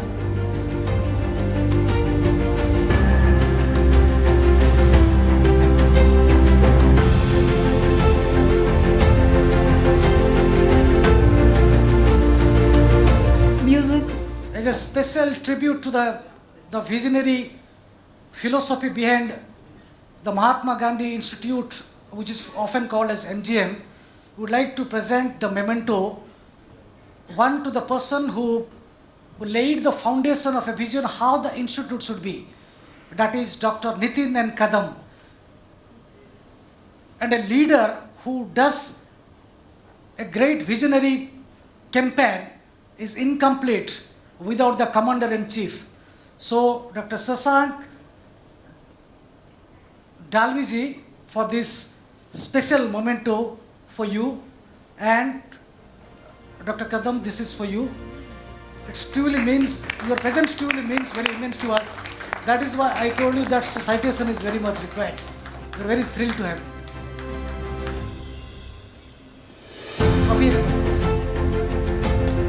Coffee certificate.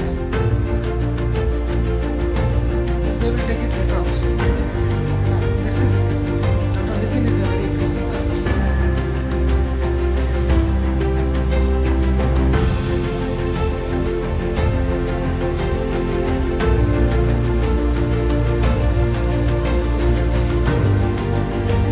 Wait, main award.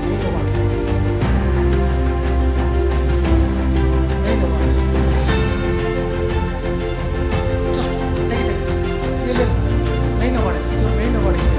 This is not the main award. Your main award. Take it. Anyone take it.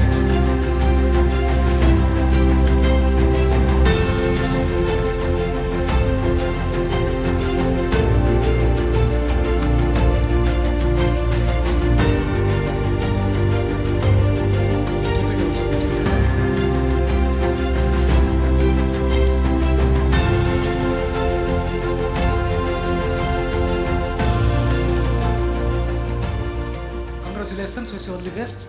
Thank you so much. Finally we met. Speak later. India's most trusted dermatologist recommended sunscreen brand 2026.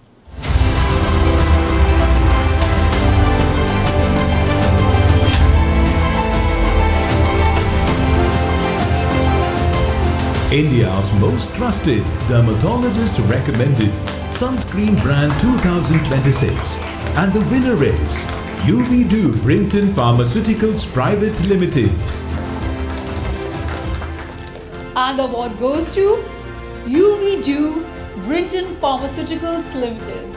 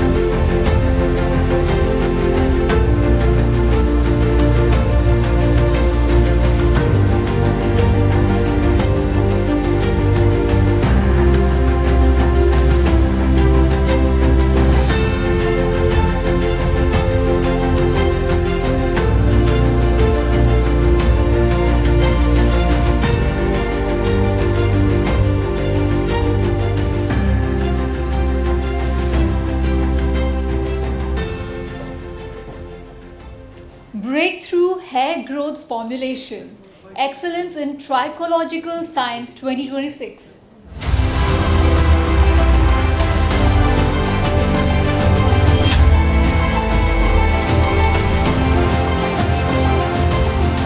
Breakthrough Hair Growth Formulation, Excellence in Trichological Science 2026. And the winner is Wellgrow Brinton Pharmaceuticals Limited. Breakthrough Hair Growth Formulation Excellence in Trichological Science 2026 award goes to Wellgrow Brinton Pharmaceuticals Limited.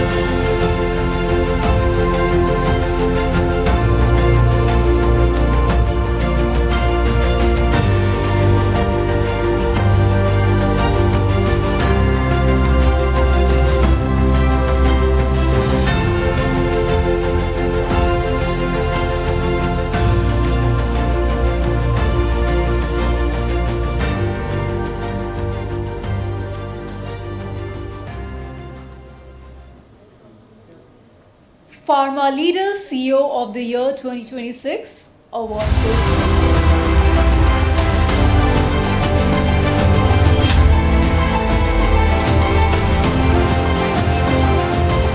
Pharma Leader CEO of the Year 2026, and the winner is Mr. G. Satyanarayanan, Chief Executive Officer, Brinton Pharmaceuticals Limited. Pharma Leader CEO of the Year 2026 is, the winner is Mr. G. Satyanarayanan, CEO Brinton Pharmaceuticals Limited.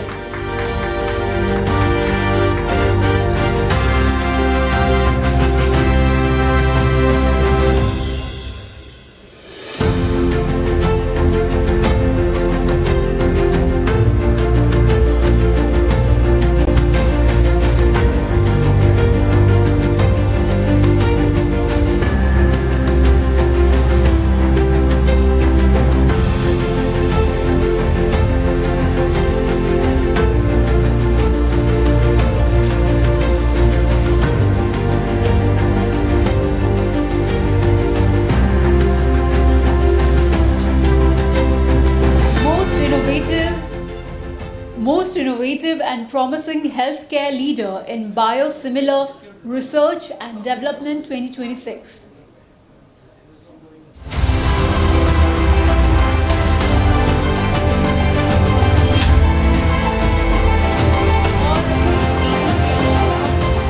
Most innovative and promising healthcare leader in biosimilar research and development 2026.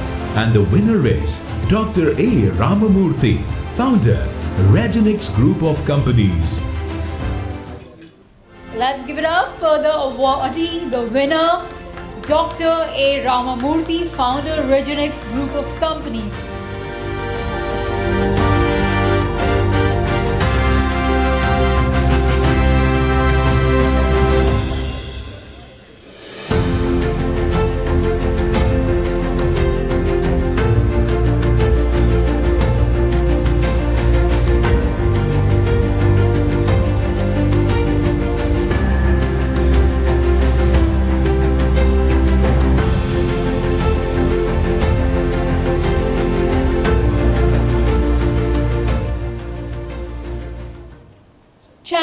of Pediatric Cancer Care and Holistic Healing 2026.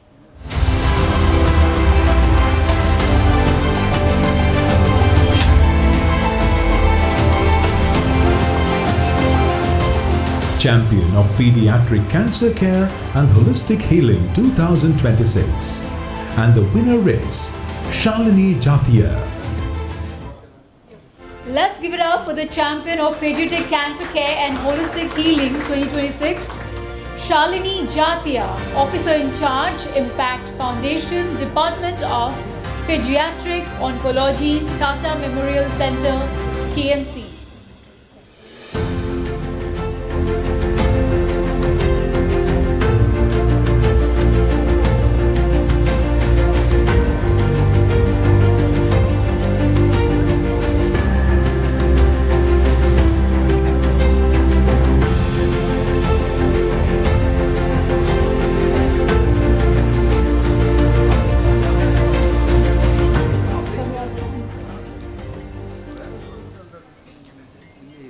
Done so far with the awards. Now we have special awards for people associated with the awards. So we request that आप दोनों ये बीच में आ जाए, because we don't need the screen right now. We need the people who have been behind the team that has been helping this become a big success. Mr. Deepak Kumar, General Manager, Hilton Mumbai International Airport.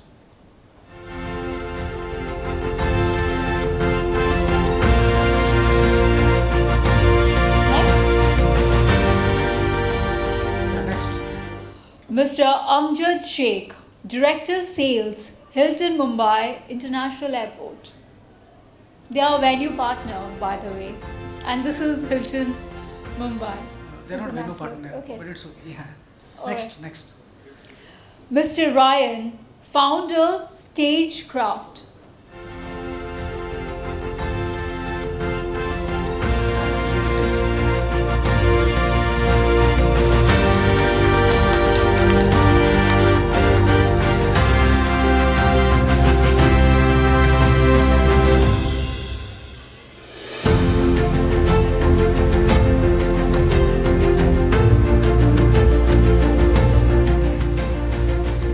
Mr. Nilesh Nedpagar, Managing Director, Vision Awards and Trophies Private Limited. He's not there. Mr. Jitesh Agarwal, Director, Print and Pack. He's gone. He's left, I think. Yeah. Okay, the next award is for me, Leslie Tripathi, the MC. So give a huge round of applause to Leslie for stellar performance actually. I think I should read out. Something is there, right? I'll read. You read, yeah. She will read. It's nice to read about myself. Okay, in deep admiration of your masterful orchestration of our event with your captivating eloquence, flawless poise and magnetic energy, Leslie Tripathi didn't just host. Listen, please. You breathed life, passion and brilliance into every single moment. You held the audience spellbound and elevated our vision into an unforgettable celebration. Thank you for being the voice, the heart, and the spark of our success. So it will be presented by honorary guests. So thank you. These are the words which I wrote it. These are the words which I wrote it 2 days back. These are the script. These are the words which I wrote 2 days back at 12 o'clock in the night actually.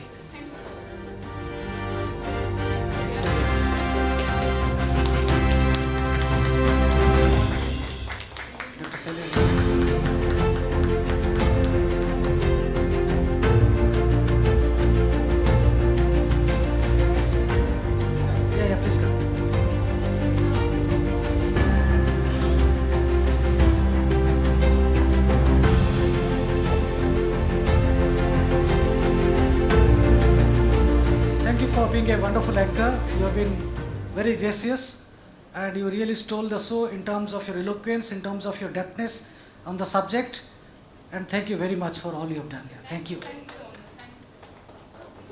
So with this we I think we are almost done, sir. Okay, with this we end that iconic healthcare summit of 2026. So we deliberated on the subjects which gained national significance. We also spoke about the lacunas of the system. We also spoke about the policy that the government of India has undertaken, but they have not been able to implement it because it doesn't go to the last miles, the poorest and poor actually, what Dr. Sudhakar Sindhu was talking about.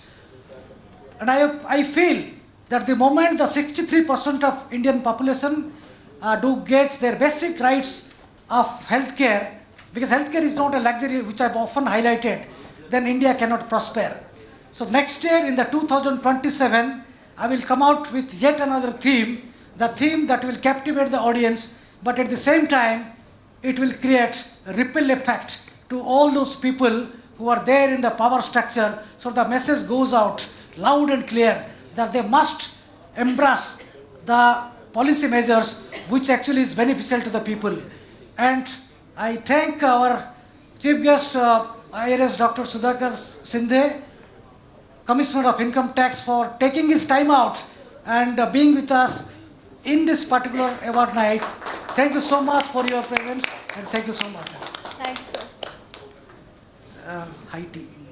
So, ladies and gentlemen, there's high tea outside, so I hope you enjoy, and thank you so much. You have been brilliant with your patience, and you have been great audience as well. So take care, have a great weekend and enjoy.